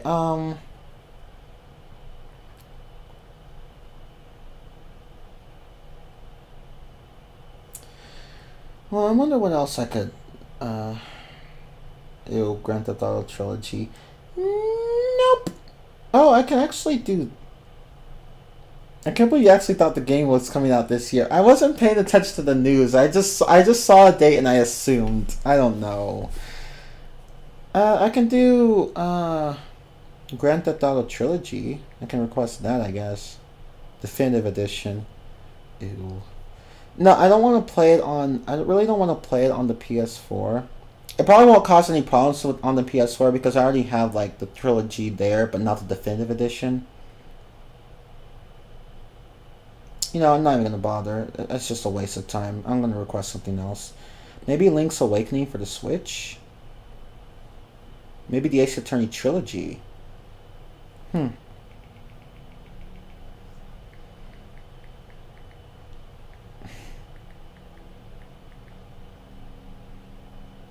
Ooh, Professor Layton versus Phoenix Wright. Oh my god, that's actually on the Switch? Is that on the Switch? Oh no, I don't think it's on the Switch. No, it's on the 3DS still. When are they ever gonna put it on the Switch? I need that shit on the Switch. I love that game.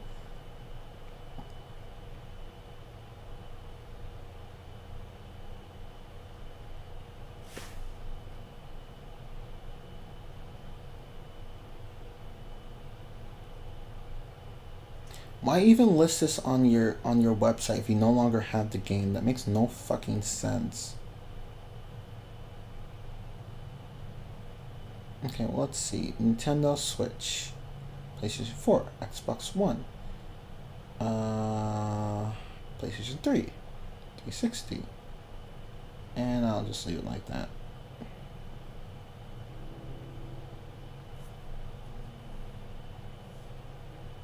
And of course, no, just the Great Ace Attorney Chronicles. Fuck.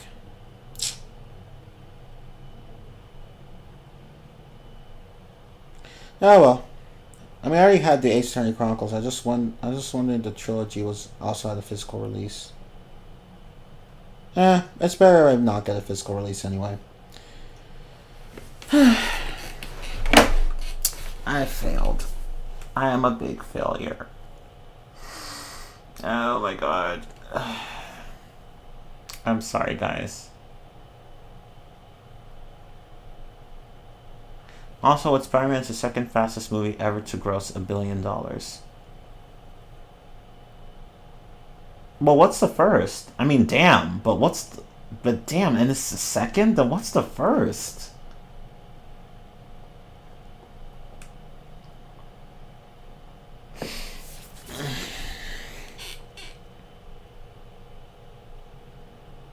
Like, the movie came out less than just 10 days ago. Crazy. Ooh, wait, let me see something here. What if... Actually, never mind. There's no point in doing that. I guess I'll just get Link's Awakening. That's the only game I seem interested in. But anyway...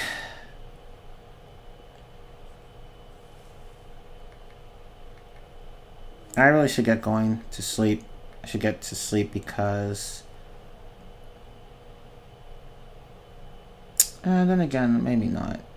59. What? Oh, wait, that's for new. That's for new. Okay. I was like, whoa, but I was like, I just want it used. Okay, $35.99 is fine. Okay.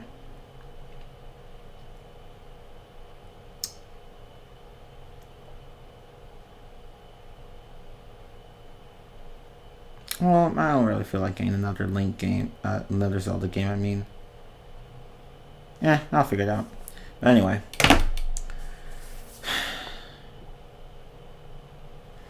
But yeah. Versus Adventures Endgame. That one grossed over $1.2 billion in just its opening weekend alone. Damn. Wow. Okay. I don't like this angle. Like, you can't see my facial features. very well.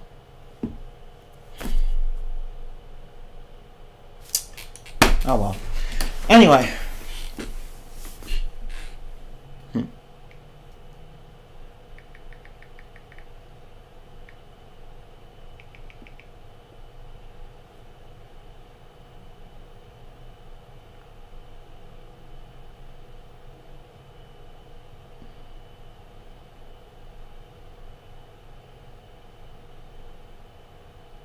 Wait, what's this?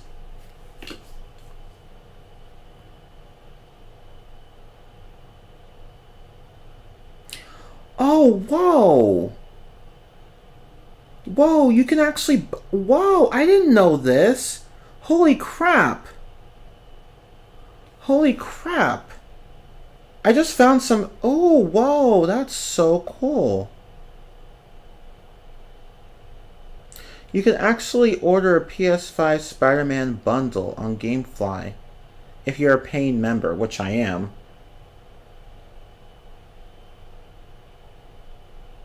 And you have to have had an active membership for at least 1 month.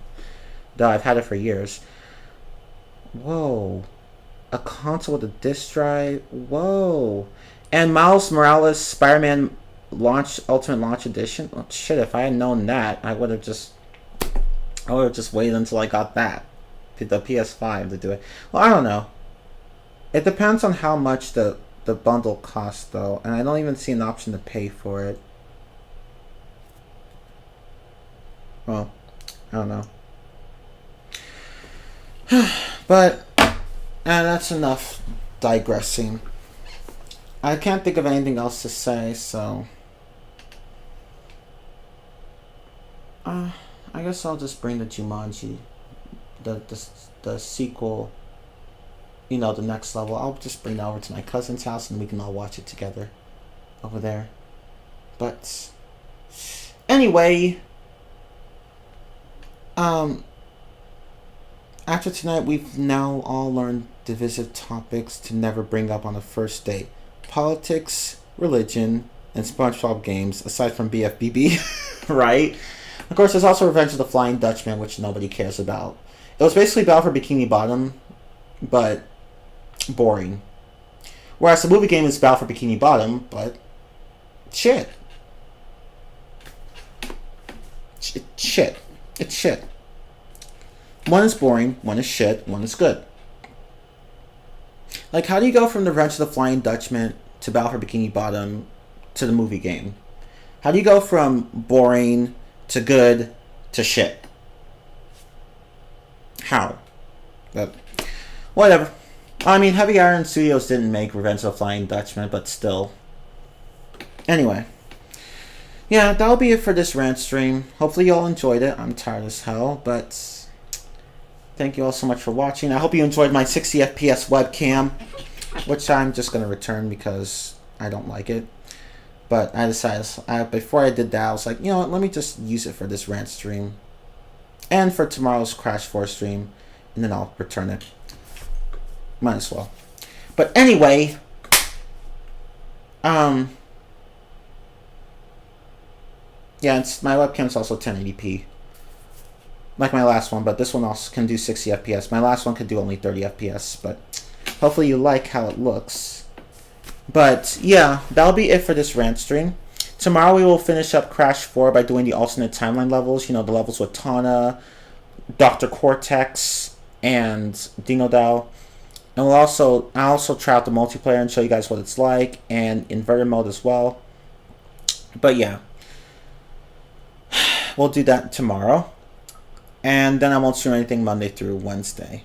At least I'm hoping. It depends on whether or not my cousin has to ask her parents if I can come over to their house. She hasn't done that yet, but she will.